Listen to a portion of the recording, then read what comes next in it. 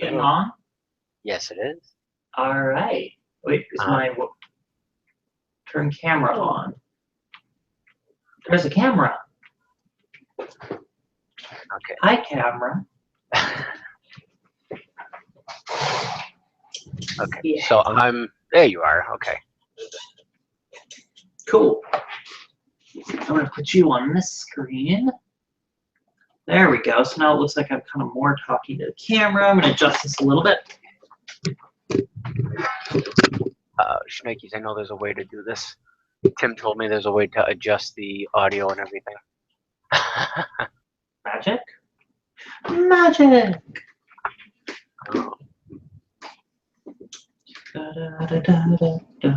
Well, everything sounds okay on my end. Oh, okay. That's awesome. There's a control room thing on the right side. Left side. There is? Yeah.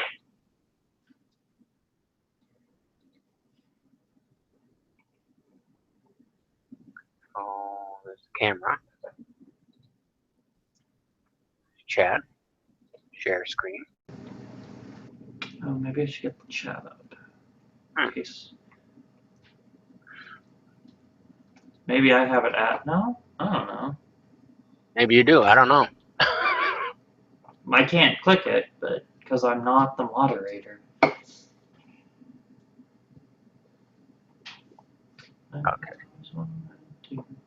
Oh, I need to get out of this. Out of Discord. Close that out. Oh, yeah, I should probably do that, huh? Oh, I gotta let Kurt Woodworking know. Ah, crap. Cool. I closed him out, and I forgot that I need to send him a message. That's smart. Well, normally it's two of us that are doing this, but the other gentleman is not here today, so. I see. So I'm running both YouTube and running my Twitch, running my Twitch. Ooh, it's on your Twitch? Yes, but that's why I have it that everyone can. Oh crap!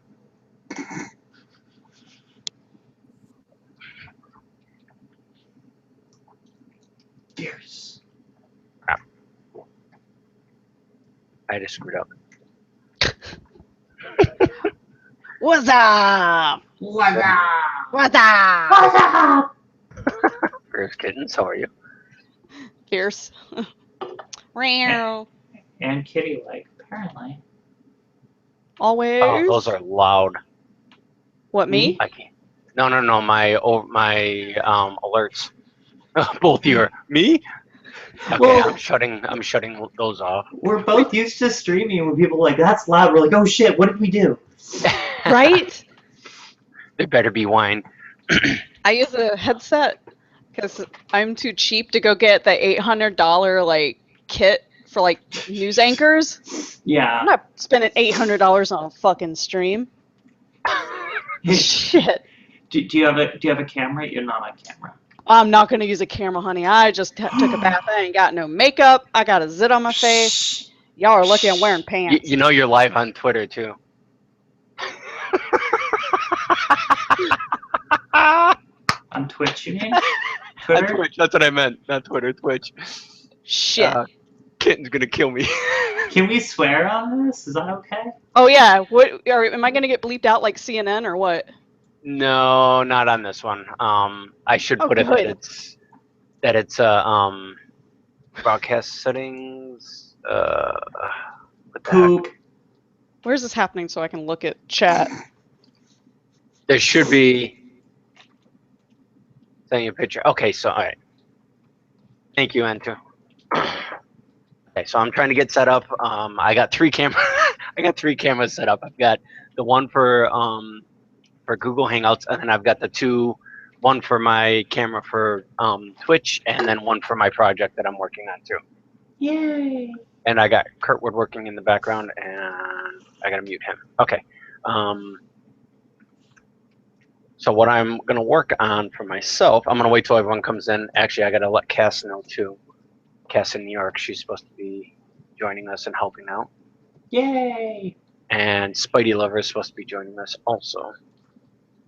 Hey, I know these names. Yes, you do. Well, I wasn't sure who was all going to be here, so I was like, I don't know these people. Well, and that's just it. This is meant to get creative community together. People that you typically wouldn't talk to. Yeah. You might have some interests, you know, and like Kurt Woodworking, he loves his like blues grass type of music. And you know, I know you like music, so it may not be I your cup of tea, do. but still, I have a cup of tea. I know you do. Well, I know Fierce Kittens because I watch you. That sounds creepy. I Wow, that watch you. sounded real creepy. Yeah, baby. Hey, can you guys hear me? We can. Yes. Hey, how's it guys going? Kurt. Well, Kurt, this is Fierce Kittens and Liz, Lizard Eats Flies. All right. Fierce, I think I talked to you yesterday for a little bit, didn't I?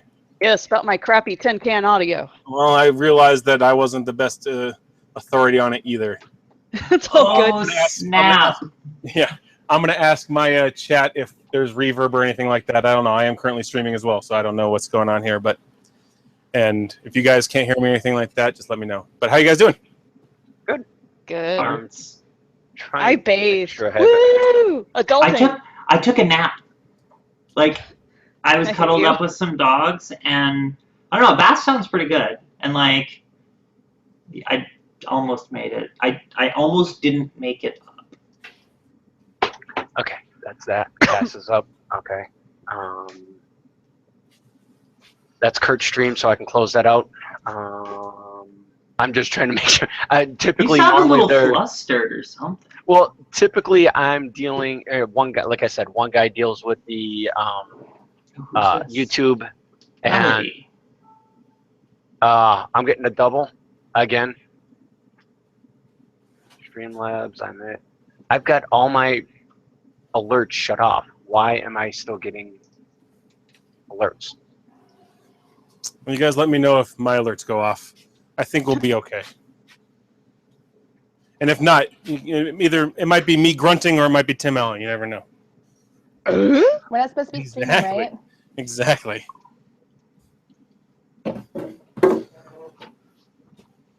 Also, can you guys hear me? Yes. I can. And I can see you. Echoey and weird. Dude. Is it echoey? It's a little yeah. bit, it's a little like choppy. You're on your audio, aren't you? Or on your mobile?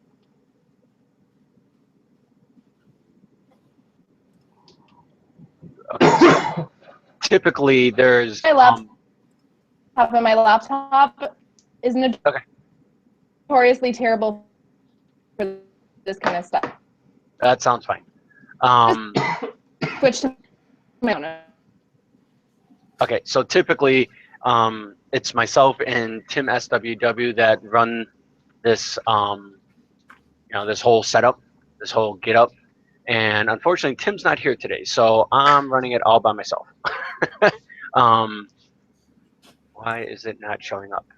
Because I want to make sure that I have the YouTube channel set up also, so that way I can see any questions that might be coming up and everything. Oh, hey, there we go. So that way I can see if there's any questions coming in from there also, unless someone like Fierce Kittens might want to help out with that. Because I also have my Twitch set up too. I can give you the link for that one. Okay. That way you can just have Do the thing. Do the do the thing. thing. Be an Prove adult. that you do. What? I'm not an adult, I'm not either. I just pretend to be one on TV. right? So this is we're still trying to get it set up, but we're still learning the process of this. It's our second episode of Creative Roundtable. My name's Ignacio, or Iggy, as some of you guys know. We have Fierce Kittens, who is a sewing streamer. You've got Lizard Eats Flies, who is a musician. She streams her music. You have Kurt Woodworking, who is a phenomenal woodworker. He does cabinets, snowboards, you name it, he does it. And we'll be having Cass in New York joining us shortly, and possibly Rabbitman in 109. Rabbitman 109 does paracord stuff, and Cass does crochet stuff. And then Melody, Spidey Lover, will be joining us as just a voice because she's been doing a lot of research for her PhD for like dealing with stuff with Twitch, the gamers and the creative stuff like that. So her insight will be kind of neat in regards to the psychology stuff. I know you guys don't want to hear psychology crap right now. I do. We'll give you that idea. Oh, I got to get this kicked out of here. Pop out. I'm going to, and my Twitch channel, I'm also going to put a link to the YouTube if you want to go to that too. I will have both of them on. We'll copy and paste. Voila, there we go. If you want to go in there, psychology and Twitch would actually be very interesting. Says Simply Tam. Excuse me. So pretty much all this is we sit around and just discuss everything that's dealing with Twitch. Now Twitch creative, trying to get different, creative groups to, intermingle and try to learn from one another and help out, stuff like that. The whispers I'm getting. So in this case, we got, a sewer, crocheter. Well, yeah, she'll be coming. Sewer and crochet, another woodworker, musician. Eventually, we'll get other people in. Sculptors, digital artists, all kinds of. We've got a few more that are very interested in coming and doing this. Oh, Rev Chumley, I got to see if he's available too. All the people. Yes, all the peoples. Good evening. Make sure to catch Rev before he gets drunk and evils. Yeah. Hi, Cass. Hello, how are you guys? Hey, Cass. I recognize you from around. Bear with me 1 second. Rev. Ready? I gotta see, because he said I gotta let him know and see if he's available. He was interested in it, but I don't know if he'll join us or not. So, yeah, woodworkers. Okay, so we've got a couple of questions. Hey, Cass, or either Cass or Kittens, if you could please watch the YouTube for any questions, I'd appreciate that very much so. Because then I've got. I'm on the YouTube right now. There's nobody there yet, so. Okay, all right. It's not supposed to do that. Could it be because of my other scenes that are up that it's still doing the alerts? I don't know. Usually it's only active for the scene you have up and active. Yeah, well, it's still playing them. Can you put YouTube link up again? Yes. Hey, Brad, what's going on?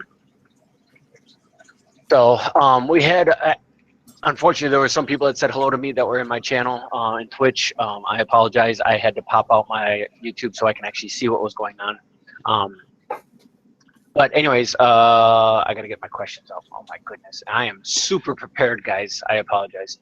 Well, so But you like I said- into my stream and giving me a bunch of crap beforehand. Yes.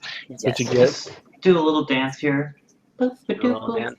You can We see got N2 over in YouTube. Hello. Okay. Hello in YouTube. So I guess the first thing is, introduce yourselves and, describe what it is that you do on Twitch. Why don't you start, Liz? All right, I am Liz, aka Lizard Eats Flies, and I am a music streamer. I do mostly soundtrack composition. I basically teach people how to write orchestral soundtrack music on stream, and I answer questions about music, music theory, people from, like people who don't know a lick of music all the way up to other composers. And yeah, it's just a fun time, and I make cool music on stream and hopefully then get it out somewhere. Woo! Woo! I'm also never prepared, so, and that's okay. I show the ugly stuff too, where I'm fumbling around and don't have a clue what I'm doing. Oh, so you fit in with me too then. Yeah. Perfect. May I suggest better wine or mail? That's funny. Thank you. Okay, Kurt, what about you? As Bokimoto in my chat just said, I'm Kirk Woodworking, and I take big pieces of wood and make them into small pieces of wood. Hopefully one time, and hopefully it looks okay. Yeah. I've been streaming. We're coming up on a year now, actually. I'm about 11 months into streaming, and I would just generally classify myself as a furniture maker. I make furniture Cool. on stream, whether it be most of it's of necessity. So like right now, I'm making windows, and sometimes it's commission pieces, but furniture, all the same. And snowboards. Hi, Yes. Piper. The beating feet, aka Piper. Yeah, Kurt. Well, you're streaming in your channel, right, Kurt? I am currently streaming, yes. I am Okay. doing the super intriguing stream of priming storm windows right now. So if you guys want to come and hang out and watch me paint, not anything good, not like I'm a painter, but I'm painting. But you know, that's why I said most of the time it's of necessity. I've got a little 1-year-old, and if I have time to come out here, I kind of try to make the most of it and stream and do stuff. So.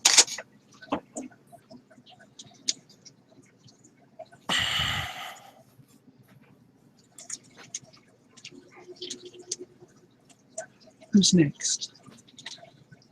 You are. Okay, I'm Cass in New York. I crochet. It all started out with hats. Now I do everything from hats to blankets to plushies to clothing items. My schedule for streaming is kind of sporadic, but yeah, it's always fun.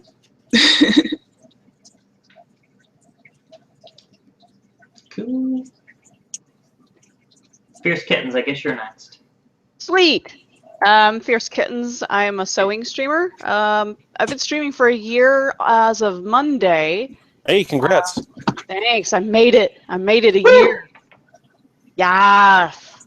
I'd like to tell people I'm kind of psychotic. Explains a lot of the stuff that happens on stream. We sew a lot of stuff, handbags and wallets and costumes. I change things up every now and again to kind of keep things fresh. And that's about it. Next. Is that Iggy now?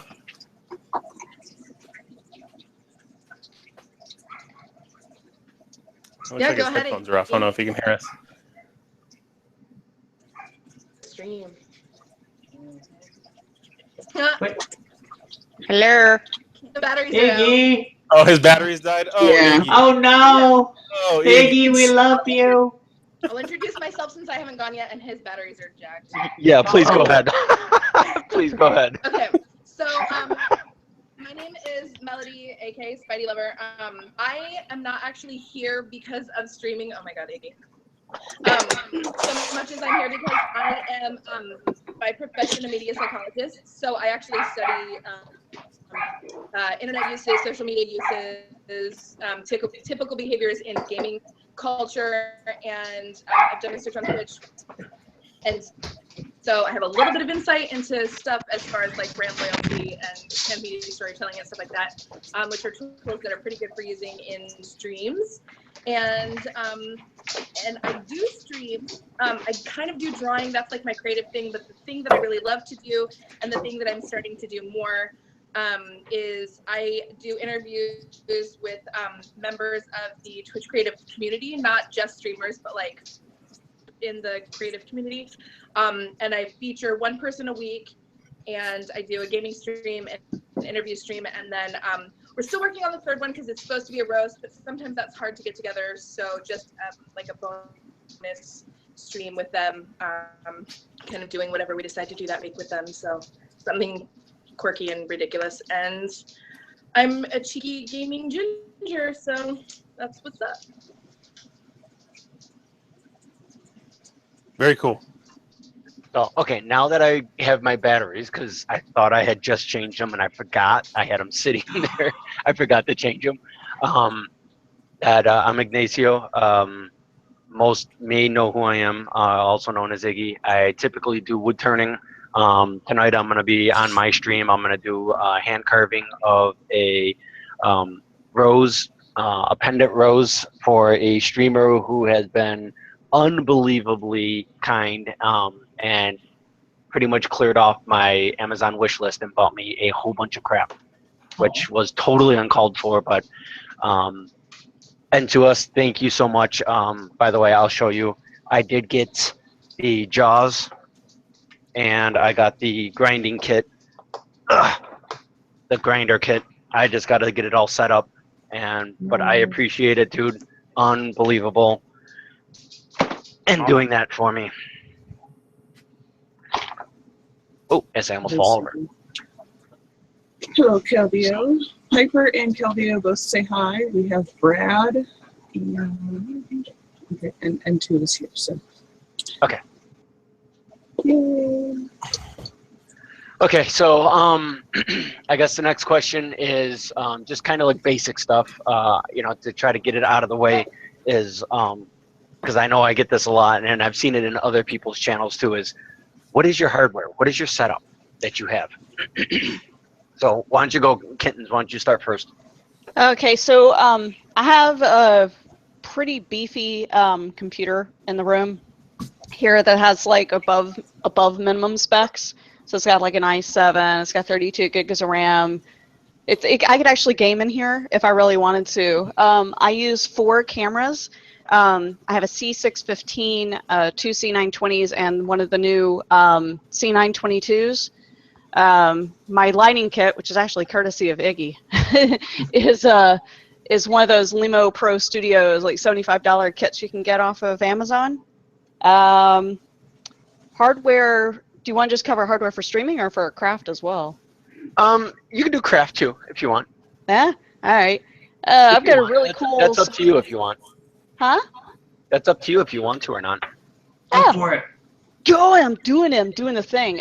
So, yeah, I use a Husqvarna Viking Designer Epic, which is a really high-end sewing machine that does both sewing and embroidery. I can embroider an area about 14 inches by 14 inches, which is insane because who the hell needs to do that? I do. But it's pretty cool. Usually on stream, I like to show all that stuff off. That's the why I've got so many cameras, is because I have so many different stations throughout my room that I have to move around and show all the different things. Otherwise, you just see like a tiny ant version of me. And that's about it. Okay, Kurt, why don't you go? I'm going to forego talking about what equipment I use because the list is long. I have a fully outfitted shop. If you've ever seen New Yankee Workshop, I'm only missing one of his tools. So that's where I'm at with that. But for streaming, when I first started, I live in a university town and they have a surplus computer store. And I went and bought a $250 computer that had an i7 2600K in it. And the rest of it was crap. Just pure crap. And so what I've done is I've built another computer around the 2600K, water cooled and stuff like that. Not because I need the performance of water cooled, but because I can spray it out with my shop air hose because as a woodworker, and Iggy will know, dust kind of pervades everything, and dust and computers aren't the best of friends. No, So, that's why I'm going to put a filter box around mine. yeah, and so I did water cooling because I can clean my CPU cooler with my shop air, which is high velocity, but it's kind of moist. I don't have to buy canned air, anything like that. So I can just use shop air to clean my CPU cooler. It's the reason I bought that. I got 2 secondhand monitors from my buddy and another monitor free from Day Job. And I currently am running 3 cameras in here right now. I have another C920, but I think I'm going to use that one upstairs. I'm going to do more streaming from my computer inside. So I'm going to keep that one hooked up to the computer up there. But yeah, and so I've got a 18 by 20 shop. So I've got cameras on each side and then one kind of doing an overview. And I have long extension cables. And yeah, just trying to keep everything managed out here is probably my biggest issue. Once I got over the hurdle of actually making the cameras work with the computer and getting my sound working, because I absolutely have to have wireless sound. Iggy, and I think Fierce, you will agree that it's if you have to move it all, having wired is just unusable. So Exactly. so I had to go through about 4 or 5 iterations of sound. What I ended up using, and I'm showing it on my stream right now. I am live right now if you want to check it out. I just have one of those wireless packs that, like I guess news reporters use and stuff. They put it on their belt loop. It has a little cord coming up. Yep, you've got one too. What brand is that there, Iggy? This one's a Pile. Okay. BYLY. I tried the Pile because it was nice and cheap. I liked that, but it would interfere anytime I turned on my table saw. Oh, really? Interesting. Yeah, so didn't work. And so I ended up going with a Movo pack. And then for a headset... The Mofo Gang. Movo. And so with the headsets, I need ear protection because I'm usually using loud tools, as people who watch my stream will attest. So I use ear defenders, and I bought a mod mic, which I can highly recommend to anyone who wants to buy it. A mod mic is awesome. It's $50. It's a unidirectional mic, which means it's not omnidirectional, which means it kind of cancels out my tool noise, and it attaches to any headset that you want. So I can attach it to my ear defenders, which are just Ryobi Home Depot $19 ear defenders, and I still have my microphone. And when I go to replace my ear defenders, Bless you. when I go to replace my ear defenders here soon, I can just swap the mic over, and I'm still good to go. So That's cool. yeah, The one thing I like about my the Pile is when I start if I hit something real squeaky or whatever, this has an automatic noise dampener, and it kills out any background noise that's high pitched, and you only hear my voice. that's nice. Does that work with like high pitched tool whirring? I think so, because with the lathe, you get that squeal. I haven't tried with like a circular saw or anything like that. If you have a circular saw, could you do a test for me? Because circular saws are one of the loudest tools in the shop, circular saws and routers, and that might be useful. That being said, if it keeps cutting out whenever I turn on my table saw, I probably still won't go with it. But You want me to do that right now? Sure. Yeah. Okay, if you've got ear headphones, you may want to take them off just in case, but I'm going to give this a try for Kurt so he can hear it. Okay. So loud noises coming up. Ready?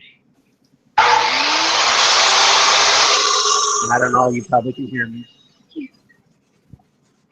Did it cut out or no? I don't know if you turned it off or if it cut out. If it did cut out, that was actually quite amazing. Well, I had it going, and then as I was talking, it was still going, and then I shut it off. All right. Yeah, I think it started to drown your voice out too. Did it? Okay. Yeah. Interesting. All right. Well, But thank that you. was, yeah, just a test for you. So. Yeah. So that's my setup for streaming. I also have a computer inside that's not as good as the one out here, but this is the one I use the most and need the biggest CPU for. So that's me. I guess one thing I will say is I have all the power tools and I have all the hand tools because I do hand tool woodworking, traditional old school style, no electricity style. And so I have essentially two shops worth of tools out here. I probably should get some insurance. I recommend it. Yeah. But yeah, that's me. Thanks. I'm going to keep painting. Yay. Sorry. Okay, what about you, Cass? You're next, right? I don't really have like an exquisite setup. I'm running on a computer that's about 7 years old. I'll be getting an upgrade soon. I have one webcam. I'm running on 4 gigs of RAM, so very, very old computer. Melinda, you're adorable right now. I see her. She's just so cute. So you can stream off of smaller computers and older computers, but having the upgrades will definitely be a benefit, and I'm looking forward to getting my computer upgrades later on. I use a basic headphone with a microphone. My webcam is a Logitech C2, is it a 270, I think? So it's an older camera, but it works for what I need. So you learn to get workaround things when you only have one webcam. You make it work. Yeah, that's true. That is for sure. So, and then of course, I guess. And crafty wise, I right just now, have hands. So. Yeah, nice. And of course, right now, Spidey Lover is on mobile, so she really doesn't have a computer set up, right? You got a laptop? Rude. Just because I'm mobile right now doesn't mean that I don't have a computer, okay? Or like free. Thank you very much. Listen, bitch. Got to pick on her. When you come here and just make up my computer situation, then you can say what I use. But you don't know me. Huh.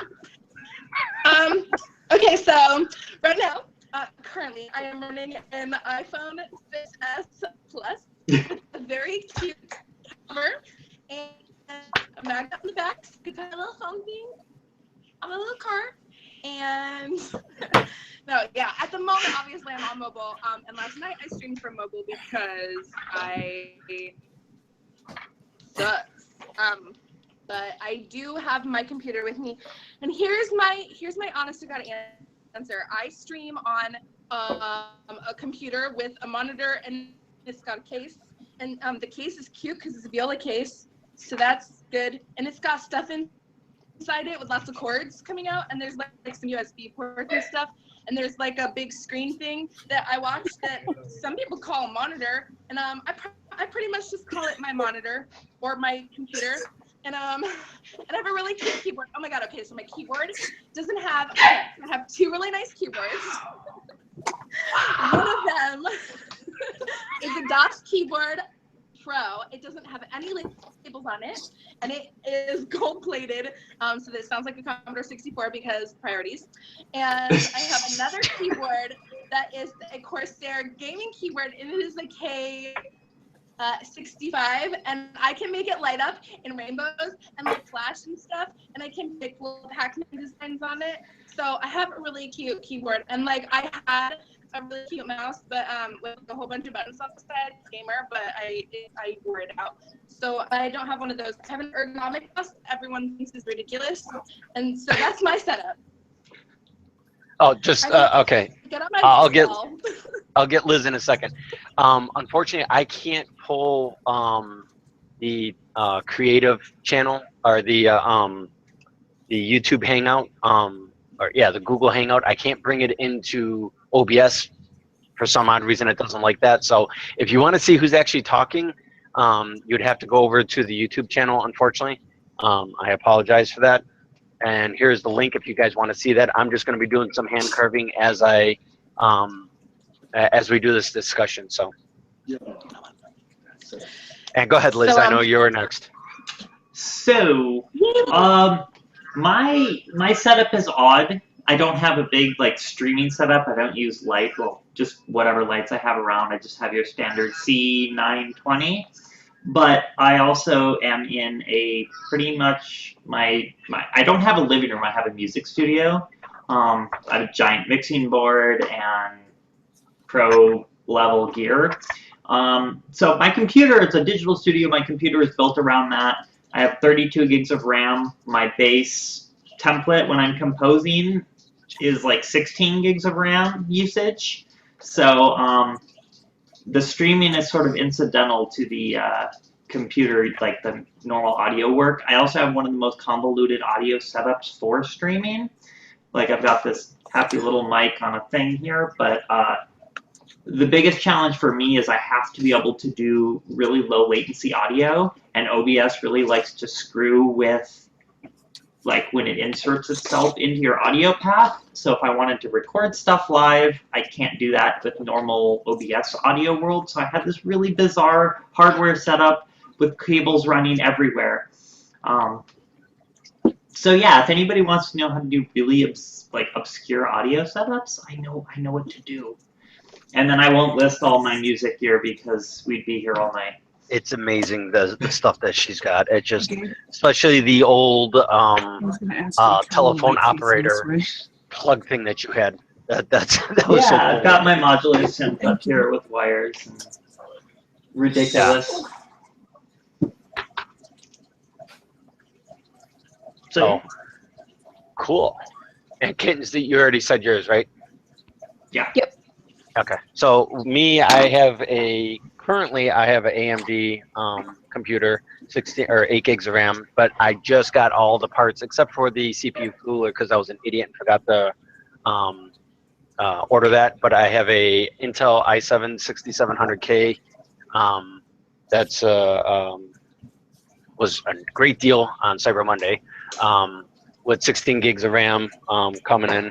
Gonna have the same video. I also just picked up the 922. That's the camera that you see here. That's doing the carving.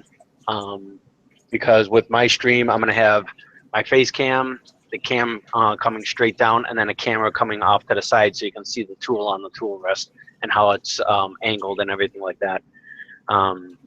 And my main hardware, I guess, would be the Nova Comet 2 lathe, MIDI lathe that I have. So he might pay for something to be commissioned because it will be a bitch. Nice, Entu. Oh yeah, go ahead, Entu. Go ahead and post the link. By the way, if you're in my channel, my Twitch channel, I do have links available, but just please ask first. I'd appreciate that. So, and that's pretty much my hardware. So it's nothing big, nothing great. So, but and I know N2 had a great question. Here's a great question he had earlier. He says he already knows how I feel about this. But what do you guys, what's your initial reaction when you receive a donation or an anonymous support from a viewer? How do you feel about that one? Go ahead, Liz. Why don't you start then? I never expect it, and I tend not to get them too often, so it like always catches me off guard. And I also have like the fanfare play, and like, because I had to write a fanfare for my donation sound, and it just scares the crap out of me. And I do a dance and usually fall out of my chair, and I'm like, that's not figurative. I literally fall out of my chair half the time. It's never expected, so when it happens, I always feel almost bad. I'm like, you're just giving me money? I'm sorry, but it's so like. Oh, it's an amazing feeling because people are so like generous and gracious, and I don't know. It makes me happy that I'm doing something worthwhile and worth money to people, and that feels really good. Like that people get something out of it. Yeah, I agree. What about you, Brady? I think the first thing I think is Tim Allen grunts, because I always have a donation goal for tools, and I think I like to use the donations. I appreciate people. It's always amazing how generous strangers are. A lot of the times they don't feel like strangers, but there is kind of that divide. Is, you know, a lot of times it's like if you see someone every day for a year, are they really a stranger? I don't really think so. But I like to try to not just accept those. You know, I've got an okay day job that I can rely on, and so I like to use the donations to support the shop. So I think every time I see one, I just think that my stream is just going to get a little bit better and a little bit better and a little bit better, and I feel like that makes me happy that people want to support the stream and make it better the same way I do, and that always makes me feel really good. What about you, Kittens? I get stunned, to be honest. It's not something I went into streaming for. Like, and I think that's general good advice for everybody is don't go into streaming if you think you're going to make lots and lots of money. Nope. Right? I think everybody here can kind of agree with that. It's Yeah. not like a moneymaker. Yeah. So, you know, when I get donations, it's like I make sure that I put it off into like a Twitch stream fund to like get things to help fund projects or giveaways or things to help improve the stream. I do get really excited, but it does still stun me. I don't even know what to say. Like I don't do the whole I don't do crazy dances. I don't, chisel people's name into stone and put it up on my wall or anything. And I didn't get a whiteboard or a low cut shirt either, so I'm clearly not in with Twitch culture. But I'll work on the whiteboard. That I think I got. That'd actually be pretty cool. It's the stripper pole that I can't figure out how to put in. Oh, I know how to mount those. Oh, good. I'll make sure to message you for advice.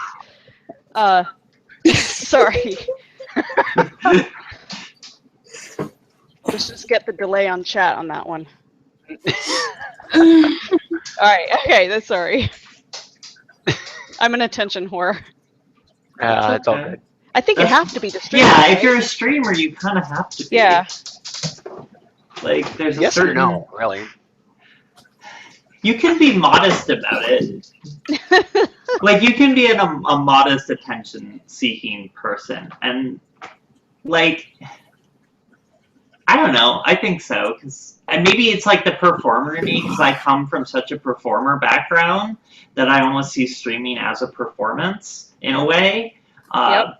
But it's also like there's that interaction, and I'm, going back to like I'm just stunned that people show up a lot of times. Yeah. So yeah, you can be like that. I'm a performer. I'm the center of attention right now, but also I'm like modest about it.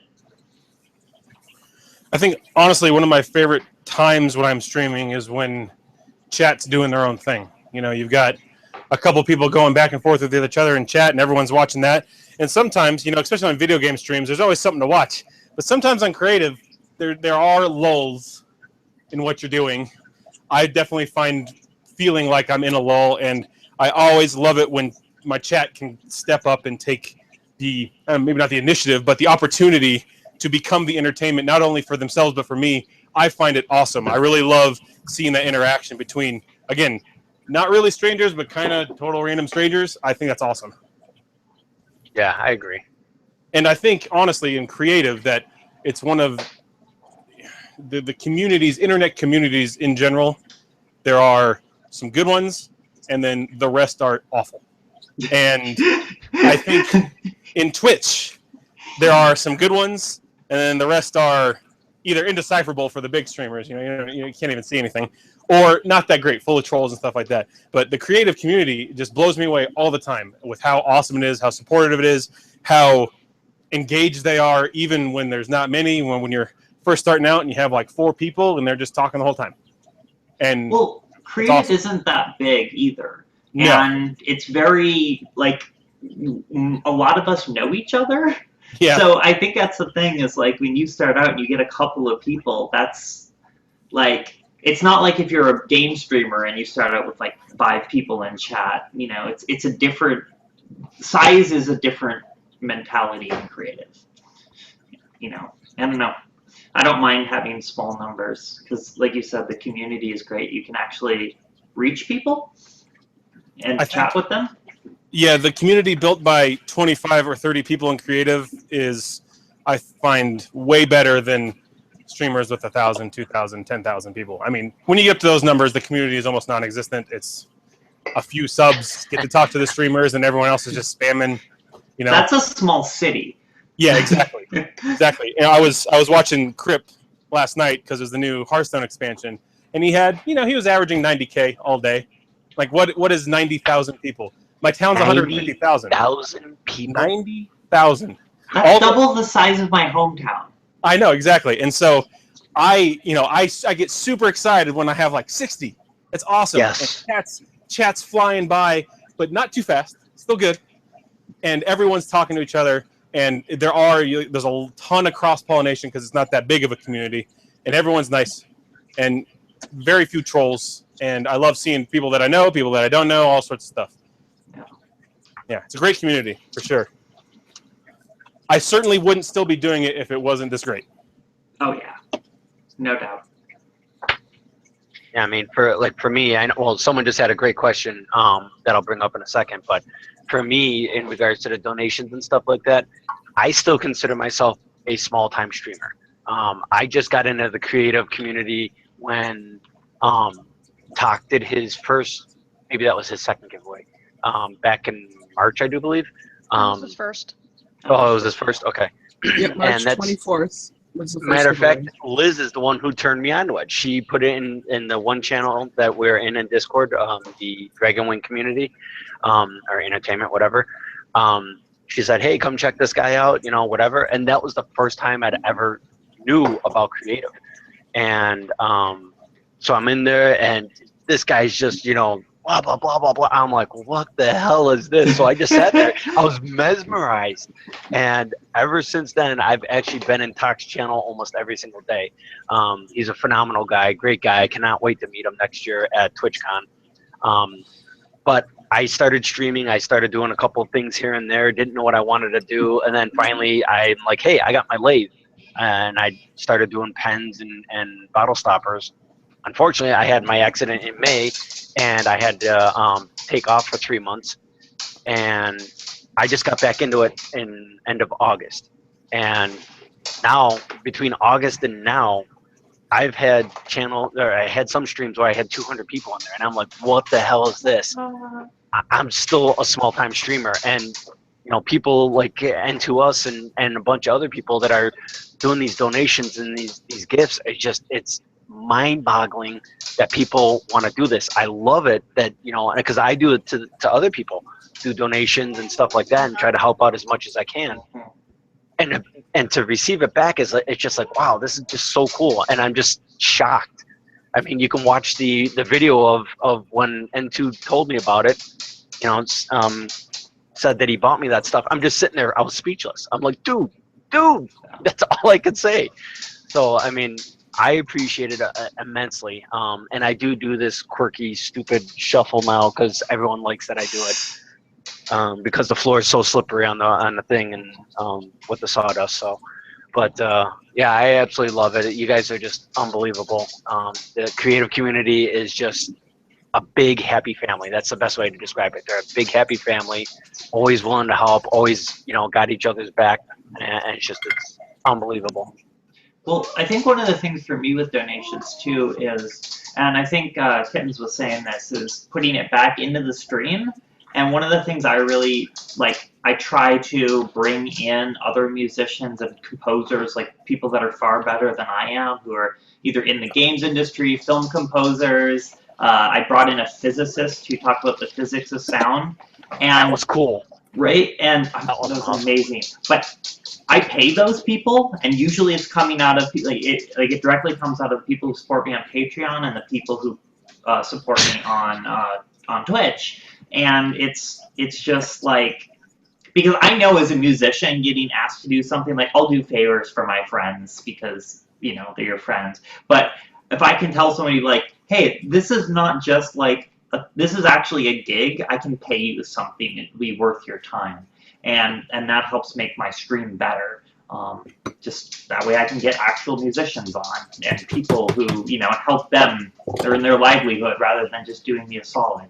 So, yeah, I definitely put my donations back in those stream or use it to buy some gear and then I can show it off on stream. So, yeah. Y'all are awesome. Yeah, my dog is trying to let me open the door for her.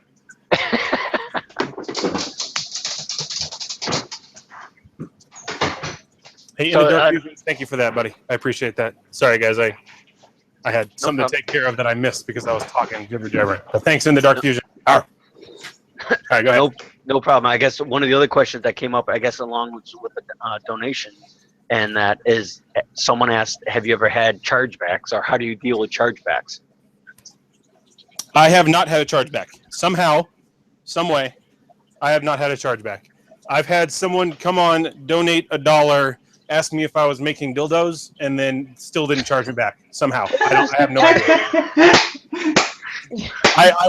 I sat there looking at PayPal for months, waiting for it to just ding me with a chargeback, but nothing. So I haven't had one. I haven't had to deal with that. I hope no one has to deal with that. It's a crappy thing to deal with PayPal that way, but I got lucky, I guess. Yeah. $1 wasn't enough to have their effort be used to charge me back. I haven't had any chargebacks, so good. I don't know. I just don't spend the money until I'm sure it's there. I guess that's the best I can say, but I don't know how to deal with it if it happens.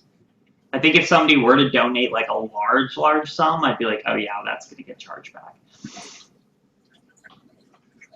Yeah, I had someone, they did the me thing and did the donate $1,000. I'm like sitting there, I'm like, wait, what? I had to actually stop and look at PayPal, and I'm like, no, they just, so they didn't actually do it, but they made it look like that they did that. So it took me a minute to realize, and one of the people on there, like, they did the me command and did that. I'm like, okay.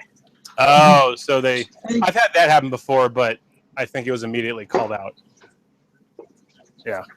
I think one of the smart things, though, like if you know your community, even if it's larger, you're gonna know who to trust. And if you're getting larger donations, like I get small donations, and I'm always really excited when I get them. I'm not always able to put them right back into the stream, but I'll use them for like shipping out giveaway items. And then the rest, if I have bills that need to be taken care of, we need to make sure we do that first. But as far as chargebacks, if you know the people that are donating and you trust them, and you go, okay, that's more than they normally donate, go to them, go, look, are you sure that's what you meant to donate? If not, we can arrange stuff back. Because if you know that they accidentally donated too much, you can be prepared to work with them to change it.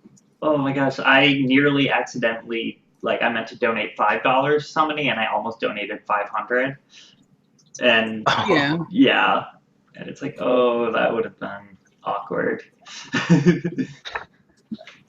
But, if you know the people that are donating, usually they're going to double check and go, yeah, that's what I meant to donate. So who's donating to you too. That's going to help you a lot.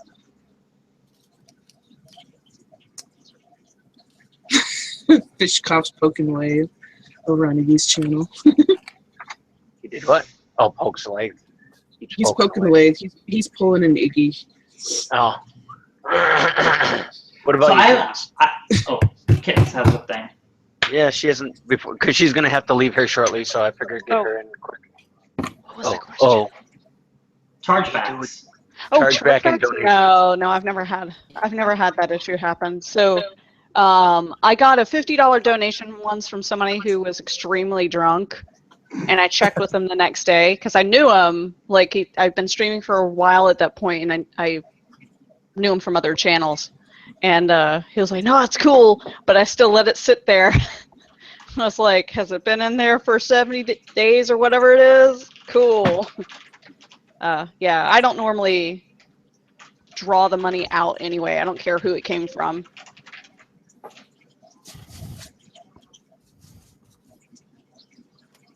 And how do you deal with the donations? That was the original question. Oh, I think I already answered that one. Oh, did you? I apologize. Gosh. Can you just keep it straight, Iggy? Jesus Christ, dude. No. Oh my god.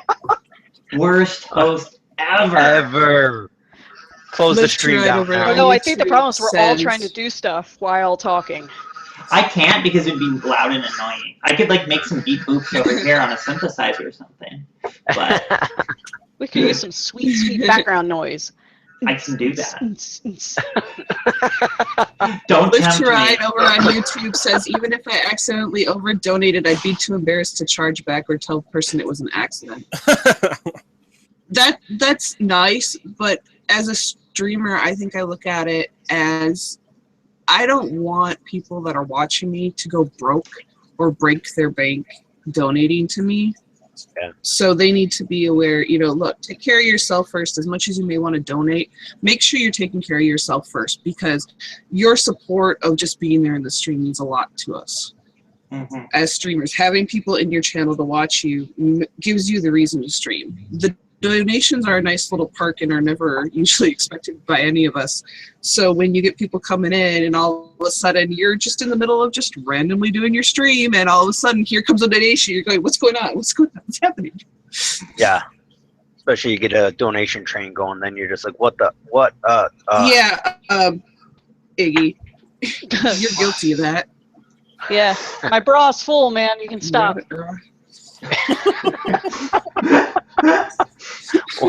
Wow, interesting. Well, that got interesting quick. Leave it. They stuff money in each other's bras on random occasions. Oh. So he gives me $10. I give him $10. Yes. And they're just trading money back. It's a vicious cycle. And PayPal's like, yes. Okay, just a quick thing is, someone asked me what I'm doing. I'm doing a hand carving, slowly trying to do a hand carving of a rose, failing at it successfully.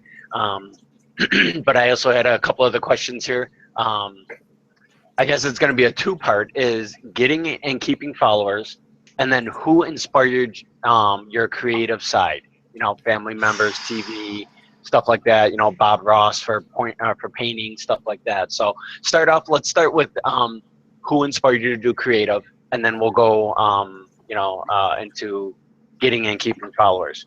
So why don't you start, Ken? Did you say kittens Okay, Yes, or Cass? go for it. kittens. Oh, okay. So, let's see. My creative side. Probably my grandfather. He was really handy around the house and making stuff. He made me toys when I was a kid, and then my mom for the sewing. I picked up a lot of early sewing stuff from her. She's not really a really good seamstress, but don't tell her I said that. And let's see, getting and keeping viewers. I don't know. I kind of have that question myself. I think that, right? It's like, I think that the best thing that I have found is to just be genuine. Don't be like fake, like screaming like an idiot and running around, like doing weird stuff just for the sake of being entertaining. Like, just be yourself, and then, you know, keep the content fresh. Like, don't do the same thing every stream. And I'm change it up a bit and keep people I'm going. so screwed. I'm so screwed. So am I. Oh no! Mine, like, So am I I. get bored. I get, like, if I'm doing a wristlet every night, I get bored. And if I'm bored, then it comes across in the stream when I'm talking to people. And if I can't be enthused about what I'm working on, then how can they be? So, like, I'm not making fun of anybody. I'm just talking about my stream. I've been doing the same project on Sunday for the last 35 weeks. Jesus, dude. Oh, wow. They're invested, though, aren't I'm they? a little screwed on that one, I suppose.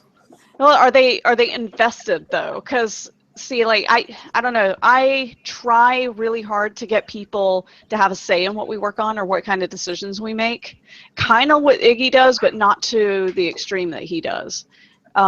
He can kind of pivot, whereas I have to plan ahead of time if I'm going to have to change things at the last second. Because I have a limited amount of fabric I can work with, but he's got giant chunks of wood. I So think much I work. got this. CEG John? She said I've got giant wood. Giant, super, and he loves to polish it for hours On stream. on stream. Sir, this How is is it it a- a family-friendly stream. It's I'm gonna need you officially to- Friday. I need a hug. It's Friday, Cass. It's okay. Okay, Wait. well, first of all, that was Melody, so fuck you. And second of all, Wow! Huh. I think there's a mute button on this thing, too. Wait, is this?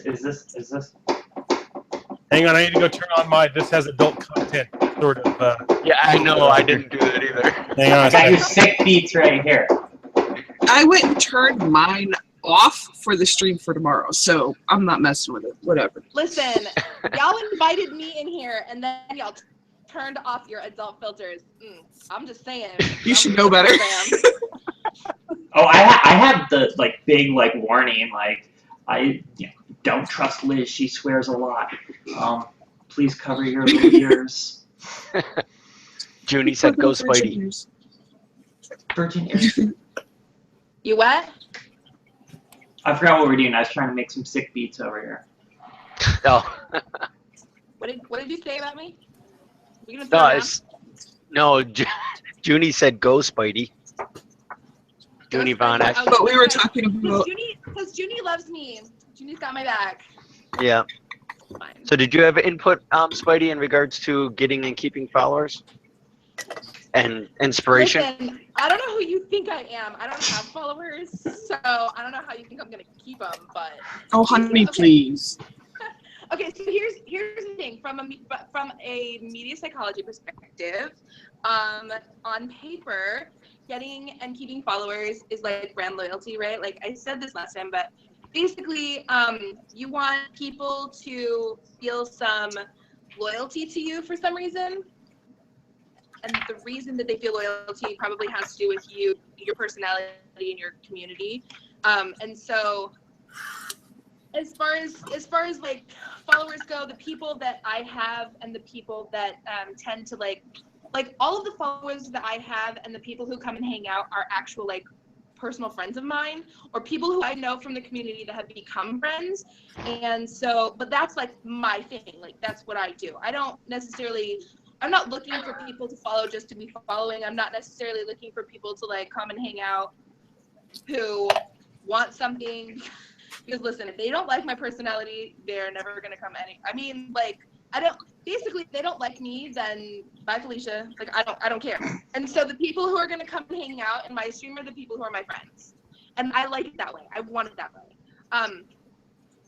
The only reason that I probably would have new people is if, like, I'm featuring someone and their friends come, and that's cool, because if they want to come and hang out and then they're fun, then my hope is, like, okay, then we could be friends and now you can come and hang out with me. But really, for me, streaming is just hanging out with friends. And half the time, literally, that's the only reason I stream. Like, someone will say, I'm bored, stream. So I'll go, okay, and that's it. So it's about what you're trying to sell. It's about what you're trying to do. If you're trying to grow it, if you're trying to like, get partnered, or if you just want to hang out with some friends. But that's what I do. I make friends all over and then I go, I mean, whatever, if you want to come and hang out and whatever, then that's fine. But it's all about personality for me. What about you, Liz? Which part? Who inspired you for creative? Oh my gosh. Well, or who inspired you in general? As a musician, I guess first and foremost, like I grew up around music. My dad was a hippie rocker back in the day, and I just remember like going to bed early, you know, when I was a wee little lass, and my dad would just be playing old like Simon and Garfunkel songs on guitar or piano and singing, and like I think it's just been that kind of constant, and like I went a very classical route. So, you know, I had teachers all the way up. My parents' private oboe instruction, you know, lessons and stuff, which helped me get a very good appreciation for music. And then just throughout like high school and college, I had some amazing professors who really encouraged me to just like branch out and do weird shit, which was awesome. Like I really just got to experiment with different instruments and things. And so learned, you know, jazz and all these things. So yeah, it's just been kind of doing just people who just kept encouraging me whenever I showed an interest in music. It was just like, oh yeah, here, do this. And they just, yeah, it's been an obsession ever since. So, yeah. And that's also what got me into streaming was like, I learned pretty much all of this stuff, like the computer, audio, recording, mixing, from experimenting, from reading, and from like crappy YouTube tutorials. And it always annoyed me, like how frustrating it was when you're like, I know this thing I want is easy, but I can't Google it. And this kid talking is not going to get around to saying anything useful. And so I'm like, you know what? If I could just like ask somebody, like, they could answer it in 2 seconds. And so this is sort of like I got into streaming because like, hey, I can answer that question. I can be that person that I wish I had. And that kind of goes back into how do I keep viewers? Like, I think part of it is just having, I think like having consistency. I mean, well, okay, first of all, streaming, if you can have consistency, you're going to have a way better outcome for viewership, for continued viewership, even if it's only 1 day a week. If you're on time, if you make a commitment to be there that time every week, then you will see that consistent community start to grow. Yeah, like have a personality, have a thing. Like there's some things in the channel that like help. It has to be organic. You can't just try to force your this is my emote thing or whatever. Like it has to just sort of happen from the community so they're invested in it. And yeah, like I also think just I try to answer people's questions. So I'm very interactive with chat, and I try to answer questions. Like if somebody's like a musician that's going to college for music composition and they ask me questions, there's a good chance I can answer at least some of it. And it can be very technical, but also then like somebody will ask me like, wait, what's that term mean? And it's like a very, very basic thing. And I'm like, yeah, that's fine. Like I can answer that too. I try to not come across as judgmental, or like, the sort of, I don't want to alienate my community because they don't feel like they belong. I want it to be a place where anyone who enjoys seeing the process can come. And I think just being consistent on that is really kind of how I also don't chase viewers. Like I don't look for the more viewers, the followers, I got to get those numbers up. It's appreciating the viewers you have and recognizing them and becoming friends with them. Like you said, if you become, I know these people, they hang out with me, and they're going to keep coming back because of that, and that's great. That was a roundabout answer, sorry. No, that's good. That's good. What about you, Kurt? The secret to keeping viewers is low-cut flannel and an unkept beard. All those other answers I fit right in there. Perfect. There's my flannel in the background. Hashtag beards.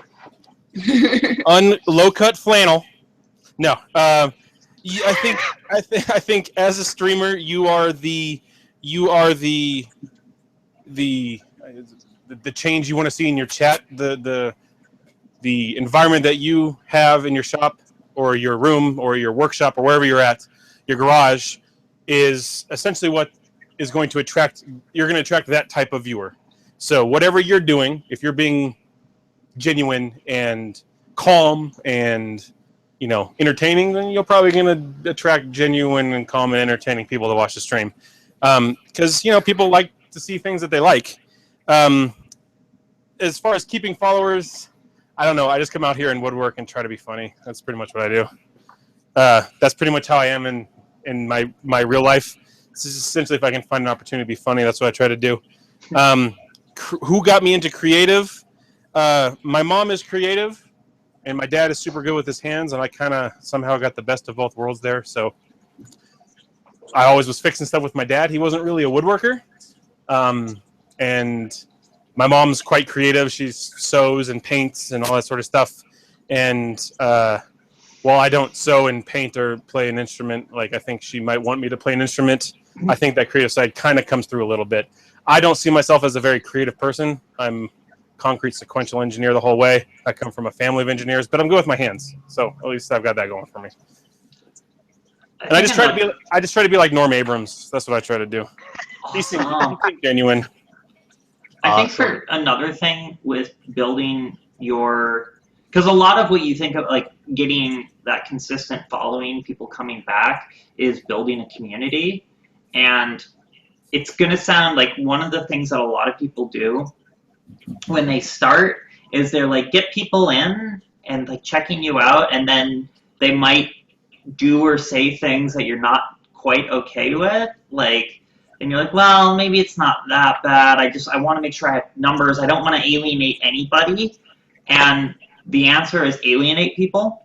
Like, if you're not, like, I'm very, like, I have, like, a no tolerance policy for anything, like, homophobic, transphobic, racist. Like, even if it's, like, mild stuff, I'm like, no. And I found that has helped my community grow more by being more strict on my policies, if that makes sense. Like, because I found that the people, like, if I'm uncomfortable with somebody, then there's other people in my chat that are uncomfortable with that person. So I would rather lose a potential viewer because they're not the person I want to have in my community than to alienate the people I do want to have in my community. Does that make sense at all? Mm-hmm, for sure. Use that ban button, and it shows people the kind of community you want to form. And if that's consistent, then you will attract those people to your stream. And I mean, I can't tell you how, like, people have told me, like, oh my gosh, your stream is one of the only places where, like, I can come and just chill. Like, I can just exist and know I'm going to be okay. And, like, people get that sense of belonging there, and, like, that they're helping build that sense of belonging. and that can't, like I said, that's a genuine thing. So it's like, it's kind of weird, like, how do I keep followers? I'm like, I don't know. I just have, like, to me, they're not followers. They're people. Like, they're people that I can recognize by name. They're not a community or a commodity. Yeah, they're not a commodity. They're a community. There we go. That sounds good. Sounds like the wise thing to say. And yeah, like, I don't chase numbers. And I know, like, if you're working on being a professional streamer, that's a very, very different thing. But I really do believe that you gotta, you know, and that's like what you were saying about, like, create the kind of environment that you want to be in, like, or that, yeah, and you will attract those people. And I really think that works. Yeah. Live to Ride on YouTube made a really good point. He said it's good to have enemies. It means that you've actually stood up for something. And I think that's important as a streamer too. You want to make everybody happy, but realistically you can't keep everybody happy. Yeah. So if you're willing to stand up for things that you believe in a stream that you want, you're going to make some enemies along the way. Yeah. But like you're saying, that's also going to help keep the kind of community around that you want. Right. And that's important. Right. And if people want, like, that's the thing is if people want a different thing, there are a billion different streamers out there. And and that's kind of the thing I realize is, okay, I don't like these things, so I'm going to just tell people, no, this is not for you. Get out. And if that's, like, the kind of community they want to belong to, I'm sure they can find it. There's so many different people on Twitch. So, and that's okay. Like, not everyone has to like me, and they don't. I mean, Iggy thinks I'm a dick, so. Yeah, true. Well, But I'm Iggy can also think you're a too, dick, but I like you, so. Oh, I like you too. It takes a dick to know a dick, so. Oh, shit. Oh, snap. Oh, snap. I mean, I kind of agree. I mean, they're not a commodity. They're I'm not trying to get followers. They're people. When people come in and give me a follow, I'm like, holy cow. I'm still shocked that so many people want to follow me. You know, it's just, oh, I'm sorry. Someone whispered me. And it shocks Don't me. read chat and talk. It doesn't work. I know. It just amazes me that people want to come in and watch my stream, and like you said, Liz, is I get people coming in, they're like, so what's he doing? And then, you know, usually the chat's like, gotta watch him. It's so mesmerizing. It's so, you know, and I've had people also say, you know, because with the lathe, you got that whack, whack, whack, whack noise from the tool hitting the wood. And quiet time. You want to know how much I want to quote that right now? I know, right? PG, PG. please. But I've had a couple of people like, can I record that for my video game? You know, that sounds so cool. That would be a great sound effect for a video game. And then others are like, that's just so mesmerizing watching you do that. And like when I turned this goblet, when I did this goblet for Elvin Amy and did this weird design, people were like watching. They're like, oh my God, I can't stop watching, but it's so dangerous. Because when it turned, it was turning like this. Oh, yeah, so you wobbling. did it like, you offset it, and then, oh my God. It was cockeyed, and it wobbled like this, and people are like, oh my God, I can't watch, but I cannot watch, you know? So it's really interesting, and I got to reset that, John. It's December now. Do exclamation reset. Well, and as a creative streamer too, and I think this kind of is one of the reasons is, like, we're passionate about what we do, whatever our respective craft is. Clearly, I think you have to be in order to want to put it on a camera and show it to the world, or you're narcissistic, or a little of both. But yeah, so like it's kind of that excitement and that passion feeds off, and I love watching other creative streamers. Even like I have no intention of doing that thing, right? Like I don't like actually making half the things I see people making on stream, but I love watching it because their passion and their craft comes out. And that process is so fascinating. And I think that is what I try to recognize, that's why people are watching me. Kind of like, because that's what I like, so that's, yeah, I don't know. There's something in there. I'm pretty sure it's just my low-cut flannels. I mean, It is. I was like, I only watch people that are cute and not wearing flannels because flannels are stupid. So. oh, That's not what you said. Shh, quiet time. No, I said that your facial hair was cute and your hair was cute. I never once said a goddamn thing about your apron or your flannels. Okay, so. Hey, simmer down now. Simmer down now. Oh my gosh. Yeah, Cass, did you answer who was your inspiration? I apologize. What? You watch Fullmetal Alchemist? Who No. was your inspiration? I think Oh, she's yeah, talking to someone why? off stream right now. What's that? I think she's talking to someone off stream right now. Oh, okay. All right. Oh, her husband. Okay. For I've got- me, I've got two things real quick, Iggy. I got two things in my chat. One is it's about Apparently, my mute button's not working. I'm sorry. okay, it's all right. it's okay. It's about your attitude and how you portray yourself sometimes. One person in my chat said, I stayed because you had good music in your background. Or I watched because you have good music, but I stayed for the personality and the mood of the chat. I think that's probably the same for everybody. Yeah. There's something that draws you in, and then there's something that keeps you. And oftentimes those are not the same thing. And you have to, the people that'll stay are the people that are going to stay, and the people that don't are the people that don't. Sometimes you don't have any control over that. You just have to be yourself, because it's hard to keep up a facade for 8 hours a day. oh yeah. 4 days a week for 11 months, So you just have to go out here and be natural. Yeah, you definitely got to just be yourself. I mean, Yeah. I And mean, then another- yes. Another comment in Go my chat, Iggy, was, how's that noise go again? Whack, whack, whack, whack, whack. Ah, that was it, yeah. Sorry, I forgot it for a second. When things are hitting that wood. The thing's hitting the wood, yes. Yes. I mean, for Schnikes, and I forgot what I was gonna say. Brain Keep dead. followers, creative inspiration. Yes. For me, the inspiration was my father. He was growing up. I guess where I lived, we'd be going through, going someplace, and he'd be like, "I remember when this field was, this place was just a field." Everyone's parents have done that. But he'll be like, "Oh, I helped build that. I helped build that. I helped build that," because he did construction. And then when I was about 10 years old, he built his own house for where he lives now, and I got to learn a lot of the woodworking trade from him. Hammering, nailing, drywall, electrical, just a whole bunch of stuff, and it's just a great inspiration that he's been. And then it's hard to describe. It's your own father or whatever, but it's just you never get to actually tell your parents most of the time. You take it for granted that they're always going to be there, but you should always go out there and thank them for what they've done. So there's a good piece of advice for you. So because you never know.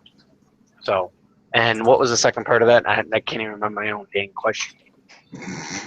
I know, this is horrible. How do you feel about wood that goes whack, whack, whack, whack, whack, whack, whack? I love it.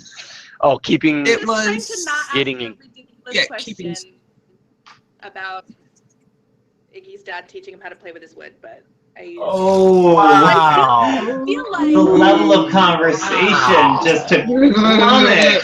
Low brow I here. didn't Come on, do it people. because it was serious, and then the very next comment, and I was like, well, I should have just done it. But Yeah. Oh, eh, also, my inspiration, because I only got to answer one part of the question. So, even though I promised I would not just assert myself because I wouldn't see how many times people remembered I was here.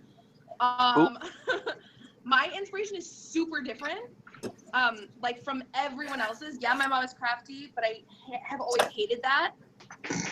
I always felt like I wanted to be creative, that I needed that outlet, the catharsis that comes from it. But I am not a creative person at all, and I've had arguments with my friends for over 10 years, my best friends who are actors, about not being creative because I'm so technically inclined, and I don't think that being able to synthesize research to like create or to make some like different piece of research is creative. But mine came from using planners, and I wanted to have a way of like, I don't know, I always liked planners that looked kind of organic, but I didn't know that it was organic. So I thought, okay, I'm just gonna like decorate planners, but I hate how, you know, like kind of staunch everything is. They're like, this is how we do it, and this is how we do it, and there's all these instructions and stuff. And I've done a ton of different crafts, and I know how to do a bunch of them, but I hate having to follow instructions. And like, I can't even cook without following exact instructions. And so one of my friends pointed out that what I wanted was organic creativity. And that's when I realized that I wanted to just doodle all over my planner, but I didn't know how to doodle. So I looked up how to doodle, of course. And that's when I found the Zentangle thing. So, and even still, like, I'm not creative with it as far as like, I can't draw anything. I have to use coloring pages. But like my being creative was out of a need for like catharsis. It wasn't driven by anyone else. My decision to stream it is because Jay Hobo decided that he was gonna show off everything that I had ever done and tell everyone to spam me about streaming it, but that's different. Oh, It's important that people know that it's cathartic, whether it's something that like people recognize in you or not, it's cathartic, and it's a good outlet emotionally, basically. Oh yeah. Catharsis is everything.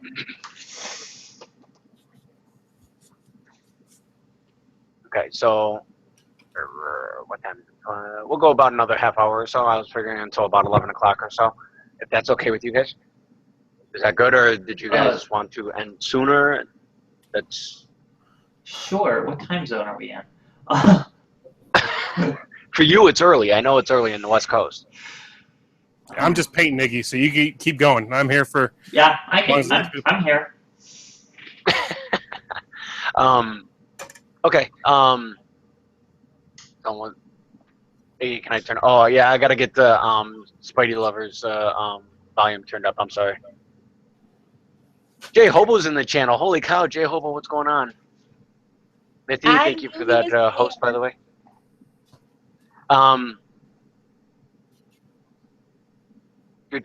This was another question that came up. Do you think you'd be able to teach what you do? What are your words of wisdom for someone just starting out in your field? I'll go first. Yep. Maybe. I don't know if I'd be able to organize a teaching course. The part I was more interested in was the second part, which I've now forgotten because I'm trying to think of some of the first. I think I could probably teach a small class. I don't know if I could do it for a living. I don't want to get burned out on what I love doing, and that's always a fear in the back of my head is that, you know, it'd be sweet if I did this for my job, but there's always that little voice in my head that goes, but would it? So I want to be able to woodwork for a long time, and if it became like a full-time thing, I'm not 100% on that. The second thing was, what was the second question, Iggy? I'm sorry, I was really important to answer that one. That's why I jumped in. But I forgot what it was. Advice on starting what's your out. word of wisdom? Yeah. Failure is not only okay; it's suggested. You have to fail in order to understand what you need to fix. And it's paramount to take failure as something is a good step forward, oftentimes a better step forward than success, especially right at the beginning. My second piece of advice, specifically to woodworking, is don't do something because you kind of want to learn a skill. Just dive in. Just go for it. You're creating something. You're making something. Just go for it. You don't have to have all the tools before you start. Make do with what you have. Do something that you want and you like, so you have the buy-in. You have the desire to make it good. And if you make it bad, oh well, you know what you need to change? Just make it again. Oh, I am the opposite in every single way. Oh, yeah? Part of that answer. I am the exact opposite. And this is probably why I'm a researcher and not a creative. Why I interview people and don't actually do the creative thing myself. No, I think you have to. A lot of people ask, what's a good starter project?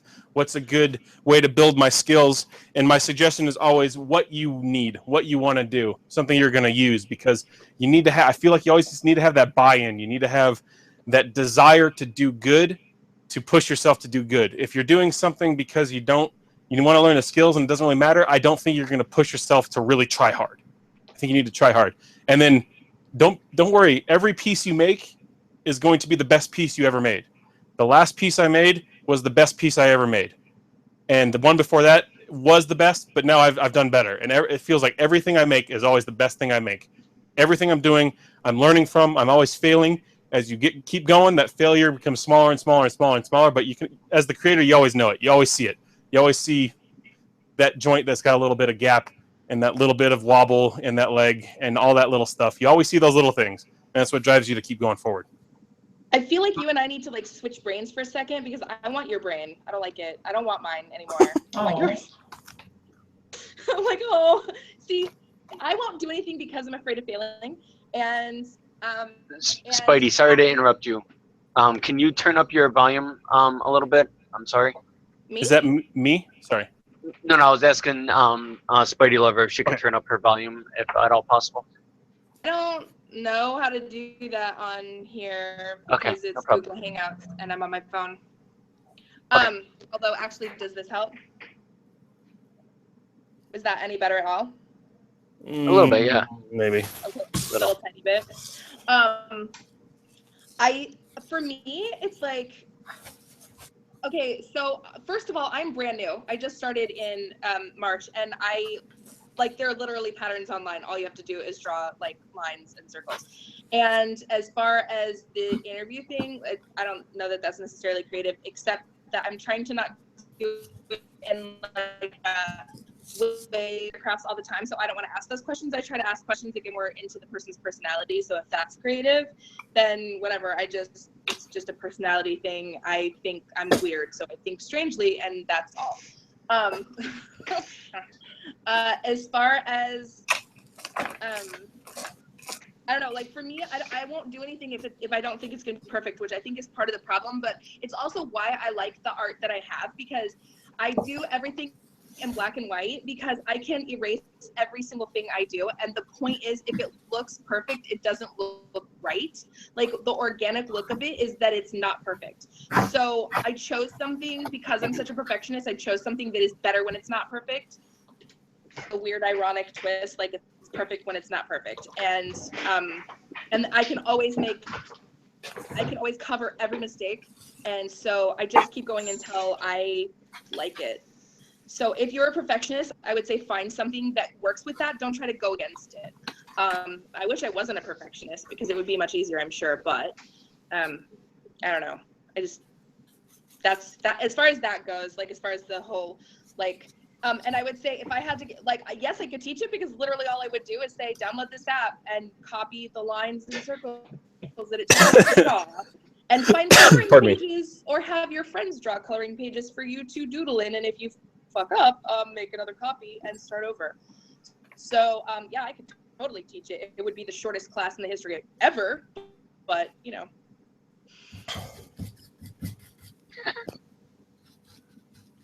Hi. I don't necessarily think there's anything wrong with being a perfectionist, but you do have to be able to separate yourself from doing things perfect. Yeah. You can try to do it perfect, but you also have to understand that you're probably not. That's what I've come to terms with, is I want to make everything perfect, but I probably won't. Right. Yeah, I can't. I haven't yet come to terms with that. Yeah. Probably the reason that my dissertation is still not completely done yet, because I get paralyzed and like, okay, it's not going to be perfect. I'm just going to sit here and wait until I think it will be, and then I'll do it. It's really, really, really difficult to like allow yourself when you're really good at something.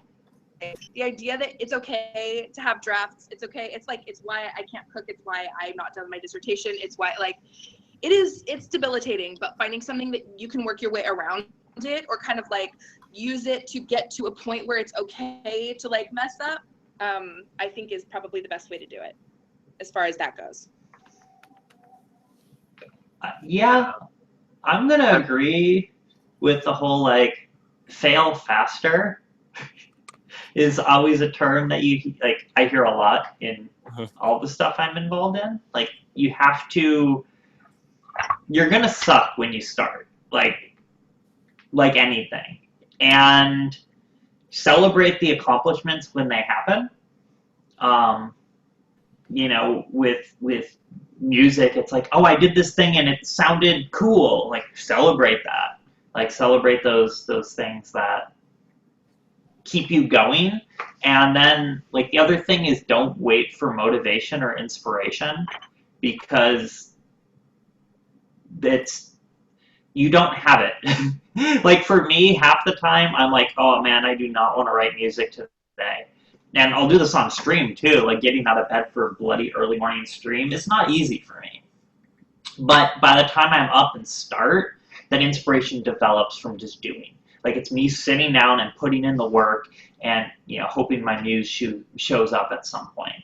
And I'm still, like, you know, like was mentioned, I still fail all the time. I have things that I never release because they didn't go anywhere, but that's okay.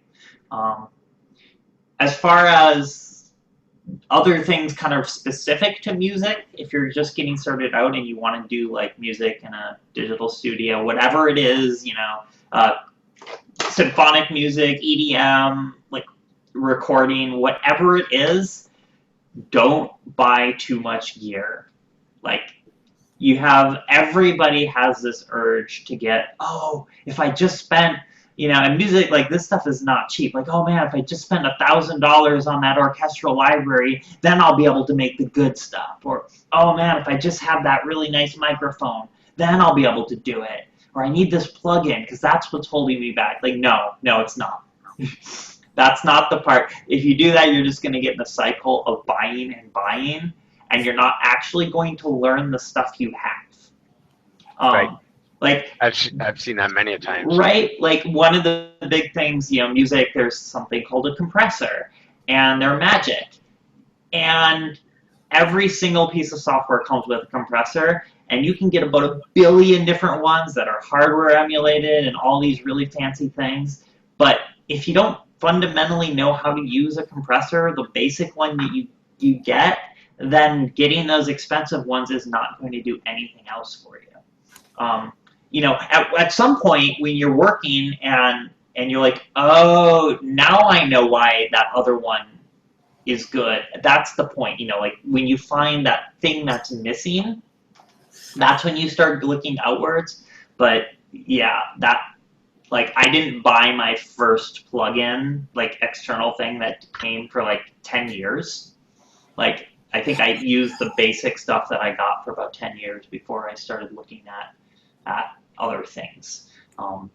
So yeah, and I think that applies to a lot of stuff. Like, if you're constantly looking for that thing that will make you better, that item, like, yeah, sure, having nice stuff is good, but you also have to learn how to use the things you already have. So I would definitely agree with you, unless my wife is listening, and then I don't agree with you. I do need. I do. Also, don't do music because it's super expensive. Yeah. Well, yes. Talk about woodworking. Right. Yeah. As far as can I teach it, I do. Like, every week I do. And I definitely, it took me a little while to figure out what the pacing of my, like, show would be. Like, what am I trying to do? Why am I here? Because, you know, I could just work and do music. I could just be, like, showing off the cool stuff. But it's like, like, for me, it's like, okay, I want to show the behind the scenes, the thought process, and I want to teach it to people or help teach it to people. And the other thing that's great about that is it's making me a way better composer. Because if I do something and somebody's like, oh, why did you do that thing? Like, I better have an answer. It can't just be, oh, because that's what you do. Because that happens a lot in audio. Like, yeah, you put a compressor on the drum bus. And they're like, wait, why? It's like, because you do? That's not a very good answer. So that's sort of the, like, that's another part of it for me, is like, if I can explain every one of my steps, then every step is going to have purpose and intent to it, and then I'm going to get better. So right. I'm selfish, y'all. Yeah, like Mantled Maven in my channel said, AKA, buying Adobe Photoshop won't make you an artist. Exactly. You know, exactly. I've seen it you were talking about buying stuff, and not knowing how to use the equipment you have. I do astrophotography as a hobby, and you can spend $50,000 on a telescope, the mount, and then 50,000 for the camera, and 50,000 for the scope, and by the end of it, you're $200,000 into it, and you're producing the same type of images that someone spent $500 for their setup. So it's what you make out of it. I've had people tell me that my setup is bad, that I won't get any good images, that you can only take 1 or 2 minute subs, or 1 or 2 minute images, and I can take 20-minute, 30-minute images with my setup. So you just got to know how to use your equipment, and it's one of those types of things. In regards to being able to teach, I'm kind of like how you are, Liz. Is as I'm doing my wood turning, I'll stop and I'll say, okay, well, I use this tool for this. I'll try to explain what I'm doing, and I'll explain. You have to take and follow the bevel of the tool, and you have to curve it along here, just kind of like this. And you want to make sure you hold it this way, hold it up against your hip, make sure you have support on it. And when people ask questions, I'll stop and I'll explain, different types of things. So I feel that I could give people advice and try to help them and try to teach them. It is anything dealing with woodworking, you're dealing with a high spinning equipment most of the time. So you just have to overcome that fear. Because like people were asking me, was I going to be, I don't know. If I was going to be afraid let's go with that. If I was going to be afraid coming back from my surgery from 3 months because I cut my finger on the lathe, I cut a tendon and 2 nerves. They're like, are you going to be afraid? Are you going to be nervous? I'll admit the first time I did it, yes, I was a bit nervous. I was nervous as hell. Yeah, because you did the same thing, didn't you? Yeah, I cut my finger off. Jesus. This is why I don't do woodworking. Yeah, no, I was. Yeah, you have to be confident, and you have to be cautious, and it's a fine line. I was super confident, and now I'm super cautious. I had like a string snap on a guitar or something, and I get like a little like it hits me, and it's like, ow, like, oh shit, I don't want to play with a guitar anymore. Well, I've had it where I'm on stream and my tool will catch, and I'll be like, woo, that was a close one, and people are like, oh my god, and then I'll stop and I'll be like, and then I'll explain what happened, why it's because this and that, and don't do as I do as I say, type of thing.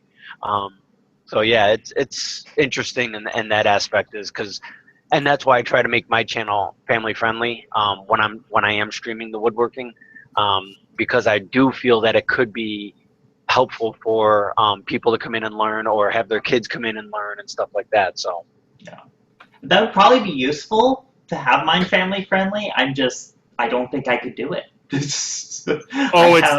It's super hard to not swear in my channel sometimes. Yeah. Cass, you are looking so dapper right now.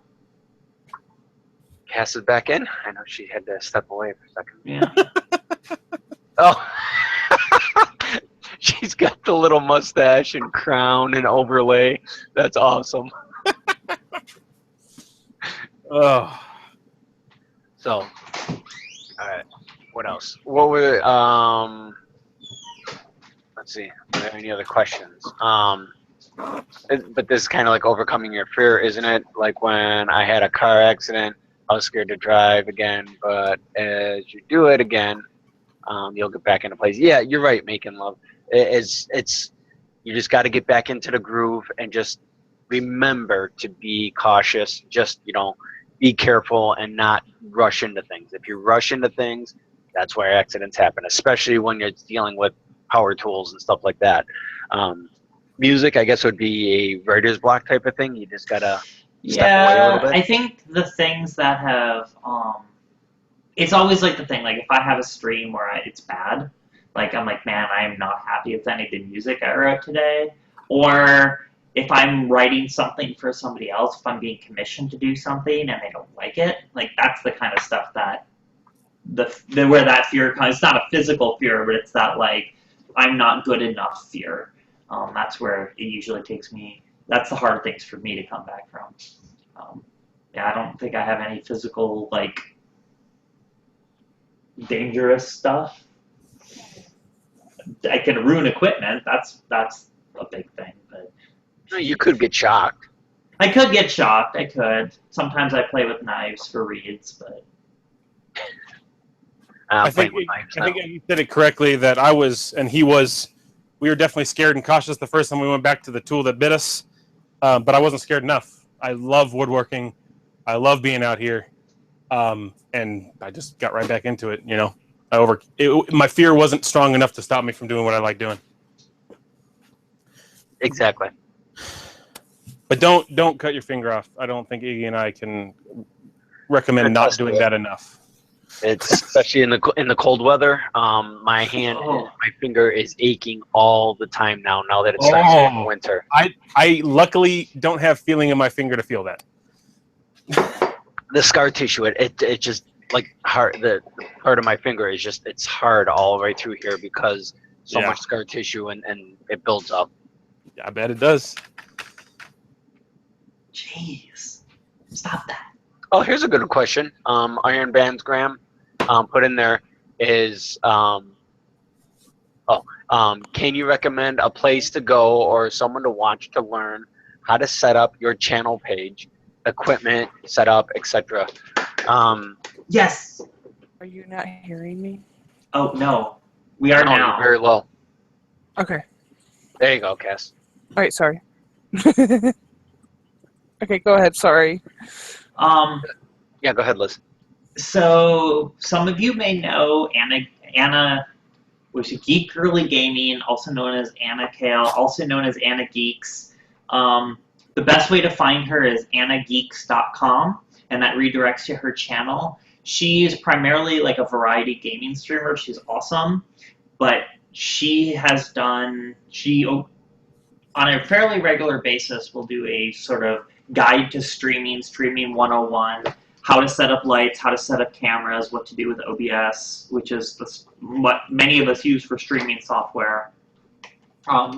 She's really, really great at how to do green screens if you're a green screen person. So yeah, I really recommend her. Also because she's awesome, just an awesome. She's one of the few non-creative streamers I watch. So. Yeah. One of the ones that I would recommend who helped me out was, I don't really watch him all that much, but Bad News Baron. I think he's part of the same group that she was in or whatever that Anna was in. Yeah, they're all a little bit tight. I actually learned a lot of stuff from watching Anna also and Bad News Baron. They're both gamers, variety gamers, but that's where I started off. I started off as a gamer and then switched over to creative. But, you know, yeah, there's all kinds of YouTube videos out there. You know, the thing is if you find a creative person, you can always stop and ask them. You know, jump in their channel, get in there, ask them. Always willing to help out one way or another. Find their Discord channel if possible. Ask, you know, questions. I was gonna say like Discord is great, and many creators have it. And most people are so willing to help you out. One thing, don't just come in and demand help though. Like, be part of the community. Is kind of a big part of that. But yeah, a lot of people will help you out. A lot of people do streaming 101s. Yeah. And of course, it's always a little different depending on what you're streaming. Like for me, like I said, like my normal streaming setup, like I'm not doing anything fancy with lighting or green screens or anything like that. But for me, getting my audio set up correctly was such a pain in the butt. Because I had really stringent requirements on the audio.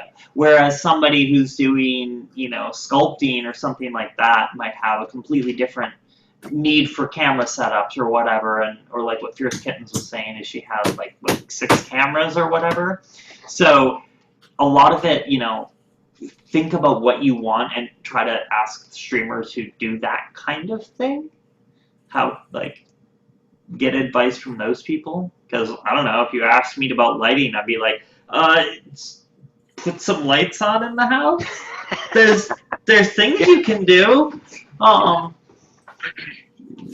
mean, maybe I know a little bit more than that, but like, yeah. Like, it's not that great. If anyone's seen my room, doesn't look that great. Not a great lighting setup. I was gonna ask where where all your artwork is. I forgot you moved to Washington. Yeah, I moved to Washington. I have an entire art wall over here and some stuff that's falling down here, but yeah, I'm still trying to figure it all out. So now we just get this baby. This is The mess. I'm obsessed with art and stuff, so like half the stuff I order now is from other creative streamers. So like it's awesome because you meet these people, they're so cool, and then you buy from them and it supports them and you get really cool shit. And it's like I have a whole bunch of original paintings because I know some people that are cool.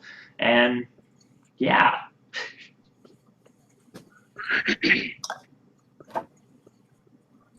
Okay. That was a tangent. So if you guys have any questions, feel free to post them. I mean, this is more or less open for you guys to, if you have any questions in regards to anyone specific or just in general. I mean, that's. I have a question for the group. Yeah. So how do y'all feel about collaborations with like other streamers, creative streamers? Next subject I was to bring up. And how do you feel about like working in trade with your crafts? Yeah, I know. I'm running your interview for you. You can thank me. Oh no, it's like I said, this is only our second episode, so Yeah. episode, whatever you want to call it. Second time doing this, so we're still learning how to do this stuff and trying to figure out questions. It's come up because it's actually a situation I'm in right now, and I'm kind of curious really? as to other people's thoughts. Well, I'll start off with that one because I know Cass has had quite a bit of interactions with this, but I worked out a deal with a girl who does scarves. She knits scarves, and Tanya931, I want to say is her name. So she knitted me 2 scarves. Excuse me, one for my wife and one for my daughter, and I'm working on making her a bowl, a yarn bowl. And the hard part for me right now is I'm trying to carve out all the holes. What it's going to be is like a grapevine coming down here with the grapes and everything like that. So it's just going to take a little bit of time because it's rather time consuming. But it was almost like an even trade. Because she's like, well, I think you're going to owe a little bit of money. And I'm like, well, do you realize how many hours it's going to take me to go and cut all these out and sand all the different areas? She's like, well, I'm going to owe you money. I'm like, no, we'll just call it an even trade. So, I mean, I've had people ask me, hey, can we do a trade where you make me a goblet and I'll make you a emote? It's like, no. Emote, I can make my own emotes if I wanted to. Goblets take a bit of time. But yeah, doing the commissions and collaborations is something new for me. I do have a couple of people that have asked me to do collaborations with them. The one I'm going to do is with Mary Contrary. I'm going to turn 2 goblets, 2 birch goblets. I'm going to send both of them to her, and she's going to do wood burning. She's a really good wood burner. And she's going to keep one, and I'm going to keep one. At first, she thought she was just going to send both back. I'm like, no, one's for you to keep and one's for me to keep. She's like, oh, that's so sweet. That's awesome. So, but yeah, it's kind of neat to be able to do that, once people start asking, hey, do you want to do a collaboration? Sure, I'll do a collaboration. I don't care. Like I've asked Suchi Kuchi where I'll make a bowl and leave almost like an inlay around or a goblet, and so she can do a leather strap around it with intricate design if she wanted to around that. I think that'd be pretty cool. So Yes. So what's your issue then that you're having? Well, it's not If you don't really mind an me issue. asking. Okay, so I'm actually I have another streamer that I'm chatting with. I followed her. She's a digital artist, and she's amazing. And at first, I inquired about like, hey, would you be willing to, like, what would you charge if I were to commission you to do the album artwork for my album? And then we ended up talking about like it worked out better for her to do like, hey, would you rather do a trade? And I'm in this like position where like, yeah, that's cool, like, but I feel like she's getting the short end of the deal because like I'm trading like some music for a stream, some like notification sounds and little orchestral ditties, if you will. And I'm like, you're going to be putting in way more work than I am. But she's happy with it, but it's just like, I feel bad. I'm like, but I know you can't eat with trade. Like, you got to have money. And I really, really, like, I've gotten screwed over so many times because, especially playing in bands, no one wants to pay you. And so I'm like, no, art has value. I want to make sure, and I also have a day job. So, like, I can afford to buy and pay for art. And I want to make sure that people get paid. So it's always something I'm a little leery of doing trade because, I don't know. Plus, also, like, it's that situation where you're like you said, people like, hey, do you want to do a trade? And then they offer up something, like, really minimal. And you're like, And, like, I don't want to be that weird thing where you're negotiating kind of value. It's like, I would rather just ask you what your commission is and pay that. And then if you want something from me, you can pay that. Like, I don't want to do this weird, but I hate negotiating, so maybe that's it. Yeah, I can see that. I mean, it's one of those deals where you're, it feels like they're going to put so much more effort into it than you are, and it's like, man, but then they may be thinking the exact same thing. Sure. Because they know their craft. Yeah, the best deal for both people is when you think that the other person is getting the short end of the stick. Right. If you think you're getting more than you put in and they're thinking they're getting more than they put in, then it's the best then deal you're possible. both happy. And yeah. The worst deal is the opposite, but yeah. Right. Yeah. Because, if you're both happy with what you're getting, it's not bad. But, like, I think, like, for me, I've gotten the short end of the stick trying to do a trade before. And I've had the person come back and go, well, can we trade again? And I'm like, I'm sorry. I go, but what you promised me for a trade wasn't even the quality that you promised me. So I can't rightfully go and do that trade again. I took the risk already once. If you want to do trades with people, you have to make sure that what you're trading is of value that you're telling them.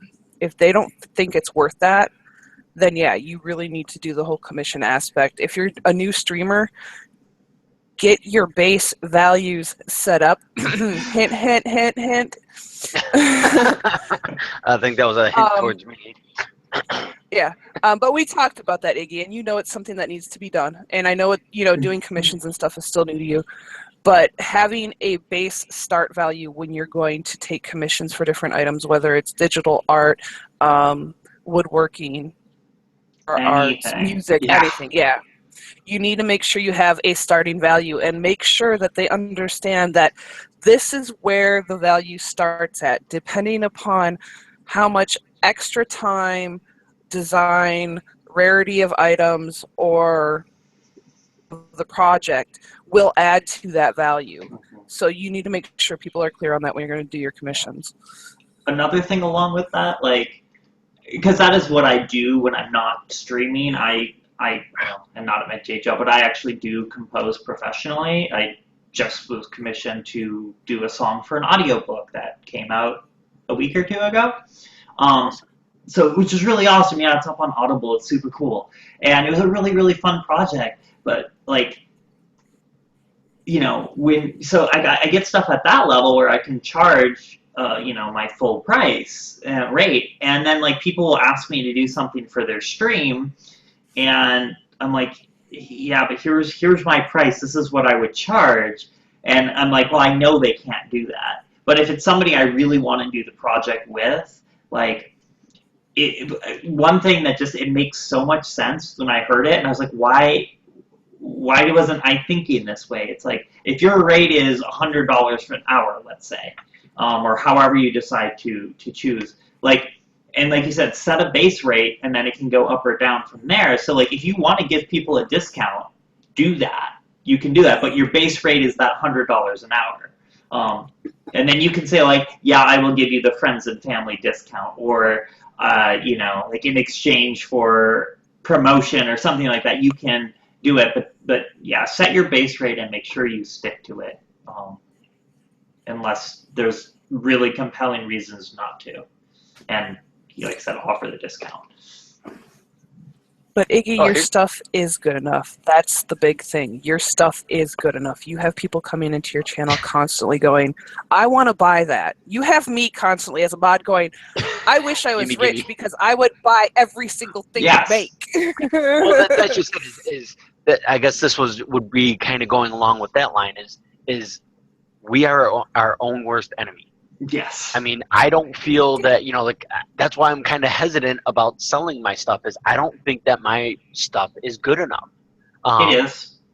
And that's just it. But it's in my own mind that I have to overcome that, because I keep people keep asking me, can you put it up on Etsy? How much would it cost? Blah, blah, blah, and to me, it's like, I kind of hesitant. And it's like, is it really good enough to actually do that? Listen, And then if you're worried about it, just send Spidey, it to go me, kick his ass. and I'll let you know Right? whether or not it's good enough. I mean, Yeah. you don't have to charge me. That's okay. I'll let you Iggy. know. I'll be the critic. I'll be the reviewer, and I'll let you know. Iggy, I'll send you my address. Don't even worry about it.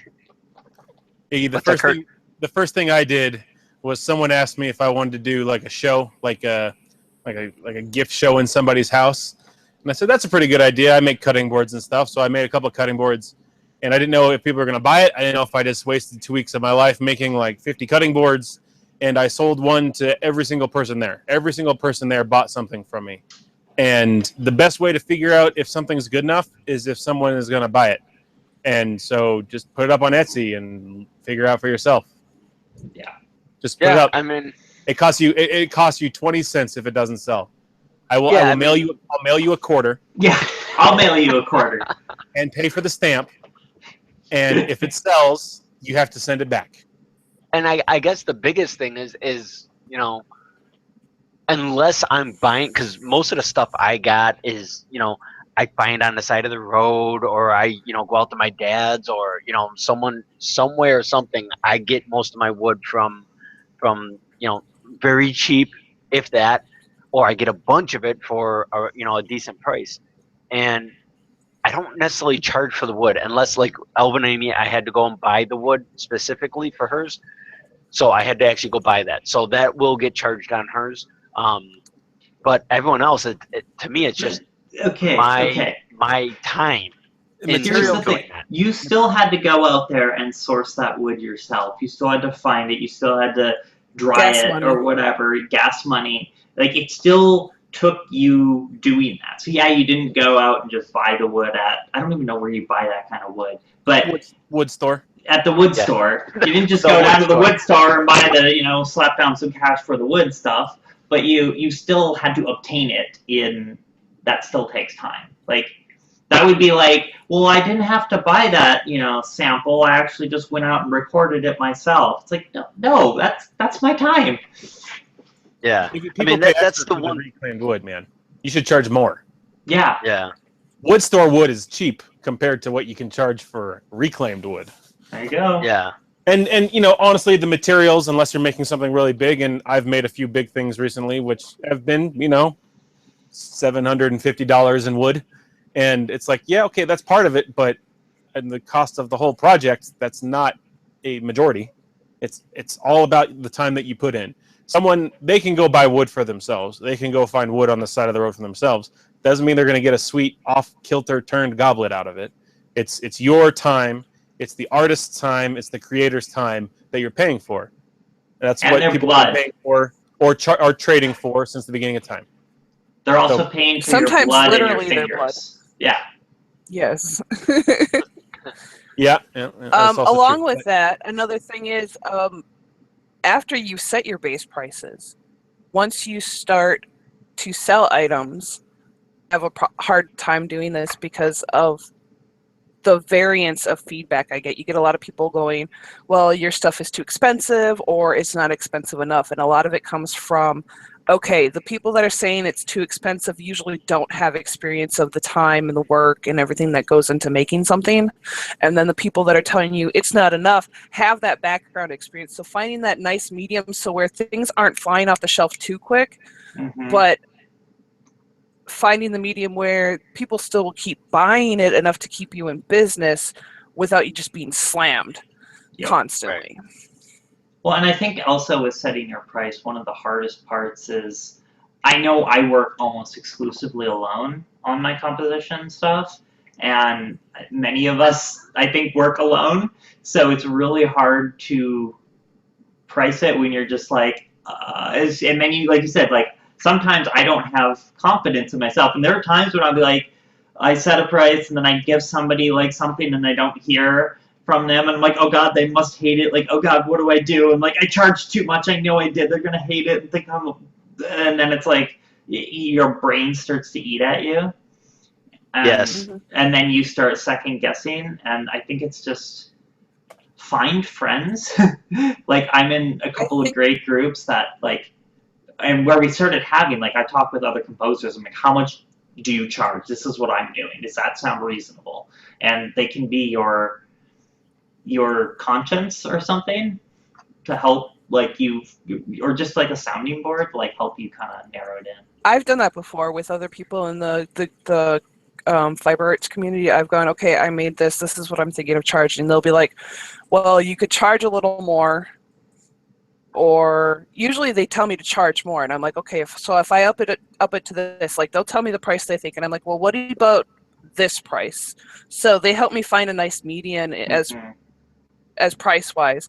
Another thing to do is when I sell items, I know it's probably harder to do with like work or music or some things like that, but things that are more like hands-on, like woodworking items and stuff like that, I ask different customers to actually take pictures with the items that I've sold them and to give me feedback. I encourage that. I'm like, any feedback you can give me on the item that you have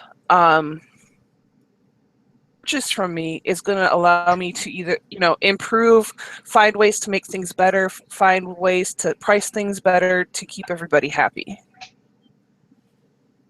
And in honesty, like for me, the money that I should when I'm selling most items, I make maybe $3 an hour, and that's nowhere near what I should make on top of other items. So it's hard sometimes. Yeah. It is. Yeah, I mean, you also have to keep in mind, here's one kind of word of caution, is if your sounding board is people who are also in the same field and craft, I'm not saying, most people I'm sure you're shopping around are trying to help you in every way, and if you're making $3 an hour, you need to charge more. But if I went to a bunch of custom woodworkers here in my town who I might be competing with, quote unquote, it's in their interest to tell me to charge more. Right, So because then they become the low you price. do have to find the balance. The most important thing is to find out who you're selling to, and it's difficult to do. Who is your market? If someone is looking at a table that I'm going to make and comparing it against an IKEA table, I'm probably not going to sell a table to that person because they're in the IKEA market, which is not my market. But if they're looking at a table I'm going to make versus a table they can find at here, it's Woodley's Fine Furniture or whatever, then that's probably the person I'm going to go for. So I'm not making mass-produced furniture. Iggy, you're not making plastic cups. You can charge what it's worth. You can charge what you put your time in it for. The best way to do it is materials plus time times your rate. That base rate's a great thing to have. That's one of the first things I tried to calculate. And after about 3 days, I decided that my base rate was not even close to enough. And I've upped it since then. And then, so when someone asks me to quote something, I say, oh, okay, I figure out how much materials that is. And then I say, how long is it going to take me? And there's your price. That's what the price is. And if they want a discount, they get a different rate and stuff like that. And if they're a friend and family, but you have to kind of understand who you're selling to, and then and understand how much time you can put in. And if you're going to put a product out in that amount of time that you're going to be happy with and they're going to be happy with, then it's probably a job you should do.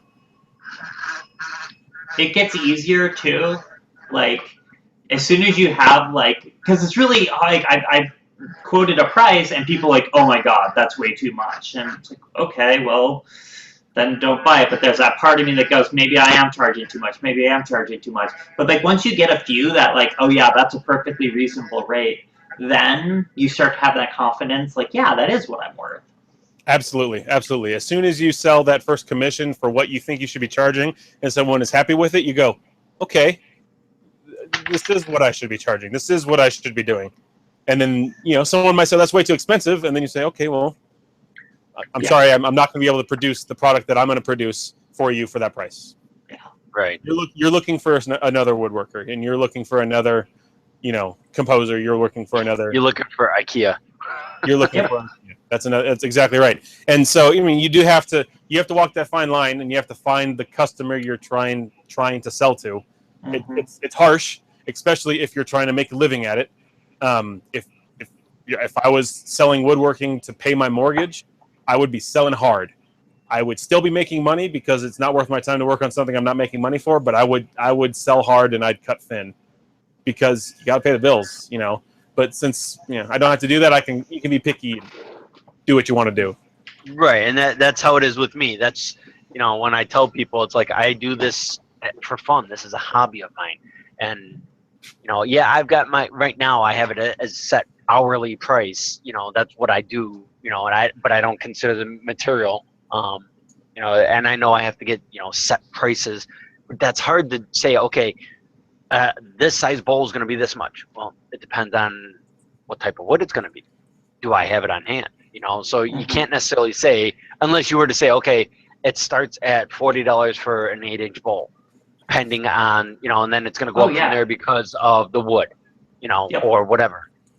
Yeah, you're doing custom work. If someone wants to know what something's worth, you have to quote them for it, and every quote's going to be different. It's like, okay, well, what do you want? I sold a table to someone in 2 hours away, and I drove down to Denver just to sit down with them for 30 minutes at a Starbucks to say, okay, I would love to quote you a table. I'd love to make you a table. What do you want? I can't tell you what it's going to be unless I know what you want. And we sat there and we designed it out, and then I gave them a quote later. You don't have to give them a price right away. You say, hey, can you give me your email address, and I will send you a quote as soon as I'm ready to do that. Once I know what you want, it's custom work. It's custom composing. If you're doing something creative and custom, you can't just shoot from the hip. If you're doing something not custom, like say I sell cutting boards on Etsy, that's what my cutting boards cost, and that's why the price is on that Etsy. I've tailored that process to take 1.5 hours for that board with that material equals this cost. But if I'm doing something custom, they get a quote. You got to get a quote. Right. Live to Ride 883. But how do you deal with friends and family that want or expect something for free?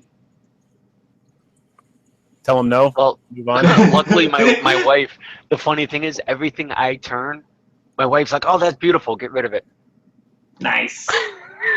So that's what I was showing off. Is you can't really see it, but my CNC machine is covered with all my, and I'm running out of room. Sell it. Let us buy this stuff, Iggy. Yeah, seriously. Let us take it off your hands. Well, that's just it. Is that my biggest thing is because you get some people are like, well, I can get it on Etsy for this price, and to me, then tell them I to go want to Etsy and get it. Yeah, but that's just it. Is you wanting to sell on Etsy? Then it's like, okay, well now it's almost like eBay. You're trying to underbid or try to do whatever and try to get in sales. I guess it's one of those things where I got to find the happy medium. That's the biggest thing. Yeah. Charge what your rate is and how long it takes you, plus the materials. And if people don't buy it, people don't buy it. Yep. I don't think I'm going out on a limb here and saying, Iggy, this isn't your day job since you stream at like 2:30 in the damn morning. But I will rarely do things for friends for free. Especially if they expect it. I'm like, fuck you. Sorry. But no, it's just, I will give friends things. There are some people I'm friends with that I'll be writing music, and I'll be like, oh, hey, this would be really great for your stream. You can use it for your stream. Or something like that. But no, that's just not okay. Family, my mom's like, oh, you should make me a custom ringtone. I'm like, how about I just give you access to my Patreon ringtones? Because I do a ringtone every month for my Patreon people. I'm like, you don't have to pay for that. And so I essentially gifted her a Patreon subscription. But I'm definitely going to have to do that because I love listening to you. You've heard me tell you, when you're doing your composition, I can actually see, almost like a movie or a book, and I could see the scene as you're doing your composition. It's absolutely amazing. Aww. Yeah, my Patreon is cool because essentially, as I'm working on the stuff, every month I release one of the songs that I've been working on as like sort of a pre-release, if you will. So everybody in my Patreon then gets, well, not everybody, but at different tiers, they get one of these songs a month. And then when I have enough of them, like then I get to compile it all together into an actual album, have it mastered, and then yeah, I can get that out to my people, and then other people can buy it. But so yeah, it's kind of fun. But yeah, I generally don't like. If my mom wanted custom music for something, I would be like, you gotta pay me. I don't have the time, and that's the other thing is I honestly do not have the time to do free work anymore, unless it's for my own personal thing, like my album, which isn't really free work. It's me making an album. So yeah, if people are like, can you do this thing for me? I'm like, nope, I can't unless you can pay me. Nope.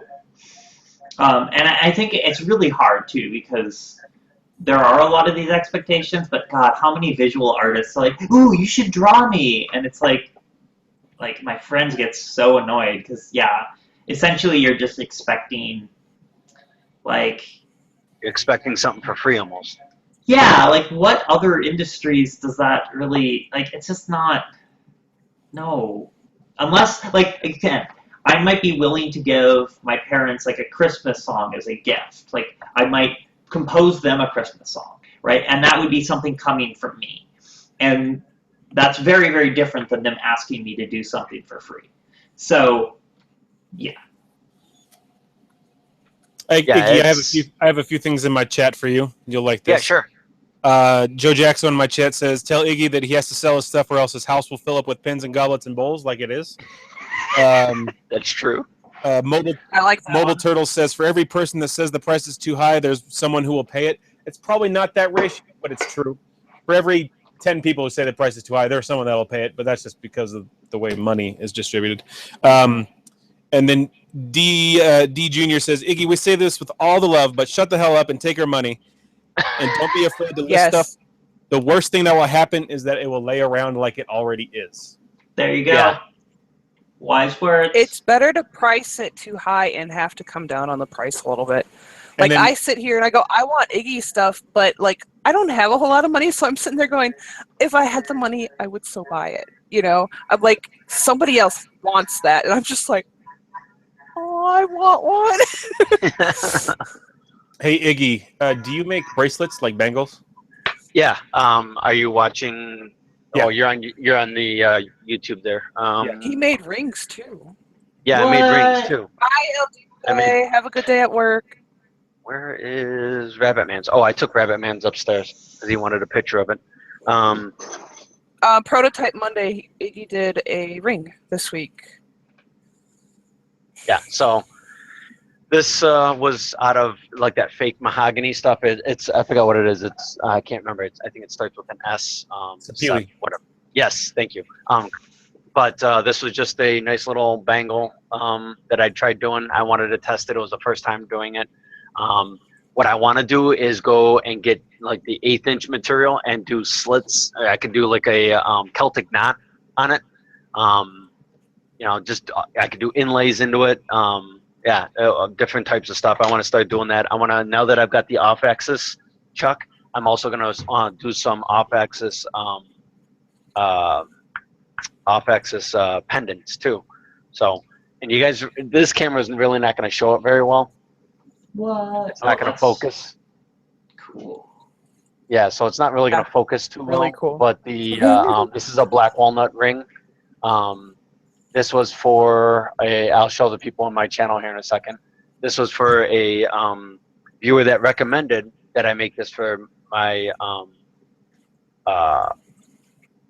Prototype Monday. Yeah, Prototype Monday. Come on, focus. So, you know, I always, every Monday, I always ask the viewers, what should I make? And they end up, you know, telling me what to make. Come on, it's not going to focus, is it? And she recommended that I do the ring. And so I made this for her because she, you know, she recommended it. All right, so we're going to go through your first Etsy sale. I'm going to buy 3 bangles from you. So we'll figure that out. There you go. Already making it I want- happen. I want one out of walnut, and I want one out of cherry, and then I want one out of whatever that stump of maple you had was. Which Ooh, stump the of maple? I spalted got maple? multiple. The one that you posted, Tell him you want the spalted maple. the one that was on Twitter the other day, the spalted one. Oh, the spalted maple. Okay. Yeah, I got chunks of spalted maple. I got that. He's got sitting here. Great spalted maple. Isn't that like super like poisonous or something? No, Am I spalted. thinking? What it is that the water gets into the wood, and it's the fungus starts to eat away the minerals and leaves a black, whatever. Okay. Actually, here, if you look at the in the thing here, this is a off-axis bowl that I made out of maple, and you can see all the spalted, the black lines there from the spalted there. So Yeah, it's the mineral, Grab your hands. Get me. it's the mineral deposits from the fungus, so it's all Okay. stable. I mean, I wouldn't eat it, but I would. anyway. yeah, don't eat the wood. So. So yeah, But a lot so of the stuff I do is first time stuff. Like this off-axis bowl was the very first time I ever made one of them. So That is. Alright, so we're gonna do this, Iggy. We're gonna get on Skype later on this week, and I'm gonna have you make a custom listing. So this way, you Okay. have an Etsy store, and you have a listing, and you get paid through it, And you'll get feedback. and you'll get feedback. You'll have one sale and one feedback, and then all you have to do is take a picture and put it up for a price. Take a picture, put it up for a price for all the rest of your stuff. This is what we're gonna do. It's This worth is it. like. I'll let you know. This- I have sold about a cutting board a week this year. really, Yes. your cutting boards are phenomenal too. By the way, So a cutting board, I mean, and they're just cutting boards, some of them are a little different, but I've sold a cutting board a week. That being said, I just sold so remember when I said I did that show last November? I just sold the last piece of that stock that I made then. So I made a lot of cutting boards. But yeah, Really? I've made a cutting board a week, and I think you could probably sell a goblet a week or whatever. You have a ring, a bangle, a Oh bowl, yeah. for sure. An item a week. There you go. And I don't know how many you have over on your CNC, but it's probably like a year's worth, and you'll be amazed at how many fly off the shelves. As far as Etsy goes, it's a relatively good cut. It's not terrible. So Yeah. we're gonna do that. And you can put on Because- there that you stream making your stuff on Twitch, which has the potential to bring more viewers to your stream. Mhm. Because when people can People- see you make their item, Yes, it's They're so gonna be like- cool. I get to see him make that. I saw him make this item, and now it's in my hand. Mm-hmm. It's amazing. well, that's just it. Is when I get a commission like the Elvin Amy's goblet, I want the viewer, I want the person there, because I'll stop and be like, well, how about this? Do you want this? Do you want this? And then I'll wait for a reply, and I'll be like, well, how about this idea? And I'll draw it out on paper or something like that, or I'll show an example in something else that I've Mhm. already made. And they're like, oh, that's really cool, so. And Yeah, I've this had is how cool. what? Yeah, that was a Purple Heart apple. It's purple. That's right. It's a bottle stopper. Okay, I need you to put a cool bottle stopper up on Etsy, and then I You can also buy want it. you want a fountain pen. You too, can don't And a also fountain do pen. Game Wisp.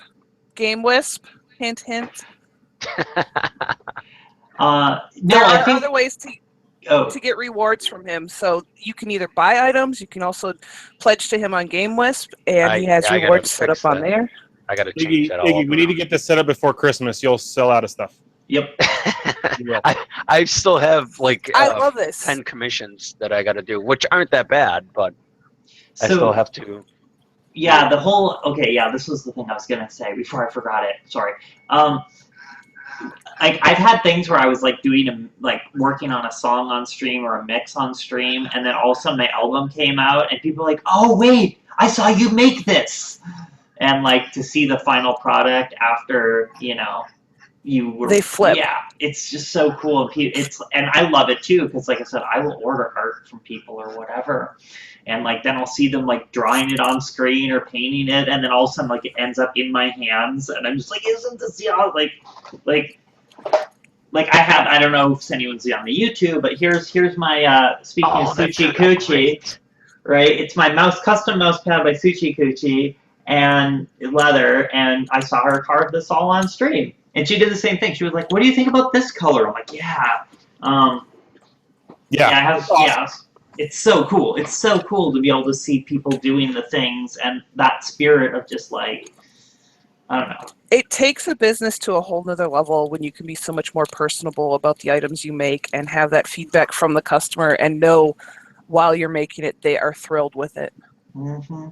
Yeah, I made a dining table for someone, and they watched every hour of the stream. I think it was about 40 to 45 hours, and they watched every single one. They were there for every single one, and they loved it. And they loved watching their table being made, and they loved telling people that I made their table on their stream and all sorts of stuff. And people are going to love it. Iggy, you really do need to get over your unfounded fears and apprehension. Yeah. And just sell it. I'm gonna have to go. Another thing. Yeah, no problem. No I'm gonna have to go, guys. This was awesome. Thank you so much. Thank you. It was awesome, and I'm sure we'll check you guys out. Thanks, Nas. Thanks, guys, and thanks to everyone in my chat who hung out. Thanks to I don't know, like the 12 people who subbed that I couldn't grunt on for you. I'm sorry, but have a good night. Thank you, everybody. All right, Kurt. Talk to you. Yeah, that is one thing that's really hard for me is that like most of the time when I get commissioned for custom music, I can't stream it because of copyright and NDA issues. So it's like, I can't stream that all, but I definitely ask, which is cool. Some people let me. That's awesome. But yeah, a lot of times it's like, nope, it has to be released the final version. Koff has an interesting question. He goes, what defines a successful streamer on creative? Yeah, exactly. I mean, it's a really good question. What do you think? But I guess it's so one of those things that's just like it's different for everybody. Like, right? There are successful streamers who consider themselves successful when they make enough money to support themselves. I consider myself a successful streamer when I can get up every weekend and stream. Like, I'm not, and people show up, right? If people show up to my stream, then it's a success. Like, I'm a successful streamer. Because I'm not, like I said, I don't care about making a living off of it. That's not my goal. Yeah, and that's with me too. Go ahead, Iggy. I was gonna say that's the same thing with me. I've got a good job. This is just a hobby. I love streaming. The reason I stream is because I love to take chunks of wood and turn them into art. Let people see me take a block of wood. Because I've had people, I've asked them, do you want me to, cut this down, make it easier? No, we want to see you cut it from a square block and, make it into a round object. I love that. I don't need to make a lot of money. I'm not here to make money. If I get partnered, yeah, I tried. If I get partnered, cool. If not, I don't care. I could always use GameList, Patreon, whatever. I don't necessarily need to be partnered. Yeah, it would be pretty cool, but Well, I also think, okay, to kind of clarify, I don't think, when I say I don't care about making money, I want to make a living off of music, but I think the majority of that has to come from being commissioned to write music for films, games, audiobooks, or whatever. It's not about, the streaming is sort of a way for me to get myself out there as well and to make those connections with people and just to it's a very fun thing for me, but that's I don't expect to ever get partnered. If it happens, cool, but I don't expect it. But yeah, so streaming is an interesting beast. Yeah, I guess that's it is. I don't know, what do you Kurt, think? thank you very much for that host, by the way, and all those grunts and stream. Thank you guys for coming in. I appreciate it. There you go, Kurt. You couldn't do them. I have to agree with J Hobo. He typed in, if you bring someone joy with what you're doing, then you're successful, even if it's just one or a few people. I have to agree with that.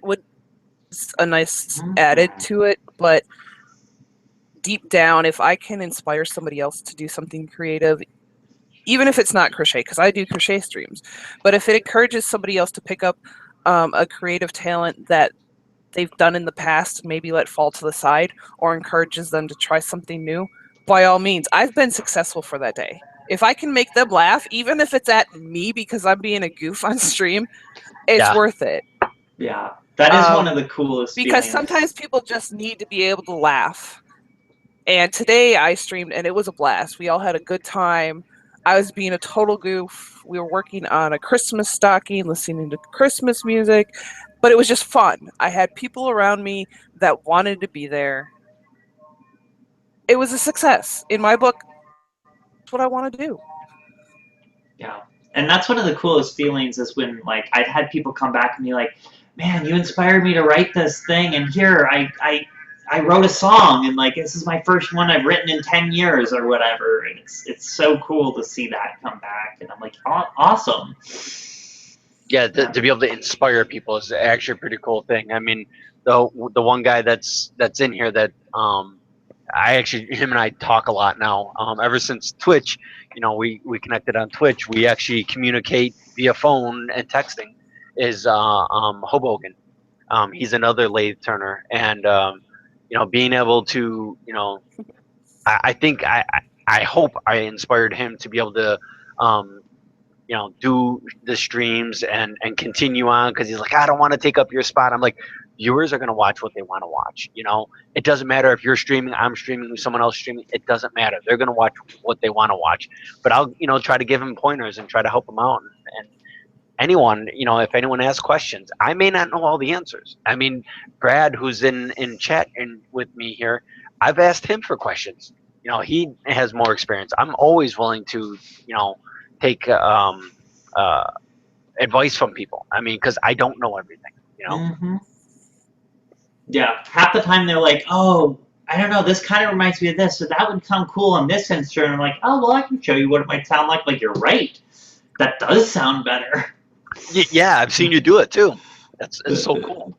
Yeah, and I'm surprised by it. Or, there are times when people have suggestions of like, I don't know, which of these kinds of songs do you want me to write? I remember, not this most recent Halloween, but a year ago, I totally had this idea in mind of what I wanted to do. And they're like, it's like Halloween. Are you going to make a spooky song? And I was like, I am now. And that's, I don't know, it's fun. I know Brad had a question here, but it would have been great if Kurt was here for this one. He says, what does being partnered with Twitch do for you as a content creator? Honestly, I can't answer that. I'm not partnered. But I don't know. That would be a great one if Kurt would have been still here for that one. I know other art streamers, there's a bit of a legitimacy to it that, like, being partnered, you can go out and, I guess, okay, there's things I'm looking at as far as sponsorships go, right? Like music equipment or whatever. And I know if I was able to say, yes, I'm a Twitch partner, it gives me certain cred being like, it's like, yes, I'm a streamer, but I'm like a vetted streamer, if you will. It has a connotation of a certain level of professionalism, even if that's not necessarily true. And I think, again, I don't know as far as like the financial aspects of it or any of that, because I'm not partnered, but I know there's like some people worried and talk about like that sort of legitimacy aspect. It's sort of like a Twitch approved. So that can be an interesting dynamic. Right. Actually, it was a great question by Fish here. What future do you guys who stream see for creative in a predominantly gaming platform of Twitch? Will creative be here for the long run? I myself would have to say yes. Oh, definitely. I think it's going to be here, and I think it's just going to increase and build better and stronger. And as more people see it, I mean, yeah, I've had it, and I'm sure some of you others have had it, where you'll get the troll that comes in and it's like, and then, they stop and they watch, and then they start asking questions. And then all of a sudden you have a follower who keeps coming back because they think what you're doing is actually pretty cool. Mm-hmm. So they start off as a troll, but they actually see what you're doing, and they're like, whoa, you give them a chance of redeeming themselves pretty much. At least I try to. And it's a way to bring people around to see what's out there. It's not just all about games. Mm-hmm. I think the biggest thing Nas was telling me, because I didn't realize that Tim had his spotlight on Twitch Weekly, and I missed the time slot. But she said they started showing off stuff, and usually when the creative stuff comes up on Twitch Weekly, the feedback can be really mixed. But for whatever reason, these people started seeing his Charizard and his comic book cutouts, and they just went ballistic. They're like, whoa, this is really cool. The more we can learn to work with the gaming side of Twitch, and to, instead of always having such this, we need to bridge that gap between both sides. And when that can happen, Twitch itself is going to grow, and it's going to become a better place overall, I believe. So we just need to keep taking the opportunities that we're handed. And if you have the opportunity to work alongside a gaming streamer, take that opportunity as a creative streamer to really, we're not here to sit and fight back and forth and fight over who has the most viewers. We're here because we want to share our craft with everybody. Mm-hmm. Right. Yeah, it's kind of an interesting thing because in a lot of ways, Twitch creative feels almost completely separate from Twitch gaming, I guess, for lack of a better term. I definitely feel it's a little more communal, but smaller. I do think it's going to stick around, and one of the interesting things, like, I do like the idea of kind of bridging that gap, like you said. One of the interesting things I think is that I know there are people who never would have considered going on Twitch to watch somebody because they don't really care. Like, that idea of, I'm going to watch somebody play games is a kind of a weird concept for a lot of people. But there's definitely people that I know that have come in because of creative streamers that are like, oh, this is really cool. And they're brand new to Twitch, and it's getting a completely different market for Twitch. And then a lot of those do leach over into games. Like, you know, like maybe I host a game. Usually I host other creative streamers, because if you're watching creative stuff, a lot of time that's, you know, you want to watch process. But, you know, I'll host of somebody that I really like. That's, yay, hearts. But yeah, like, it's like... Nasco's, I get mentioned, I'm not even there. Yes, I was talking about you. Yeah. But yeah, like, being able to, you know, sometimes I'll host a gaming streamer I like, and then people are like, oh, this is kind of cool. I see you watch it because this is a good personality. Or, oh, that's cool to see people at the top of their game at this, you know, like, Game Done Quick, for example. People, like, may play games, but they don't know speedrunning. You know, things like that. There's some really interesting stuff that... So, like, yeah, bringing people, I think creative is going to stick around because it's cool. It's got a really strong community. You know, I don't know.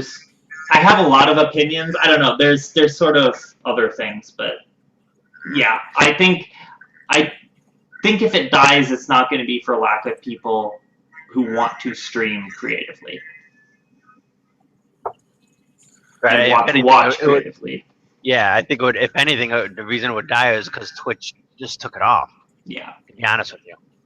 Yeah. Or if Twitch did stuff to make it not worthwhile, and there were other services that were better at promoting creatives, then I could see it splitting off. But right now, it's like I said, it's strong, and I hope that Twitch recognizes how strong the community is and sort of promotes it as and I think they are starting to realize that. Mm-hmm. I think they're actually really starting to realize, wow, this creative community is actually, wow, this could be, you know, good for us. And it's just one of those things where we got to, you know, that's where the Twitch Weekly comes in handy, and showing, you know, the different people that are out there, to let people, you know, let the creative or the gamers see, you know, there are something else out there to watch besides the gamers. Nothing wrong with watching games, you know. I mean, I'll sit there and watch, you know, when I'm not streaming, you know, if I'm playing Rocket League, I'll sit there and watch a gamer stream. Yeah. You know, and like you said, though, it depends on the person, because I don't want someone that's, you know, that's going to be swearing and yelling and, you know, going on a tyrant. I don't want to have that. And as so, you don't watch my streams then? Anyways, no. Brad, it's- every Friday there's a Twitch weekly stream. I'm not sure exactly what time it starts, but it's always on the front page when they run it. the front page of Twitch itself, right? Yes. Twitch's main page. Which is what they always show the gamers on. You never see any of the creative people. Creative has their own jumbotron, which honestly should be changed. They should put some of the creative people up there.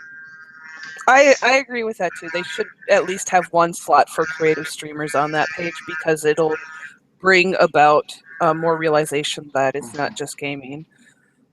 And I think, I mean, I know there's a lot of great gaming streams out there, but there are other gaming streams that really are like, well, I don't get this whole deal with the whole Twitch creative. And it's like, look, we're not here to hurt anybody. Yeah. You know, We're not trying We're to take here to away have your fun. viewers. Yeah, we don't want you guys to not exist. because We're I've just found another I've found facet. gaming communities that are great to hang out with. Oh, yeah. You know, and I sponsor a gaming stream. I do. They order stuff from me occasionally. I donate items to them for giveaways. The hats that I worked on today, 2 hats for their holiday giveaway. What was that? And they That was came awesome. back with this wonderful letter going, "Oh, you're a better supporter than the big companies that we have supporting us." You know, and I'm just like, I do this because I want to, not because I have to. Yeah, So Brennan it's- had a good question. What do you think of people that normally stream creative but dip into gaming? Yeah, I see it all the time. You have to have that little break from, especially a lot of the partnered people. They gotta take that break and get away for a little bit. I know Rev Chumley does it. He'll do the one day, I think it's Saturdays, he plays his gaming. Mhm. And same with Evil FX. You got to have that little bit of a break to be able to, because kind of going back to Brad's thing is, how does that change your content? Is it becomes your job, and you don't want to get burnt out of your job. Yeah. I think for me, like, I would, if I were to do, I've done like 2 gaming streams and I've been streaming for at least over a year. I don't know. I Sorry. never. I'm not laughing at you. Oh, okay. I'm reading I just this assume chat. everybody's laughing at me, so that's okay. No, but like if I were to do a gaming stream, it would be not on my normal time, because, well, mostly because that time is called coffee and composition, and Great stream. Great Right. stream. so it would be a little weird to have coffee and composition without the composition. By the way, if people were asking about my gear, I have an AeroPress and a coffee grinder, and I fully recommend it, and some fresh local Seattle coffee. That's nearly as important as like the rest of my gear. But yeah, like I would do occasionally games. I'm not a big gamer, strangely enough. I like games, but I don't like playing them, which is why Twitch is great for me, because I get to experience games that I would either be terrible at or don't really have the time or energy to actually play. But one thing I have been trying to, like, thinking about doing is gaming, but talking about the music of the game. So either playing games that are based on music, or like kind of analyzing the game music, which I think would be really cool. Yeah, I could see you doing that, like with like the old Nintendo, like Zelda and stuff like that. The 8-bit music type stuff. That to me, that's Oh, kind of yeah. interesting. Well, and there's it's something I've talked about. There's another person I really want to do it with, but he's in New York, and trying to figure out how to do the audio right is really hard. That's the basically one of the only reasons I haven't. It would be so much nicer if he could be like in the studio with me. So, but yeah, dipping into gaming is fine. Like I said, a lot of why I would do it on a different day is because there's this expectation set up, and one of the reasons why, like, how to build your community and get that consistency of followers is to have your streaming on consistent times and days, and people know when and where to find you. It was surprising to me when I'd get to my stream and there'd already be people there waiting. So Yeah. I don't want to, personally, I don't want to switch it up on them if they're expecting to come in and see me compose, and I'm like, no, I'm playing video games today. I think it'd be a little weird, but it's all about the expectations you set up. If that's something you're like, yeah, sometimes I play games, or every, the first of the month I play games, or whatever, you're fine. Brad Geiger. Is that the real Brad Geiger? Here's a great question for you, Liz. Moriarty asked, music has its own section on Twitch. Do you think musicians should stay in that instead of creative, or should they fuse it into creative? Hope it doesn't seem like it's a rude question. No. It's actually something I struggled with because I originally started streaming music on the music channel, and I wasn't sure. And then I started streaming on creative because it seemed like more people were there. And I guess from my point of view is most musicians stream on creative if they're streaming themselves making music. What the music channel on Twitch seems to be for is like these, like almost like radio stations, where it's like radio stations that people can play in the background of their streams or whatever, like constant 24/7 music or whatever. Now, if I wish it was a little more clear. I like having music in with the full creative section. I think it's a better fit there. So I would like them to be more clear that the music section is not like, the rules for where to be are not very clear, I think. But I think it's definitely being in the creative section is a better fit for most musicians. I'd say so too, because you are creating something. You're creating your composition. You're creating something. So it would be creative. I mean, I could see if you, I don't know. I mean, it's especially like your stream. Your stream I consider very creative. Mm-hmm. Because you do take the time. You explain what you're doing, and people give advice, and you're like, oh wow, that does sound better. Mm-hmm. It is a creative thing. Yeah, I have heard of people that do both like composition, writing music, and also like playing, like having like virtual concerts. And so sometimes people will switch over to the music channel when they're playing the virtual concert versus when they're actually making. I don't know. What's the virtual concert? Like where you're like you have your guitar and you're playing and singing. You're basically performing music. Rather than, I've seen a lot of people doing that. Sometimes they'll do that on the music channel, though. See, something like that I would consider as playing on the music channel because you're playing music. Right. But if you're composing something like what you do in that, I would say that's creative. Yeah. The only reason I think it might be worth getting rid of is just because it's confusing. I want to catch this channel, or the Curious Cast set this Brad Geiger as a consumer of digital content from social media, YouTube, and now Twitch. Do you ever find yourself getting burned out on the digital side of what you do? I had that same question marked. Oh, okay. Perfect. That's interesting. I guess I work in technology for my day job, so it's just bombarding me. I do also play in some bands, so I'm playing out quite a bit, and that gets me away from the sort of digital computer land. The big thing for me that I find I don't get enough of is actually seeing music live.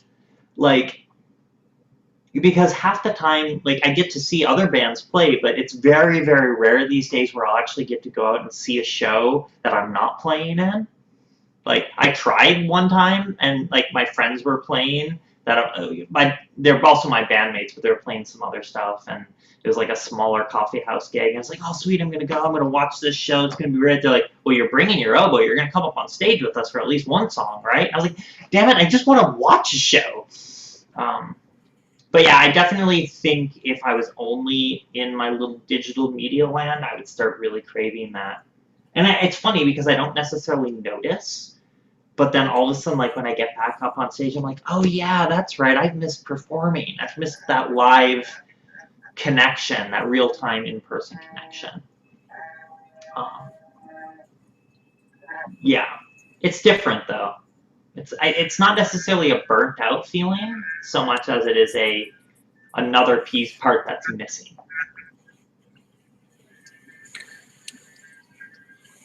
Yeah, All right, I'm back. Sorry, I missed out on that. No, we're just talking about the thing you posted in chat. That question. Okay. Yeah, because Yeah, I wouldn't know that was anything one I about had the marked. digital stuff. Yeah, I mean that would be a great question for especially digital artists, Mm-hmm. which eventually I'll have one of them on there. So We should add that to our list of things for when we get digital people. well, yeah, that is actually a good thing in there, because I do want to get more people in here. The digital artists, the sculptors like Bulbsy. I'd love to get Molten Ink on here because the dude has just so much energy. I've been following him forever. Dude is phenomenal. He's just insanely full of energy. He has the same amount of energy when he first starts from when he ends. He's unbelievable. What's What else we got? We got good questions. Hey, you guys got questions? Please ask questions, man. More Well, it bothered questions. More me. questions if you have them. Oh, right here. Well, it bothered me like bubble puppets are singing puppets that sing songs, but they are in creative when I figured that they should be in music. I agree with that, Moriarty. Yeah. That guy who does the hand puppets singing songs, that's not creative. That should be music. Yeah. Yes and no. I can see both sides of it. I get the whole music thing. Totally agree with that part.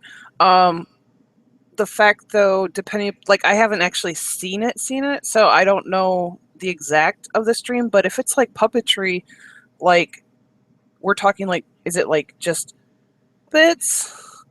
Well, Or he's are got we like talking like, oh, then no. I was gonna say if it's like Jim Henson kind of puppetry where it takes more like Muppet Aphrodite does. Right? Then I could see the whole creative side of it. Yeah. I guess one thing that if it's like cluttering up, like I honestly don't care where it's grouped. I want people to be able to find the things they want to find.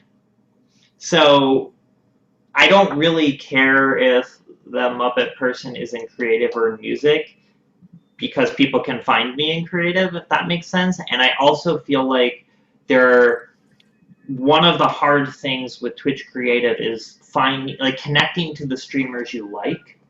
Yeah. But I don't really click on the creative button and scroll through very often. Like occasionally I will, but 95% of the time, or some other made up statistic, but the vast majority of the time I'm finding other people through my friends, raids, stuff like that. Because it's so hard for me to tell, even when I'm scrolling through or filtering on music streamers, I can't tell if this is going to be a streamer that is streaming a style of music I like, or if, okay, you're in creative, are you streaming crochet? What kind of crochet? Is it I don't know if I'm going to like you. I don't know what you're about. It's really hard for me to figure out anyway. And filter on that stuff. You can really only filter down if people use the hashtags, things like that. So, I had to laugh though today. Sorry to interrupt you there, Liz. No, that was you were talking about finding going on the creative page. I went on the creative page today, and I was looking at the creative jumbotron. There was a guy sitting in a chair with shorts on, playing an accordion. Ha! Nice. Okay, Liz, you mentioned Simon and Garfunkel being part of your music history from when you were growing up. What other bands and musicians have influenced you? Oh my goodness, that is an incredibly hard question. That's a great question. It's a great question because I can give okay, so Pink Floyd was huge for me growing up. So that was kind of a huge influential thing where it just blew my mind open with what could be in music. Gosh, I think what's really hard is I get a lot of really awesome inspiration from specific things. Like I'll be like, oh, this song on this album, I really love the way they mixed the ride cymbal. So like, or like, I really love the rhythm in it they did here. Lately, okay, so if I have to pick artists that have inspired me, Pink Floyd has been huge. It's slipping my mind. No, come back. Charles Mingus in as far as jazz goes, like Mingus has been really, really huge. A violin player by the name of Carla Kilstedt is just phenomenal. I probably wouldn't be playing oboe in a rock band if it weren't for her and her influence. Gosh, what have I been obsessed with lately? On the classical, like orchestral side of things, I love Beethoven, Stravinsky. By the way, Stravinsky, there's a piece that just premiered streaming, not on Twitch, but it was this piece that Stravinsky composed that was lost for over 100 years and they presumed it to be destroyed in a war, and then they found the manuscript in like some dusty library thing as they were going through it, and then they just did a world premiere of it. Oh, really? That's cool. Like today, I was listening to it, and oh my God, Stravinsky is just amazing.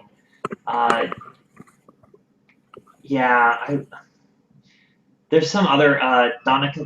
Is it Donica Dennehy? Like, is really, really amazing. Like, I'm constantly finding new stuff that inspires me. Sarah Neufeld, who's actually the violin player from Arcade Fire, her solo stuff is, oh my God, phenomenal. Like, I'm constantly falling in love with music all over again, and I think that's important. Because otherwise you're gonna not want to love. You're not gonna want to do what you do. Right. Like, it's just like I'm always finding new things. Oh, Caitlin Aurelia Smith, for a lot of the synth work she does, is freaking amazing. And she just had an album out this year called Ears that just blew my mind. Imogen Heap was actually a pretty big influence on me in terms of getting me into seeing electronic music in a different light. The old ones, your Simon & Garfunkel's, your Bob Dylan's, like that kind of folk scene was a big part of my childhood. Ravel is great. Why do I know that name, Ravel? Because he's a famous composer. Maybe that's why. And also growing up in like the orchestral stuff, playing Holst and the Planet Suite is just, like I really love intricately knowing those. Bernstein always has some cool influences. And my taste varies so much, and a lot of them start to blur. And this is like my compositions. I don't sit with just like a strict classical orchestral makeup. Like I'll put a synth in there with next to a violin. I don't care. It can go anywhere that feels right, which is cool. I do listen to a lot of podcasts. I recommend listening to Song Exploder, Meet the Composer, and LPR Live. Those are huge inspirational things. They all have different kind of focuses, but they all are like really amazing if you're a music creator. I know there was another question Brad just put on there. Have you ever listened to Miles Kennedy of Alto Bridge? If you haven't listened to him, would you be willing to? Miles Kennedy? What was the name of the thing? Miles Kennedy of Alter Bridge. I don't think so, but I will. I have it saved now. If you've ever seen the movie Rockstar, he is the guy Mark Wahlberg picked out to replace him on stage at the end of the movie. I have not seen that movie. Then we also have, Liz, are you familiar with Evelyn Glennie? That does sound familiar. But maybe not. There's a lot. I'm honestly not that well versed in a lot of music. I'll find things and they'll just stick. And I never listen to radios or anything. So yeah. Who else was I a bit obsessed with? Oh my God, S.J. Tucker. I had the huge privilege of playing with S.J. Tucker on stage, and she's a phenomenal musician. Just amazing voice. Her music and her personality is just like a big warm hug. Like you fall in friend love with her whenever you see her, and I'm so lucky I can call her a friend now. So yeah. I have a lot of amazing musician friends, so I'm also inspired, like, just, oh my God, constantly inspired by what they're doing. Well, that's the funny thing is none of my friends do what I do. Yeah. So when I start talking to them, they get that glassy eye look, and you know that it's like, all right, how about the Bills then? It's like, yeah, you switch it to sports, then they're like, whoa, okay, whoa. Well, and then I get the glassy eye. Honestly, that's been one of the biggest things about. I recently moved to Seattle about 6 months ago, and like I'm hanging out with other composers, and I'm meeting all these people. I'm in these bands, and just like the level of, and like, not that there weren't in other places, but it was really hard to find the type of musicians and composers and stuff that I related to. And now, like, because a lot of the stuff I do is a little bit more, has a different edge to it than, some of why there's stabbing happening to me, and it's scary. So yeah, so like finding like sort of those underground scenes is really cool. So Yeah. who are we stabbing? And hello, new person. That's Yeah, nice it's as hell. Hello. So Kilton put on there that Evelyn Glennie is a dead percussionist and composer. I highly recommend you listen to her work. From your taste, I think you would like it. Cool, I will. Oh, also, Penka Kaneva. She's an amazing composer. She's also done a lot of work on some of the Prince of Persia games and stuff like that, but she has some solo stuff out. And she is freaking phenomenal. Oh, she did the Prince of Persia's the games? One of them, or multiple ones. I'm not sure. She's worked on them. She's worked on a few different things. She has some solo stuff out that is just, oh my God. So I say solo, but like, she was the composer and played by orchestras and stuff like that. Right. But yeah, so she's super nice too. She gave a talk in Seattle that I missed because I was busy that day, and I tweeted like, "Oh man, I heard it was so good. I'm sad I missed it." And she like, "Do you want me to send you my slides?" And she like personally emailed me, sent her slide presentation. I was like, "If you have any questions about this, feel free to ask." And like, I'm like, this is one of the people like I aspire to be like and to compose. Oh, that's like. awesome. So yeah, so she's just amazing. That's one thing that, I saw that in regards to the bot. We'll hit that next. Is you were talking about, you inspire and you get to meet someone that you like look up to. Mm-hmm. That is just like one of the best things in the world. And then they're, not to sound like a tool, but I followed Kurt for a while, and I kind of looked up to him with a lot of the stuff in regards to the woodworking and everything. Yeah, tool woodworking. Didn't mean that pun at all. That's the funny thing about it. Wow. But Tool, careful. I am a tool confirmed. But it's just it's Preferably awesome. a chisel. It's awesome to be able to have those people to come back and say, if you have any questions, let me know. I can help you out. That's just so awesome to be able to have. Right. Or the weirdest thing is when you're a fan of somebody and then they turn around and like, wait, that's you. I'm a fan of you. And you're like, really? You know who I am? Yes. Yeah, Bear McCreary. Oh, love his music from the sci-fi Battlestar Galactica. Mm-hmm. I like that was his good. stuff. That was good. Yeah. So, but we had another question in regard. Totally change the subject. Brad was asking about bots. Brandon F is a new streamer, and he's just getting into streaming on Twitch. He's also another woodworker, but he was asking about bots because he's having troubles with those. What bot do you use? Do you use AnkBot or do you use something different? Liz, sorry. I started with Nightbot and then moved over to AnkBot. Yeah. Bots are necessary. AnkBot's a little bit of a pain to get set up, but it's got more power. it works. I like it. I like it because I can have funny sound effects. But it's mostly just about having a bot. Like, I actually had to stream without one recently. And, Oh, really? oh, that reminds me. I think I don't have Onkbot on my system right now. Shit. Yep. It was last week. So I didn't have Onkbot. I reinstalled my whole computer recently, so it was scary. Yeah, because I know I started with Ankbot, Ankbot, whatever first. And then I ended up seeing that new one, BrainBot, come out. I'm like, oh, that looks pretty cool. I switched over to BrainBot, but now, they promised all this stuff, and I'm not really seeing it. So now I'm gonna give a try at DeepBot. Ankbot was nice because, like you said, you could do the sound effects and everything like that. But there is Fierce Kittens, who was in here earlier, created a thing called GIFBot, where you can play sound effects, Right. or you can do the GIFs with sound effects, or just do the GIFs themselves. So I actually am working on getting it that I just do sound effects.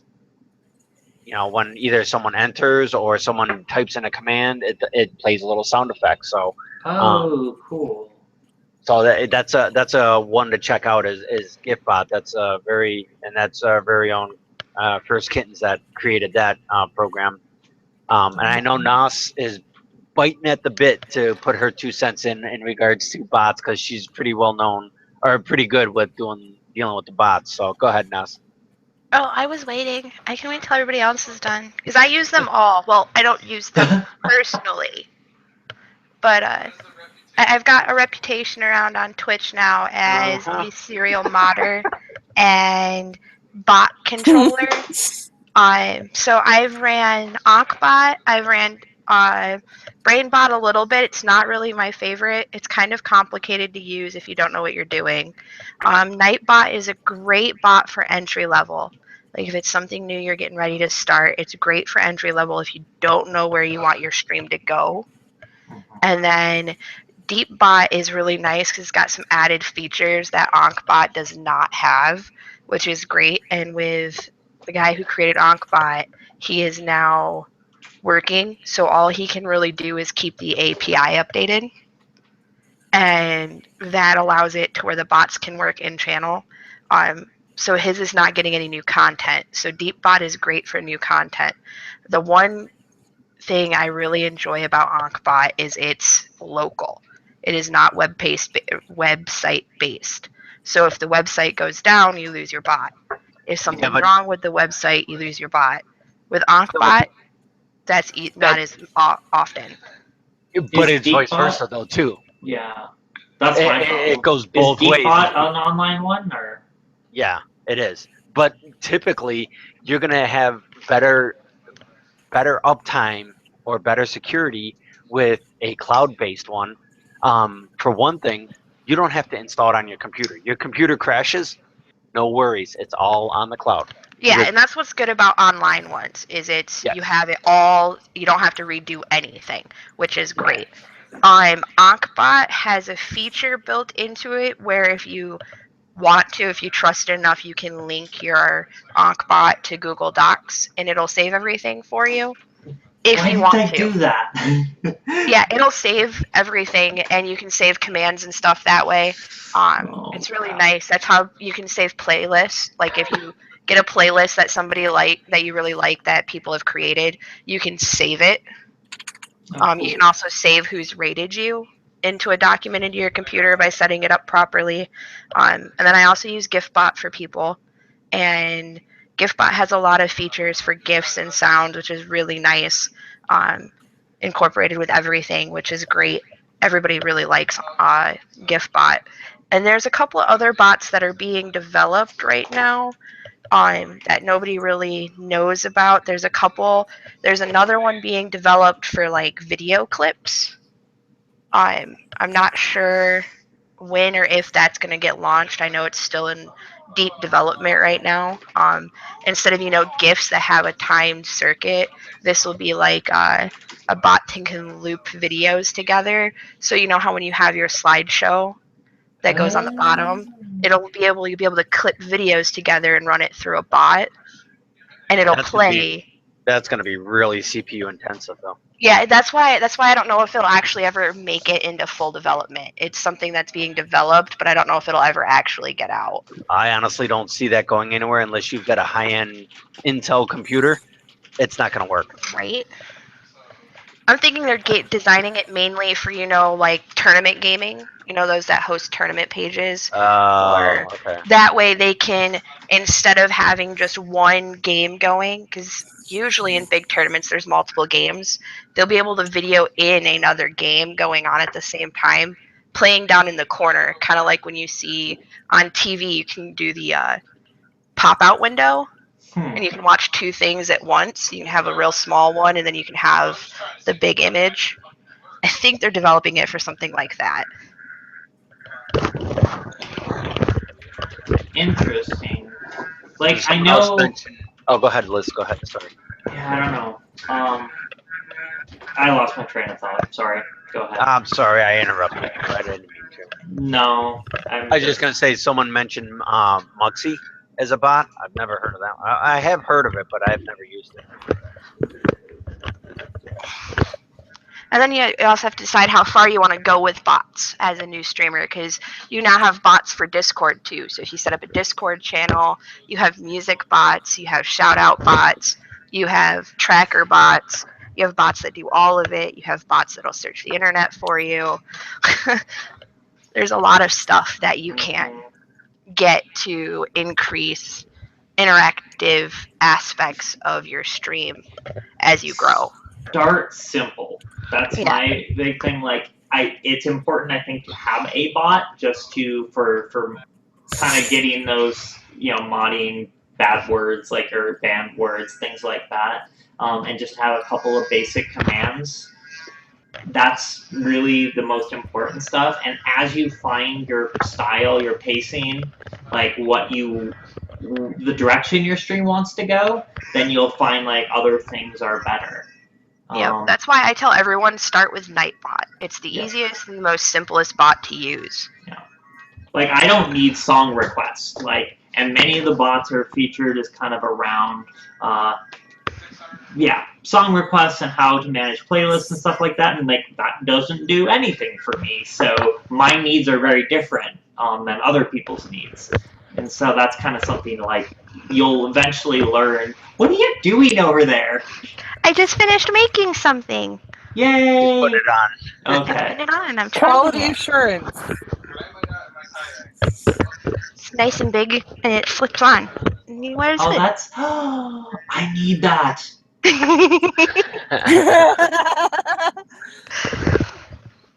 I got another one. This one's a little smaller. Yeah, see, in regards to the music, I don't, personally myself, I don't mess with the song requests. For one thing, it becomes a pain in the butt, because what if someone does something that someone else doesn't like, and it's like, it can become a pain. So I just play my music, and people know what I play, so. Yeah. And that's, again, that's, like, some people, it depends on what you want. And Unkbot was the one I grew into, and part of it was because I had friends who knew how to use it and helped me set it up. Like, so where can I buy one of those scarf hood things? This, I made it. I know. Where can I get you to make me one? Like, and I don't sell them online. I just make them. If you want to buy the materials and pay shipping, I'll make it. It's not that big of a deal. But I would have to pay you for your time, because we were just talking about this. We were just talking about that. Oh, she wasn't here for that. That's right. I wasn't here. I cook. I'm normally a cooking streamer, so it's different going from cooking to doing something like this, because I don't charge when I'm cooking because nobody's eating it but me. But I do catering and stuff. So when I'm like charging for food. It's different than charging for something crafted. Mhm. I can help you price stuff out. You know that, Chica. Okay, so talk to Cass. All right. Cass is your broker. I got it. Yep. I have a broker now. Well, I'll help her figure. here's another good question. Iron Bands, Graham put in there. Do you have to have a mod when you're streaming? No, but it's helpful. Yeah. When you're starting out, I'd say as long as you're not getting a lot of trolls, you can really mod your channel by yourself. Yeah. But if you want to really focus on your stream, you should have a couple. And like also, don't jump in and mod somebody just because you think you need one. Make sure it's the right person. I know several people have like basically modded that first person that they know from another stream that was there, and yeah, it's a good idea to have really solid, good mods who understand what your stream is about, who understands how to facilitate that community you want. I mean, and also don't mod people that ask to be modded. Yeah. Because they're just trolling. I never asked to be modded, and I don't know how I get it, so I can't give you any suggestions.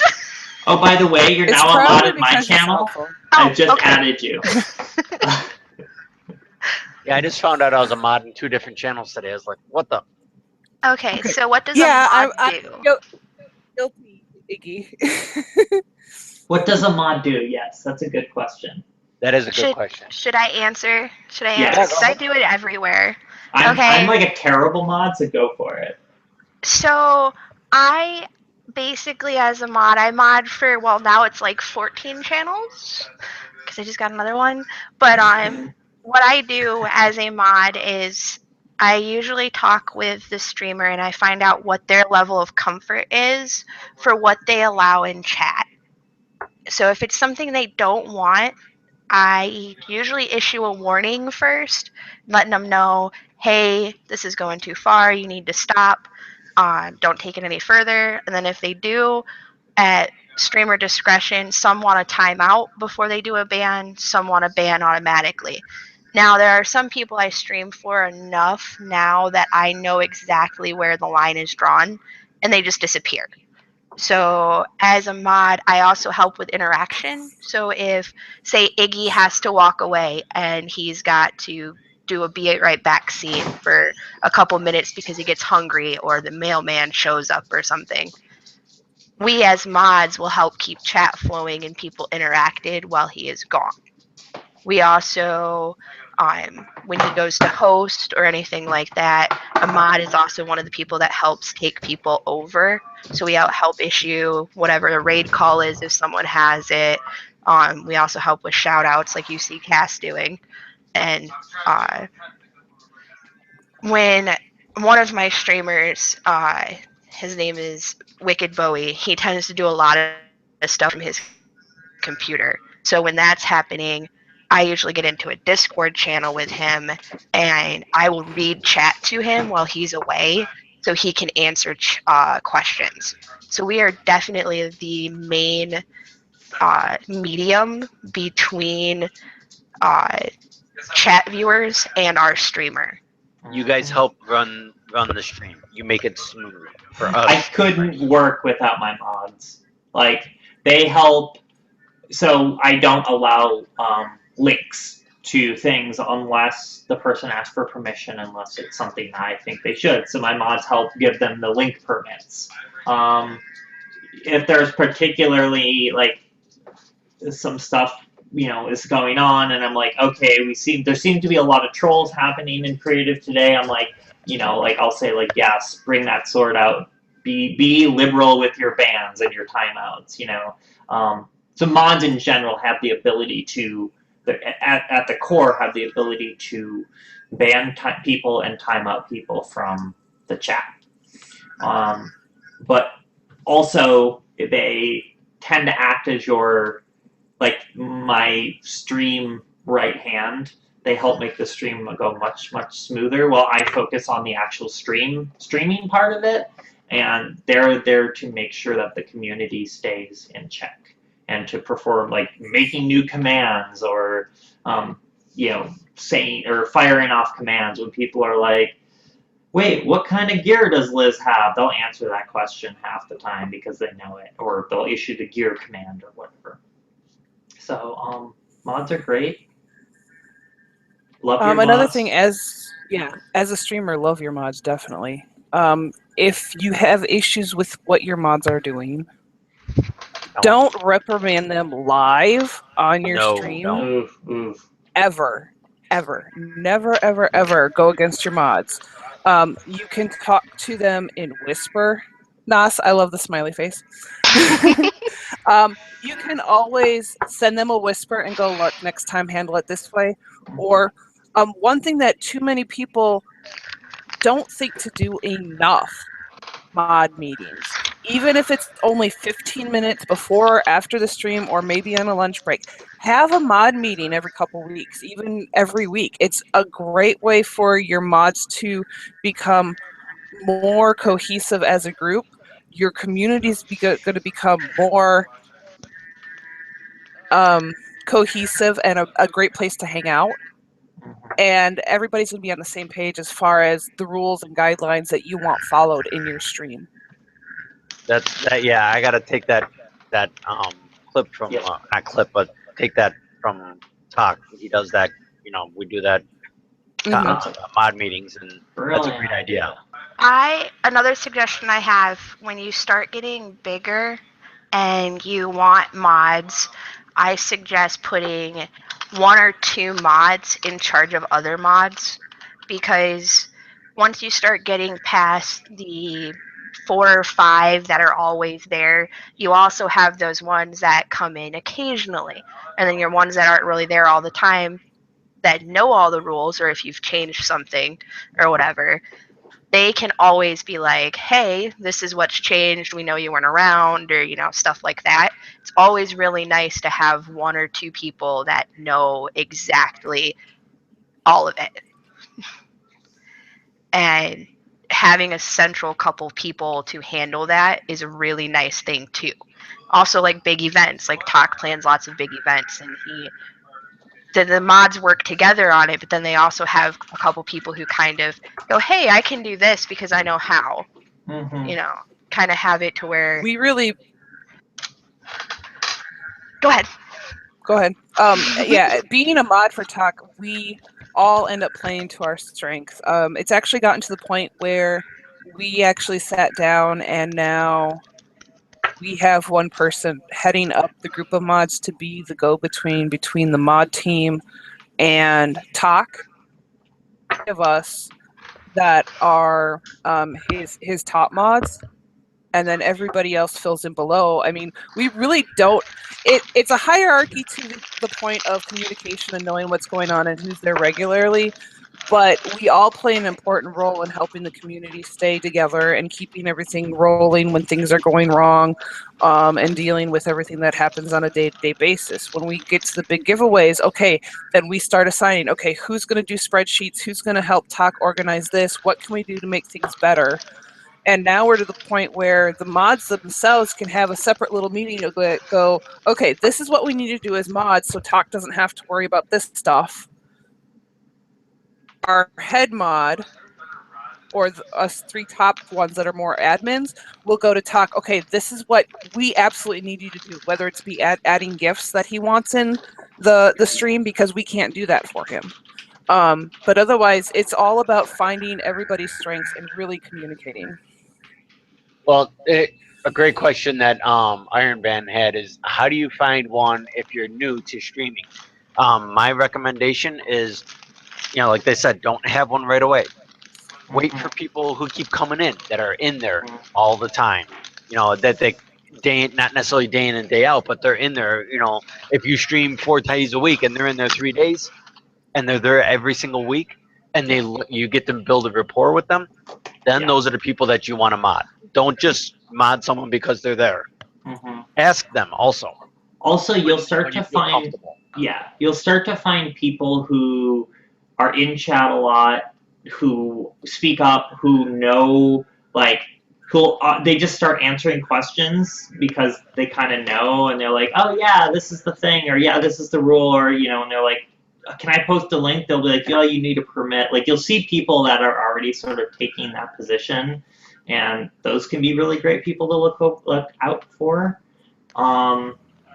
I just recently modded a new person. I don't have that many, and they came up. They messaged me after stream. They're like, something really bothered me in chat, and they're one of my regulars. I see them all the time, and I had a long chat with them about what happened.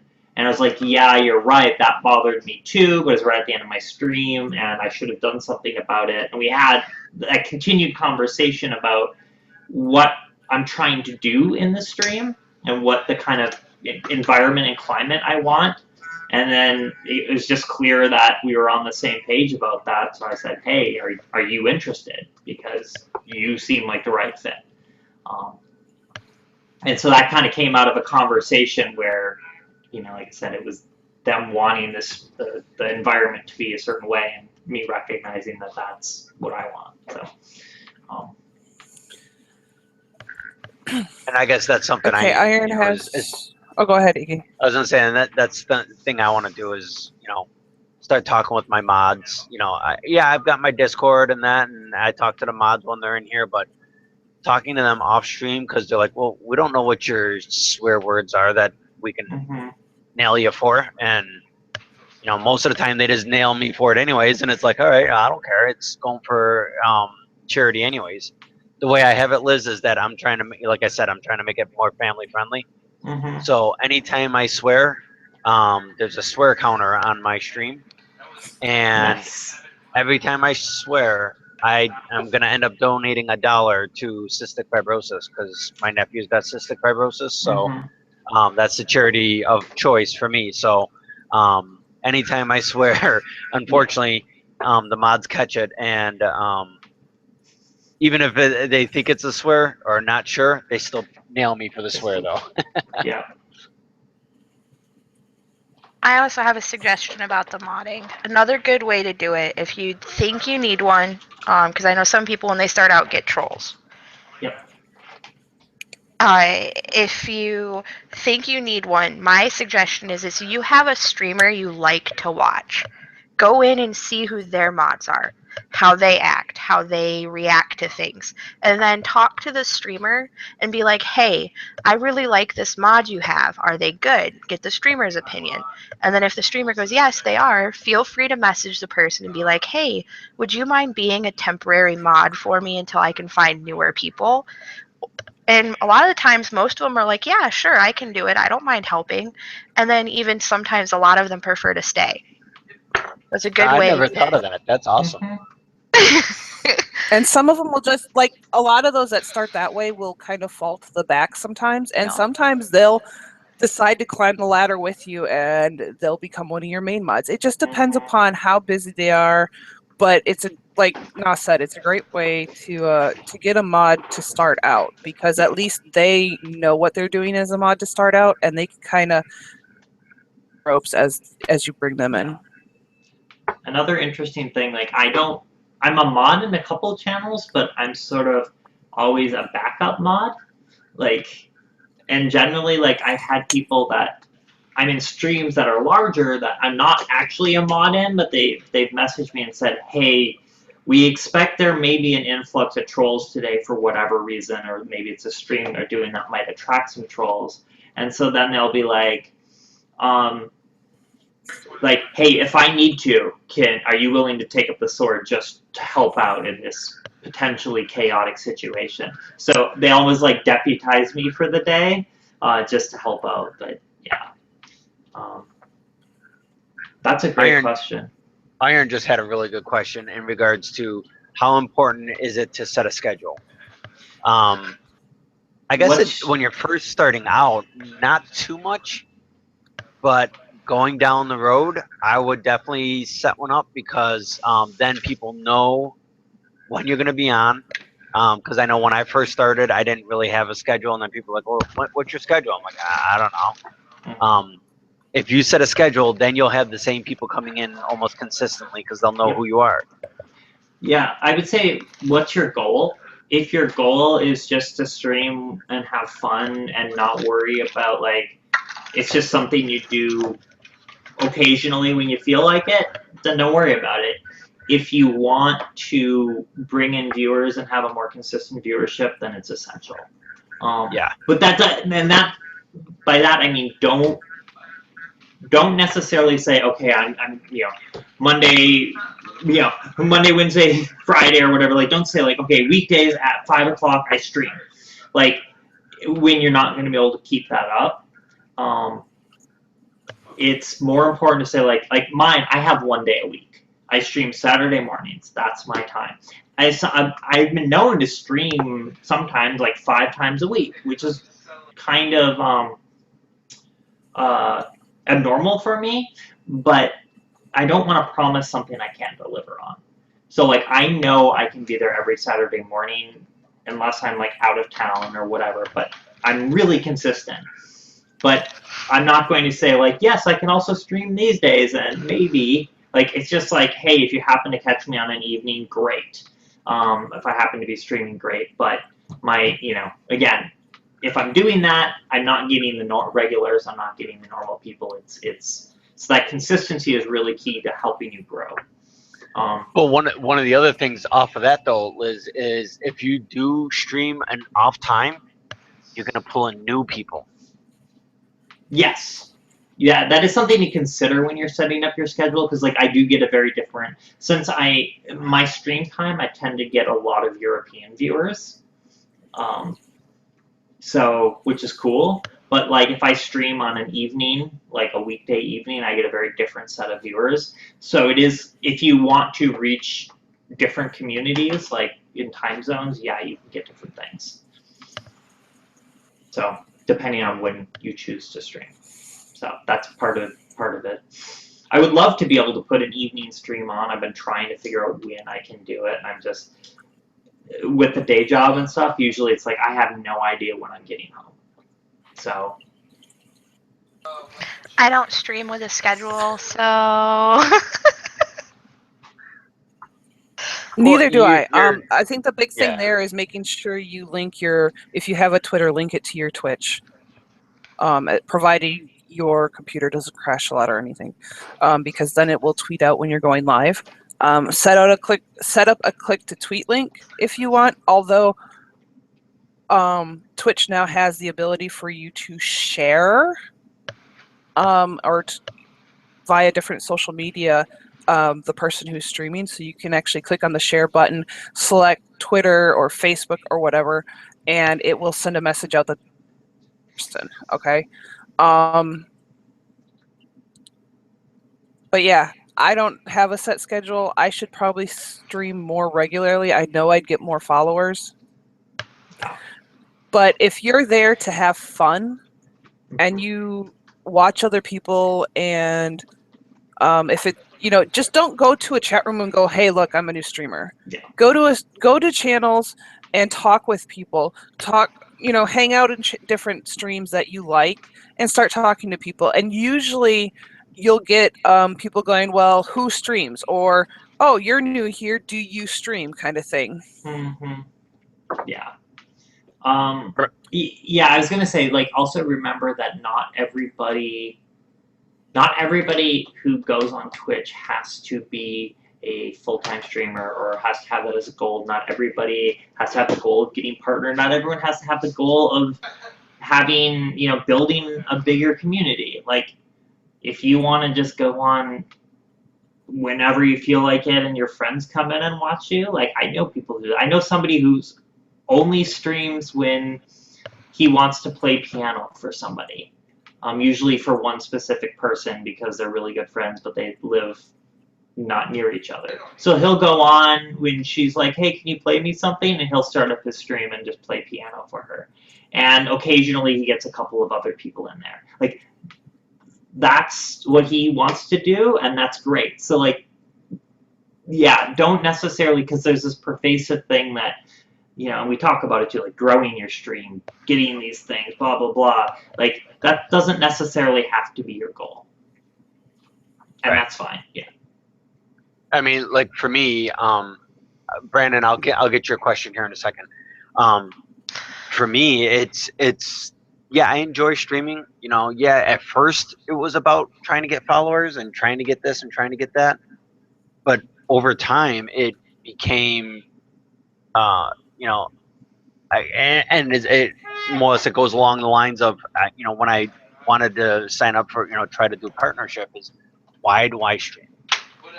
And it took a little bit to think about it, and I stream for the viewers.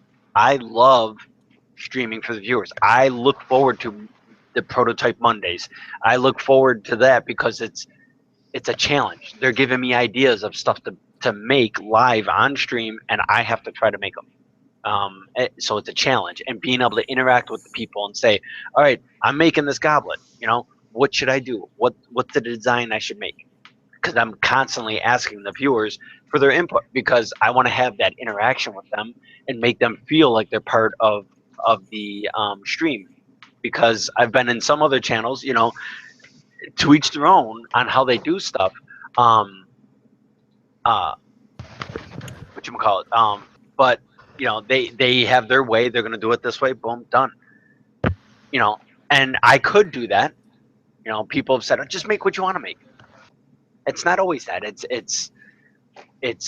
to me, it's I want to you know, incorporate the viewers. I want to have them say design, okay, because 90% of everything I've made is the viewers had the input on what I'm making.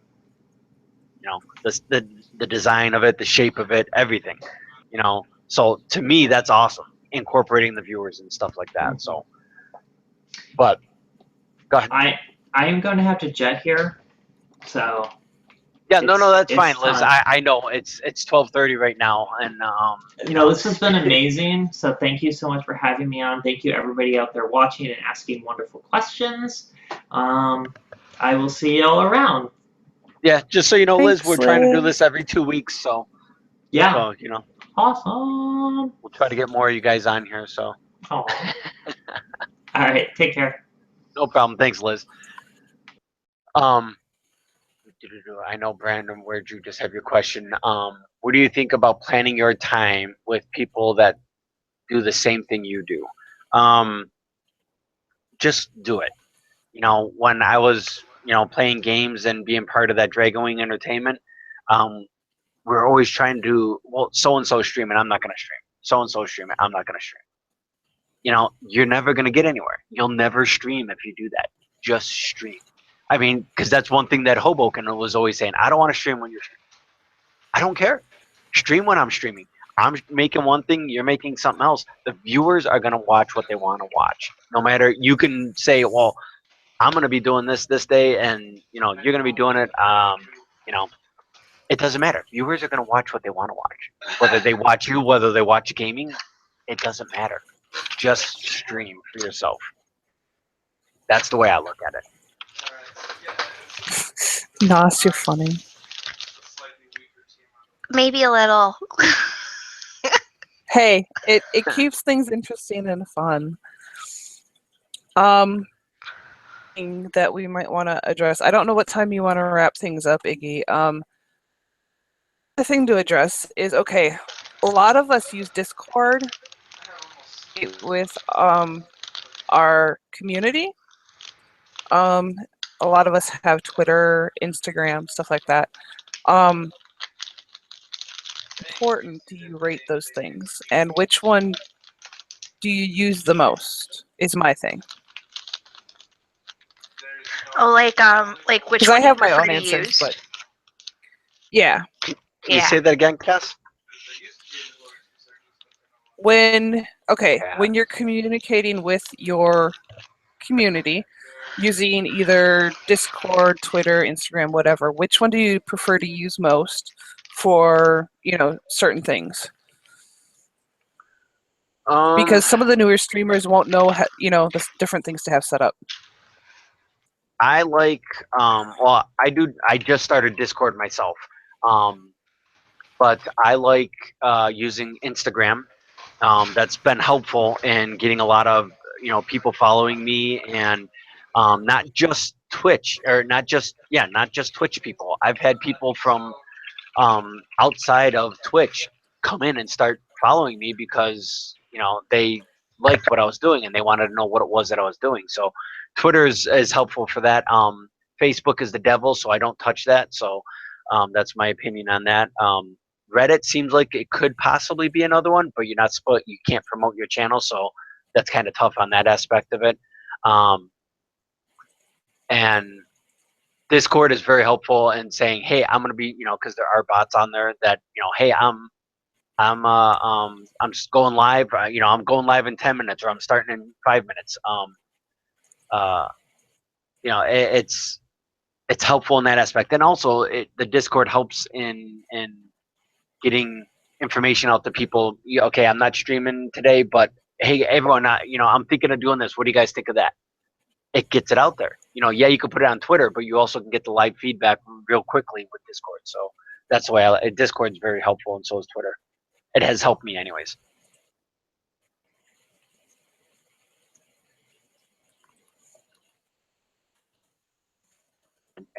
I myself, I have. Sorry, I'm multitasking for you right now. What the? I know. How dare I mod right now? Yes. I primarily use. What word was that again? I know it's late. It's late. I know. Primarily. Primarily use Discord, and Twitter is my backup. I do have an Instagram in case I want to use it. I do like the fact that with Instagram on the tablet, I can use the Instagram, post on Instagram, have it post to not only my Twitter from there, but also my Facebook if I choose, because there is the option for that. So it kind of takes the work out of having to post in multiple places. Having the Discord is great though, because you can have like different channels set up for talking with your mods, and you can set permissions. You can have your mods, if you're partnered, you can have subs, or if you have like other subscription setups like Game Wisp or whatever, or Patreon, you can make channels for those people that only they can have access to. I mean, ideas channels that only you can access, but you can also have voice channels. So that's another nice little option with that. I like Instagram because I have it linked or to be my Twitch as well, and that lets people know when I'm going live. And the other thing, I guess, Twitch or Discord is helpful is that you may want to have a special guest on, or someone helping you with something. Hey, jump in Discord with me. I've Brad, who was in here, Brad Geiger, who was in here, mentioned the one time he was trying to help me figure out how to do CA glue on, they call it CA super glue on like the rings here I was doing. He was trying to help me and trying to tell me how to do it on chat, and I'm like, just download Discord, and he jumped in and he helped me out, and it was amazing just being able to have that live feed of being able to, he had to wait a little bit to be able to watch the video, but he was able to answer my questions right off the bat. So why is this new camera not focusing? It's there we go. It just took a second. So this is the new 922, and I actually love the coloring. The new 922, the color is so much better with the 922. So it was well worth the $50 that I spent. So this is for Zap. This is her ring that I did. It's a oak ring.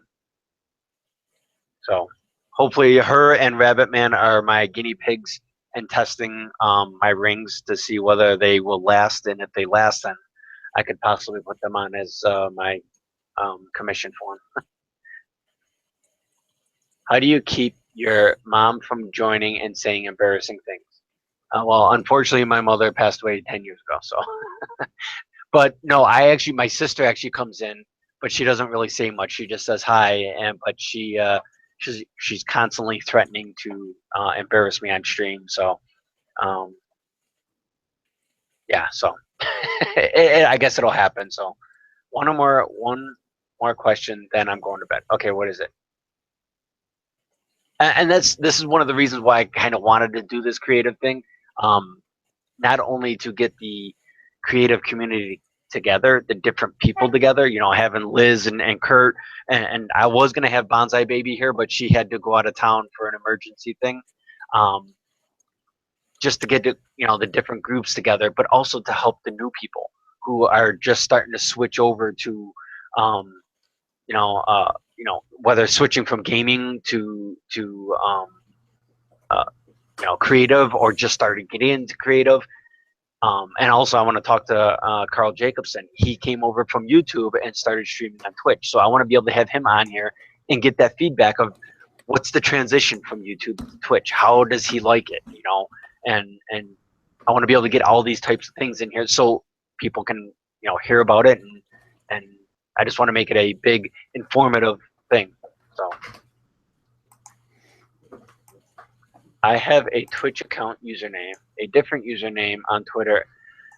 I had that originally, and then I think you on Twitter, I think you can go and change your name in your settings. I do believe you can change that. Instagram, I'm not sure about, but for Twitter, I do believe you can, because I think I did that. Twitter, you can change your main name, but your @ stays the same, I believe.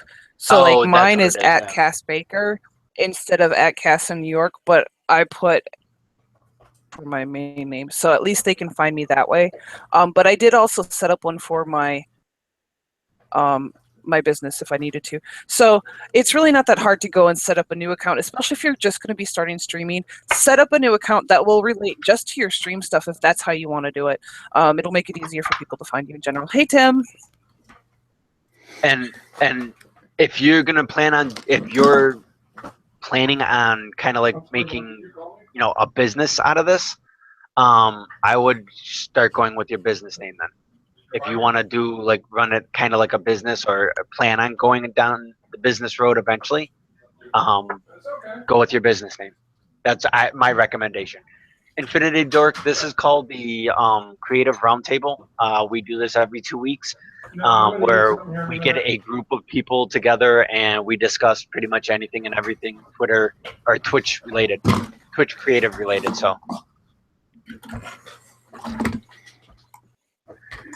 it's tough getting everything set up from scratch when you make things all the same. But I think it's yeah, you're right. It does help out. Yeah, Twitch usernames, I don't even think I have changed mine. So. Oh, I see Tim joined. Hi, Tim. Tim. Hi. There we go. Call me Tim. So They call as a Tim. plug for yeah, they call him Tim. As a plug for Tim for tomorrow, Tim, please explain what it is that you're doing all day tomorrow. This is phenomenal, by Okay. the way, guys. This is absolutely amazing. Thank you. Okay, tomorrow we are doing a, I guess you could call it a craft along.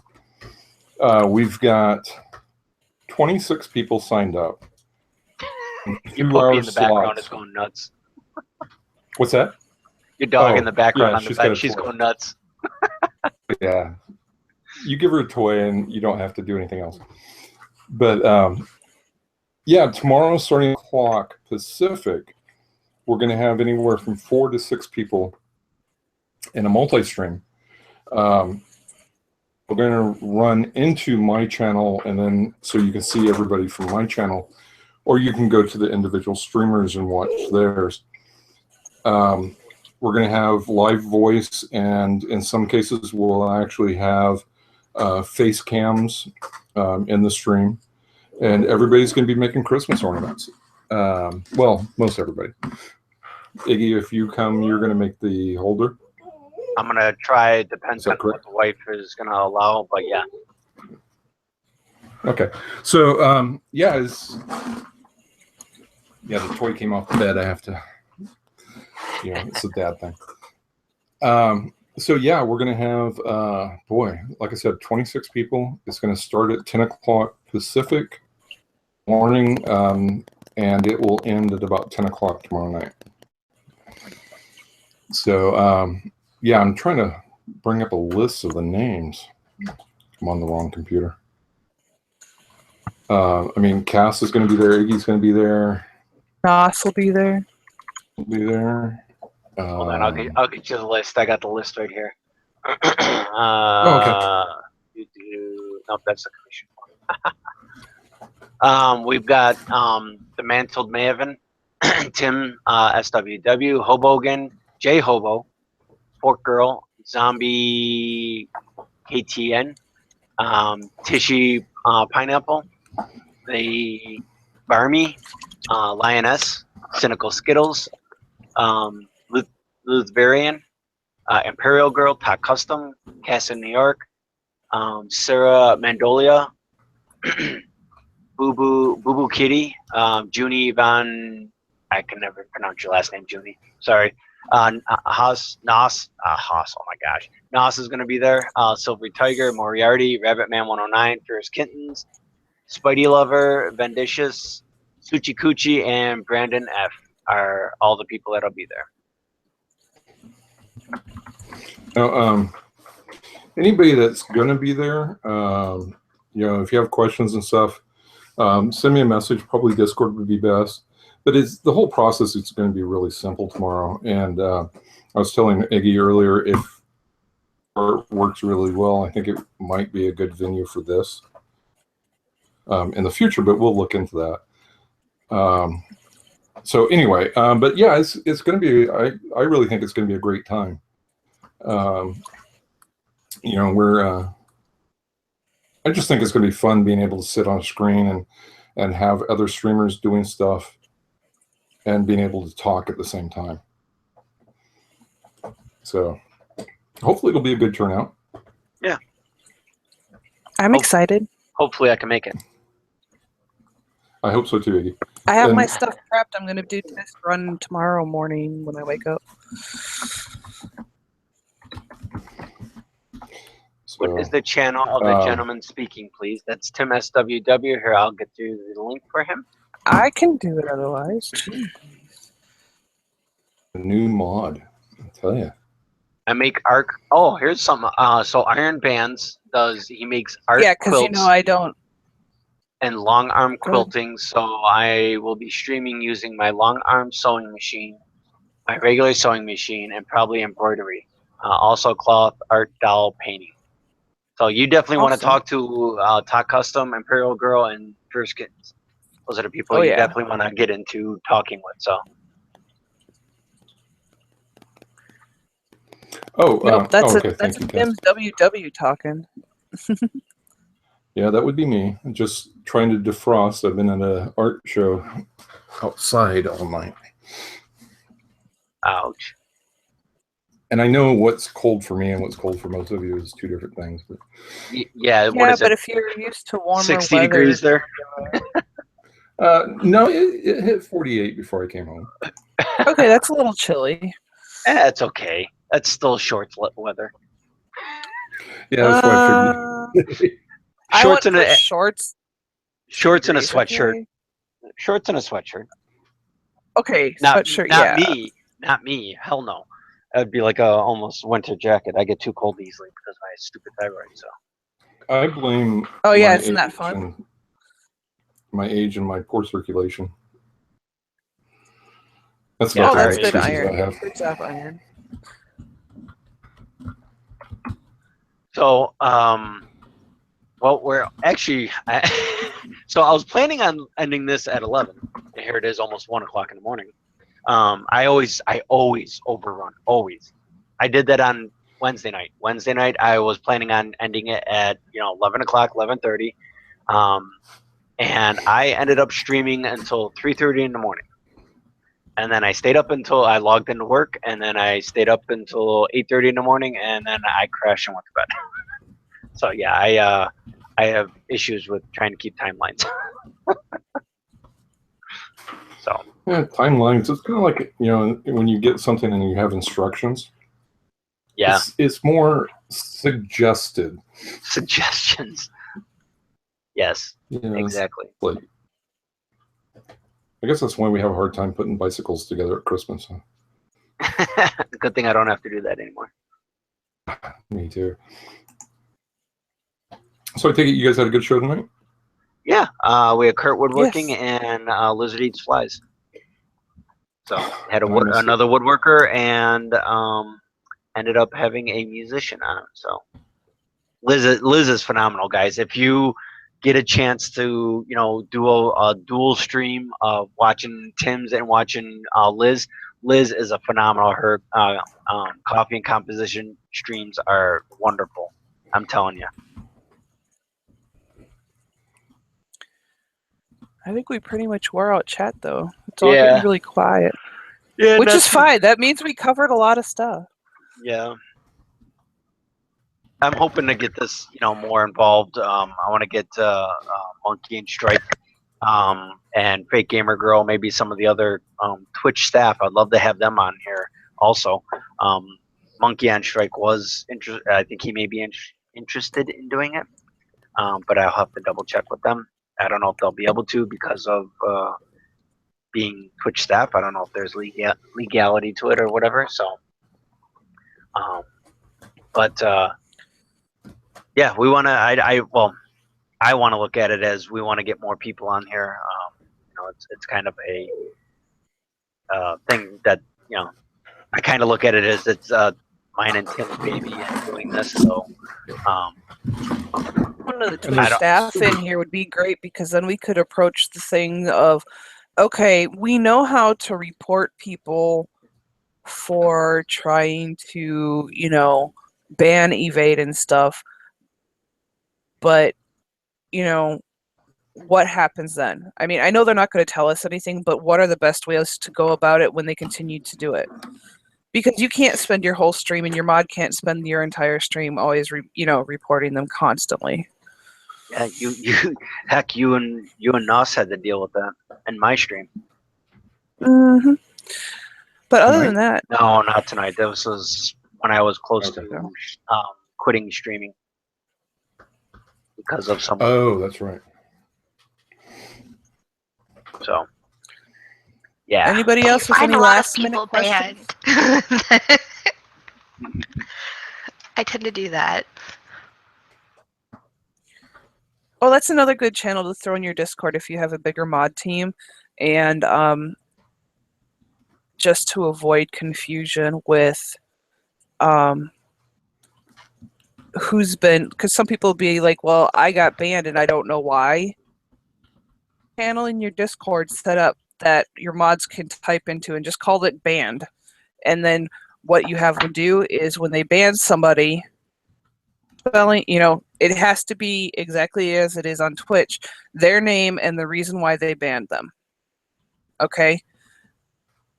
Because then later on, if they come back and say, well, I don't know what I did, sometimes it could be just an accidental misclick, but most of the time it's going to be a logical reading or reason why you banned them, and then at least you have a record of it. And then it's up to the streamer to decide whether it was like, oh, okay, I know the person, or whatever, in regards to that. So, did you guys experience a lot of trolling in your early days? Oh, go ahead, Tim. Sorry. No, I was just thinking out loud. This is something we can talk about offline. Did you guys experience a lot of trolling in your early days of streaming or not until you had a lot of viewers, followers? And this is from the Tinker Punk. honestly, for me, I've never really had too many bad ones. I've had a couple come in and try to be, blah, blah, blah. And then I've had them sit and watch, and then all of a sudden they become a follower. And, I've had a couple of them that you're like, man, your work is actually pretty cool. Sorry about, trolling you, I'm like, yeah, well, So, and I know today Cass had some people coming in, and Cass, I don't know, Cass is a troll magnet for some reason. I don't know why. I'm a bigger girl. I have short hair. Okay. So I get the typical, oh, you're fat, you're a cow, you're a whale. I'm like, okay, can you get any more creative? And then today I had, oh, look, you're a lesbian trucker. I'm like, just because I have short hair, for that, all right? It's my hair. You don't like it, don't say anything about it. Just move on. But as a female streamer and a larger person, sometimes you have to expect that the trolls are going to come in, and that's where you're going to rely on your mod team to help you sort stuff like that out, and let them know what you're comfortable with. And as you get to know your mod team, they're gonna be able to read your comfort level for the day once they get to know you. So like some days I'll just like play right back, and I'm like, you can't be more creative than that. You know, I'll pull that sometimes, but there's other days where it does get to me. So I trust my mods to know that level, and they're right on top of it. Prepared for stuff like that. And then as a female streamer, you're probably going to get the whole thing, well, you should show your boobs more, or show me your boobs, and you're going to get that stuff that happens. And just, you know, because a lot of them look for the attention, so sometimes it's just easier just to like just keep reading chat and just skip right over it. Yeah, if you can ignore them, because all they're looking for is the attention to draw you away from what you're doing. Just try to. If you don't want to deal with it, ban them. You have the right to do that. You can ban them from your channel if you want. Yeah, it's your channel. Welcome back, Brad. I was trying to think of what I could add. No, definitely enough. I was just trying to think from like basically a mod perspective. The best way I feel to handle trolls when your mods are not there, besides ignoring them, is if it's not offensive, sometimes it's best to be like I've noticed some people will just be like, hey, don't say that, and then they just get worse. The most successful I've seen outside of, you know, banning is kind of make it a joke. Like, if you react to them at all, make it a joke. Go, oh yeah, I knew that. Or, yeah, that's what you know. Like I haven't heard that before. Yeah, just kind of joke about it, because once they see it's not bothering you, they go away. Sometimes if you ignore them, they stay. And if your chat, if you have people watching, see that it doesn't bother you, your chat will jump on them. Hey, you're being rude. Stop. They will handle it for you if you do not have mods. It's really easy to get a channel to go, wait, this is not cool. Stop. And they take care of it for you. And they'll call them. They'll call for the mods. Hey, mods, can we get this guy banned? You know. Mm-hmm. And Cass made a point, or kind of led me to this thought. If you want to stream, don't let the trolls get to you. Don't let them keep you from streaming. I mean, it's easy to just go in and click on their name, click ban, and you're done with them. Especially when you're starting out, you need to set that rapport of your channel that you're not going to let that fly. And do you think it's a good idea to put the rules in a panel? Putting the rules in the panel helps. But now that Twitch has also implemented, if you go into your settings, you can set up a set of base rules. So the first time you go to chat in that channel, it's going to give you a base guideline of rules to look over. People are going to be more likely to skim over it at the very least. I mean, some people will just close the window, but some people will skim over it just so they know what's going on. But you can, if you have the rules in a panel below, you can always, you and your mods can direct people to that panel.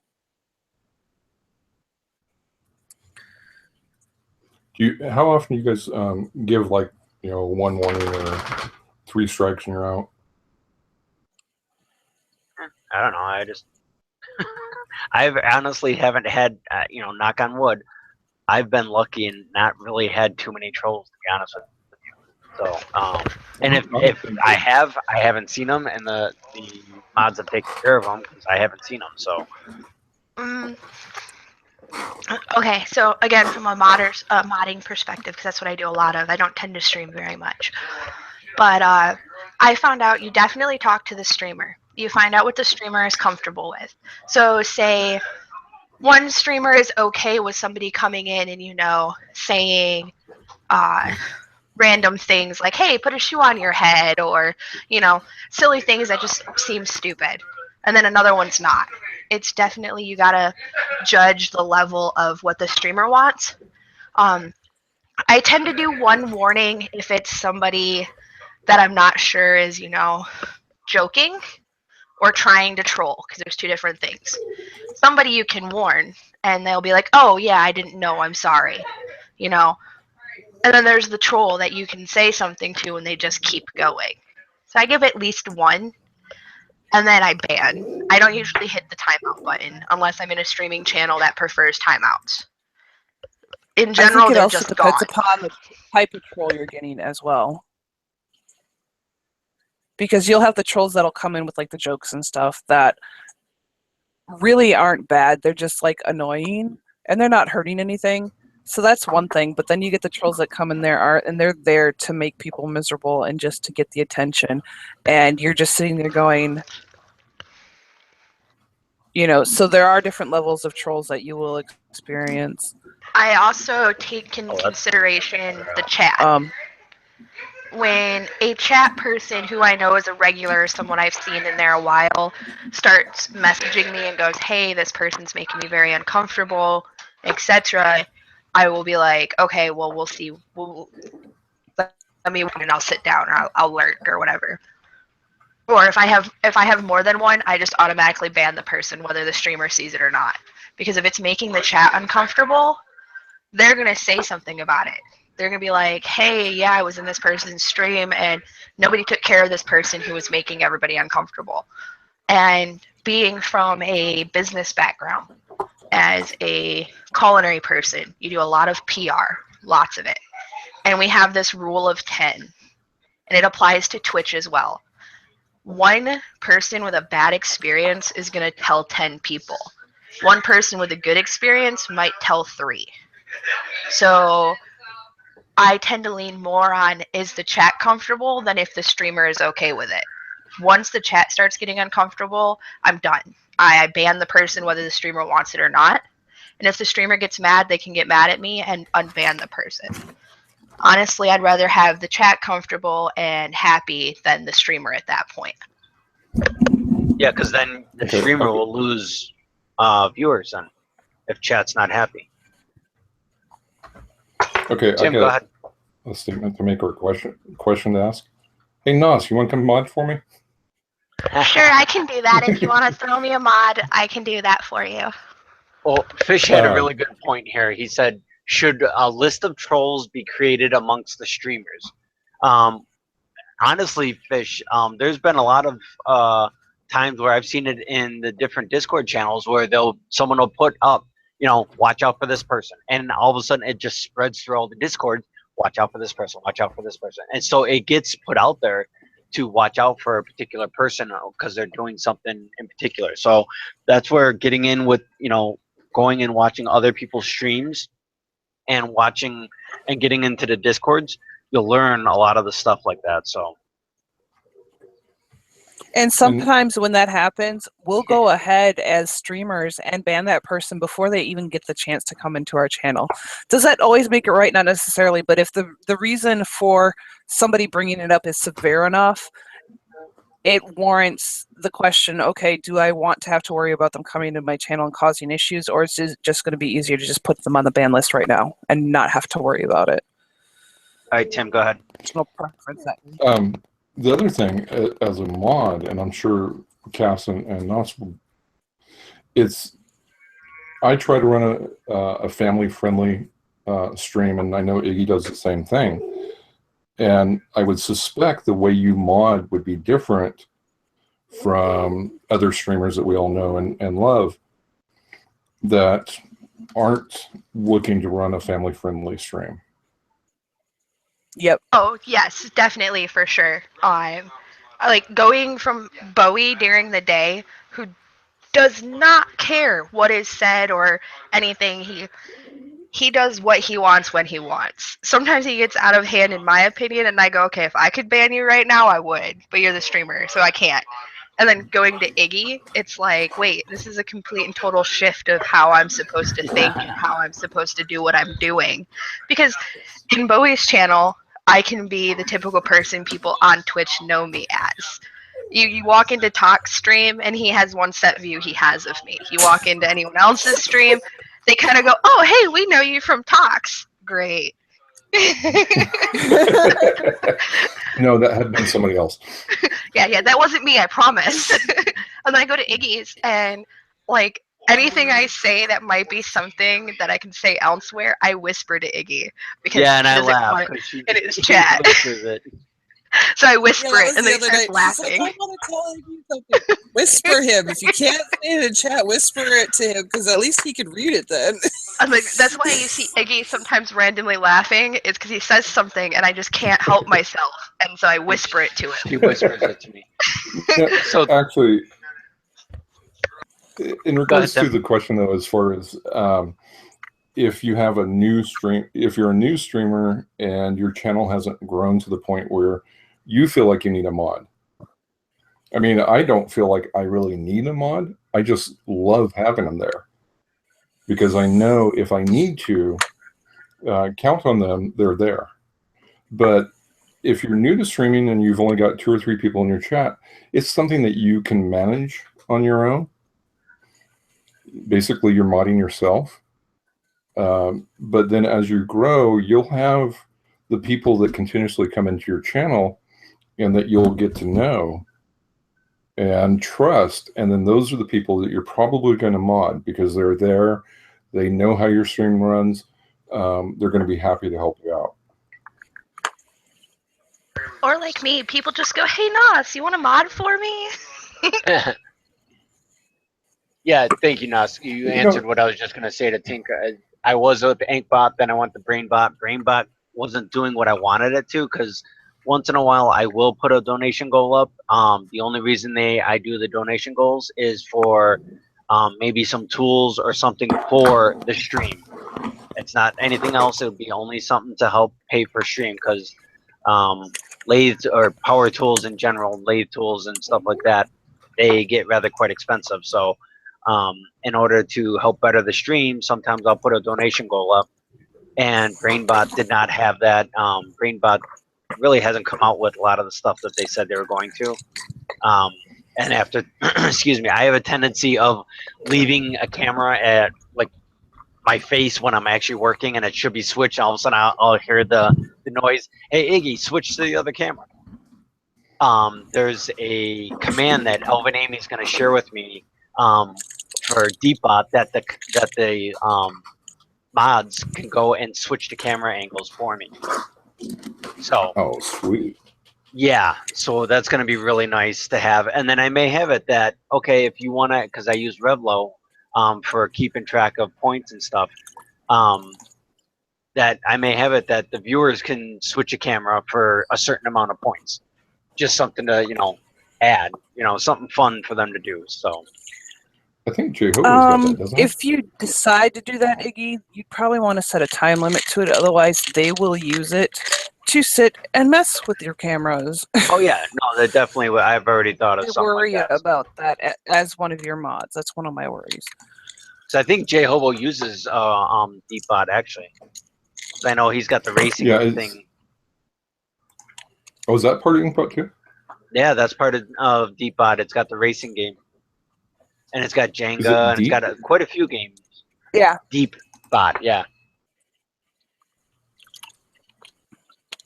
OBS remote for what? If you were mentioning something about OBS remote, I don't know what that is. And I'm going to be switching from OBS to Game Store or Game Show. It's supposed to be a high-end program because you either use OBS, XSplit, or Game Show, which is a fairly new one, but you have to have a fairly good computer to be able to do that. Pretty intensive because that you have to pay for. Same thing with XSplit. That's why a lot of people like OBS because it's free. So I'm doing a whole revamp of my system, getting a whole new PC parts, switching over to Deepbot and Game Show. So, and then Echo Sith is making me some phenomenal GIFs and intro video and a bunch of stuff. So he's a phenomenal digital artist that does digital art, but he also does the animation stuff too. So looking forward to that. Use Deepbot. Oh, okay.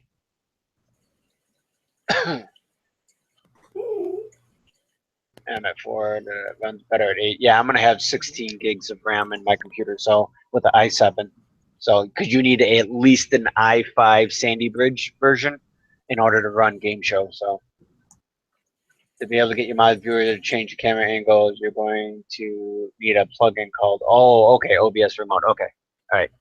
Yeah. Elvin Amy knows. She's gonna help me out with a bunch of that stuff. So. But I appreciate that. Thank you very much, Myth. I really do appreciate that. Yeah, my computer system could run Game Show, except for the fact I don't have a 64-bit operating system. I didn't think you need a 64-bit. I thought it's 32-bit. I thought. No, I guess it's only 64-bit from what I've been hearing from everyone. I went and checked it out when you started talking about it, Iggy. It is 64-bit. Yeah. Okay. Because I know that I've run Windows 10 anyway, and I thought that the AMD processor I have would be able to run it, but unfortunately it can't. So, because it wasn't even equivalent to it, even though it's an AMD FX 6300, I believe, it's not equivalent. It's not even equivalent to an i5 Sandy Bridge version. So.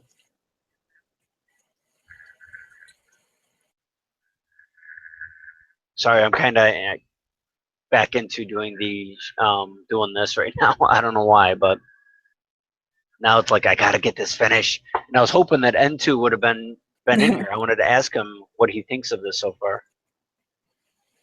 The little I think it engraving. looks great. I like it. I think it's nice. Of course, I don't like it right now, so.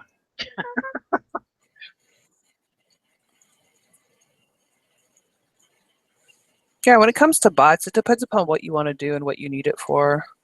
So Deepbot is great, but most people don't need what it offers. You know. Yeah, I don't even know that's why exactly I use what it all Onkbot, offers. So. because with that, and it works for me. So. I use Onkbot myself, but half the time I forget to open the damn thing, so I never have my bot in chat. I do it for so many other people, you would think I would remember. Well, the thing is, you don't have to remember to turn it on for them because they do it themselves. You're such a pro strummer. Right, I know. I'm pro at this. Hey, I'm so good that sometimes I get to go inside Bowie's computer and play around while he's streaming. He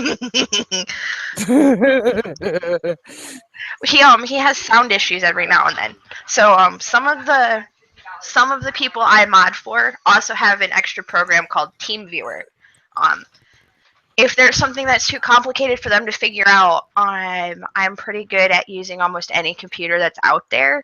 I go in with TeamViewer and I just go into their computer myself remotely and I fix whatever's wrong. Whether it's a command or a sound issue or a video issue, I can go in and fix it on the fly. That way, when I'm in the computer and they're having some sort of issue, like he had echoing the other day when I did it, I went in through TeamViewer, fixed all the sound stuff while he was still working and didn't have to stop to try to fix it himself while streaming at all. Not everybody has that either. It's just kind of one of those things, if it's something you want that you think would be useful to you and beneficial, kind of like your bot.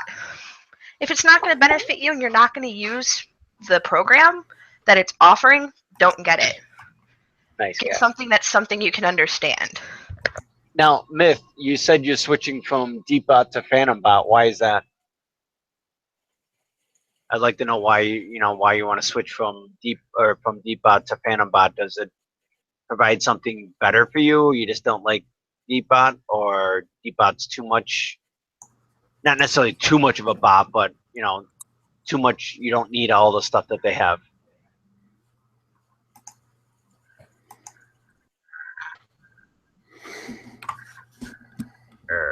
This is annoying. I keep chewing away at this little piece here.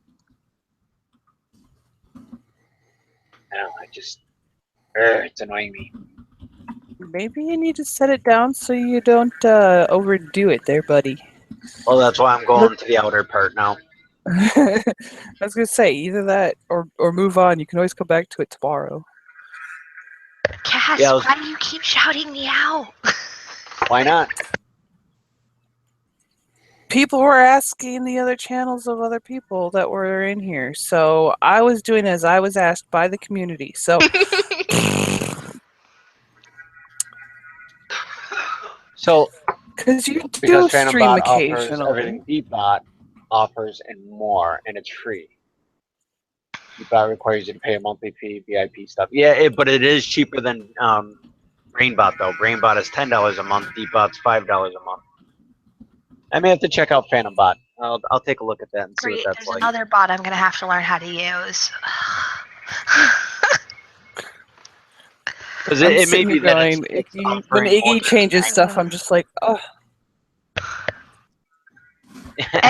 And it's like we get used to the new one, and he's like, "Wait, I'm gonna go to this one." I like to try every. I'm a tech If he guy. does it I like every to 3 try months, something. I'll slap him. Yes, every 3 months, Iggy, you're gonna get slapped. No, if he changes it every 3 months, I'm gonna Yes, slap him. I will drive the 2 hours to go slap him. Do it I was twice. saying, you gotta find my address, but I think you have my address, so. Have it. You sent I know me you do. the wine bottle, so I have your address. Oh, you screwed up, boy. It You'll have is to go get it tomorrow. twice. Okay. Twice. Oh yeah, later today starts the Twitch Creative Christmas ornament thingy. Yeah, it starts today. So, all right, for me. It's 1:16 in the morning, and I know it's what it is for you too, Cass. So, unfortunately, I'm probably gonna call this for me right now. I appreciate everyone coming in, and I hope that this was informative. Oh, I just lost my mic. I think. Did I lose it? No. Okay, good. No, battery's good. I hope that this was informative. Helped you guys out. I hope you guys enjoyed yourselves. If you have any ideas of stuff that you want to have add to possibly next time, here's my Discord channel. I do believe I have a channel in there. Actually, I'll double check. Called CRT. Any ideas that you may have, put them in there. It's called CRT ideas. Go ahead, put them in there. We'll put them in there because, like I said, every 2 weeks we're going to try doing this every 2 weeks. And I know that there will be probably some repetitive questions, but we're trying to get new people in every time. So that means the questions might be different. Well, they're going to be the same, but the answers are going to be different, and it'll be kind of neat to see what it is. So if the slapping happens, please stream. No, Fish, no. Oh no, it's still gonna be streamed. It may not be Twitch streamed, but it might be Periscoped. I can't Periscope, but I can get photos. The funny thing is, Cass will come out of the car with a GoPro on her forehead. Come here, Iggy. I wish. But again, I want to thank. Gotta link the video. I'll link the video. Yeah. It said she's gotta link the video. Yeah. I want to thank everyone for stopping in. Excuse me, Cass. Oh my goodness, sorry. Cass in New York for coming in and helping out with the YouTube side. Typically, that's Tim's job because he's the big YouTube guru. It's and I'm fairly just the quiet Twitch on side. the YouTube side this time. Yeah, it was. It's because I don't really have the following on YouTube like Tim does. Tim's got a couple hundred people as a following. So, but also what I would like, and if you guys could, I'd appreciate it, is following any of us. When we do these every 2 weeks, I'm gonna be posting it on Twitter. Whoa, what was that? Someone just had an airplane play. Oh. I was yawning. I'm sorry. You No, that's started. okay. I didn't see that up there. But if you see us post it out on Twitter, if you could, I'd ask you to retweet it because the more people that get to out there, the more informative it could be, and more people get interested, the better it's going to be. So and more questions, and then you guys won't have to feel like you're always sitting there, asking the same questions over and over. We'll have more people in. So, but I appreciate you guys all coming in. Tim, you got anything? Yeah, I was just going to say, the other thing is, we learn from the people that come into the chat. Ever heard of DeepBot or PhantomBot? Oh, yeah. Yep. So, it's a learn from each other kind of thing. Yeah, and that's what this is about, is not necessarily just, streaming and entertainment, but also it's meant to learn, meant for people to learn from one another, and we learned stuff like what Tim said, PhantomBot. I didn't know what PhantomBot was. That's cool. I'm gonna have to go check it out. So, yeah. So, yeah, Cass, you have anything? No, it's always a pleasure to sit and hang out with you anyway. So the second creative roundtable has gone really well. I think a lot of new questions came up. It was great to get to know more about some other streamers that we featured tonight. Nos came in last minute to kind of help out, and that was great. And Tim popped in, so I just look forward to seeing so many people later today during the ornament stream. Oh, there's the puppy dog. It's Nala. I guess I've been gone too long today. Missy. Iggy said I needed a refill. Tea and vodka gone. But yeah, I appreciate you guys. I will have this up on my YouTube thing, YouTube channel. Yeah, YouTube channel. If you guys wanted to go check it out or whatever, go back and watch it. It'll also be in my Twitter, or oh my gosh, my Twitch VODs too. So, all right, guys, I will call it the night. And remember, check out Tim SWW for the all-day streaming for the creative Christmas ornaments. I'm hoping to be able to make it, but it depends, because I know first thing in the morning we're doing a Christmas tree, going to get a Christmas tree. So, guess I'll have to wait and see. Just don't put it on the lathe when you get it home. I can't promise that. Can't. Well, that'd be so cool. Could you imagine a lathe big enough to put a tree in, and then have spindle parts carved on the trunk of the tree and like in between some of the branches? That'd be so awesome if that could be done. Yes. What you need to do, Iggy, is after Christmas, trim it down and make something out of it. There we go. Make it Christmas ornament for the next year. Yeah. Oh, that'd be so cool. I got Cass hooked. You make me All right, sad. guys. I can't have live trees. I get all itchy. They make me itch. Oh, that's a good. All right. That's a good thing. Late. Boom. So, all right, guys. Again, thank you very much. I appreciate it. I know I didn't do too much with the rose here, but I'm getting there. That's for N2Us for being a phenomenal viewer and buying me stuff off my wish list. And I know he did some more today. And when I did my stream pop out for Twitch, I lost all that stuff that was set in there, and I missed what he put in there. And I didn't get to thank him properly, but I am making this for him, and I'm gonna do a couple other things for him as an appreciation for being so wonderful. And I appreciate all you guys coming in and hanging out with us, and hopefully catch you guys again in 2 weeks. And we also check out everyone's stream, because we do stream different times. So, all right, guys, I'll talk to you all later. You guys have a wonderful night. Bye, everybody. Bye, everybody. Goodbye. All right, gang. I got to pay attention to this one and eat something. So, No problem. I probably Okay, should is get some everything sleep ended before. now? No, I gotta. How do I end the live stream on YouTube? And I think it's when you hang up. When you in. No, wait a minute. It's part of the Google Hangout. There's a spot that you can say end. Yeah, I'm trying to find it. oh, where it says we're live. Yeah. Er. See, Stop how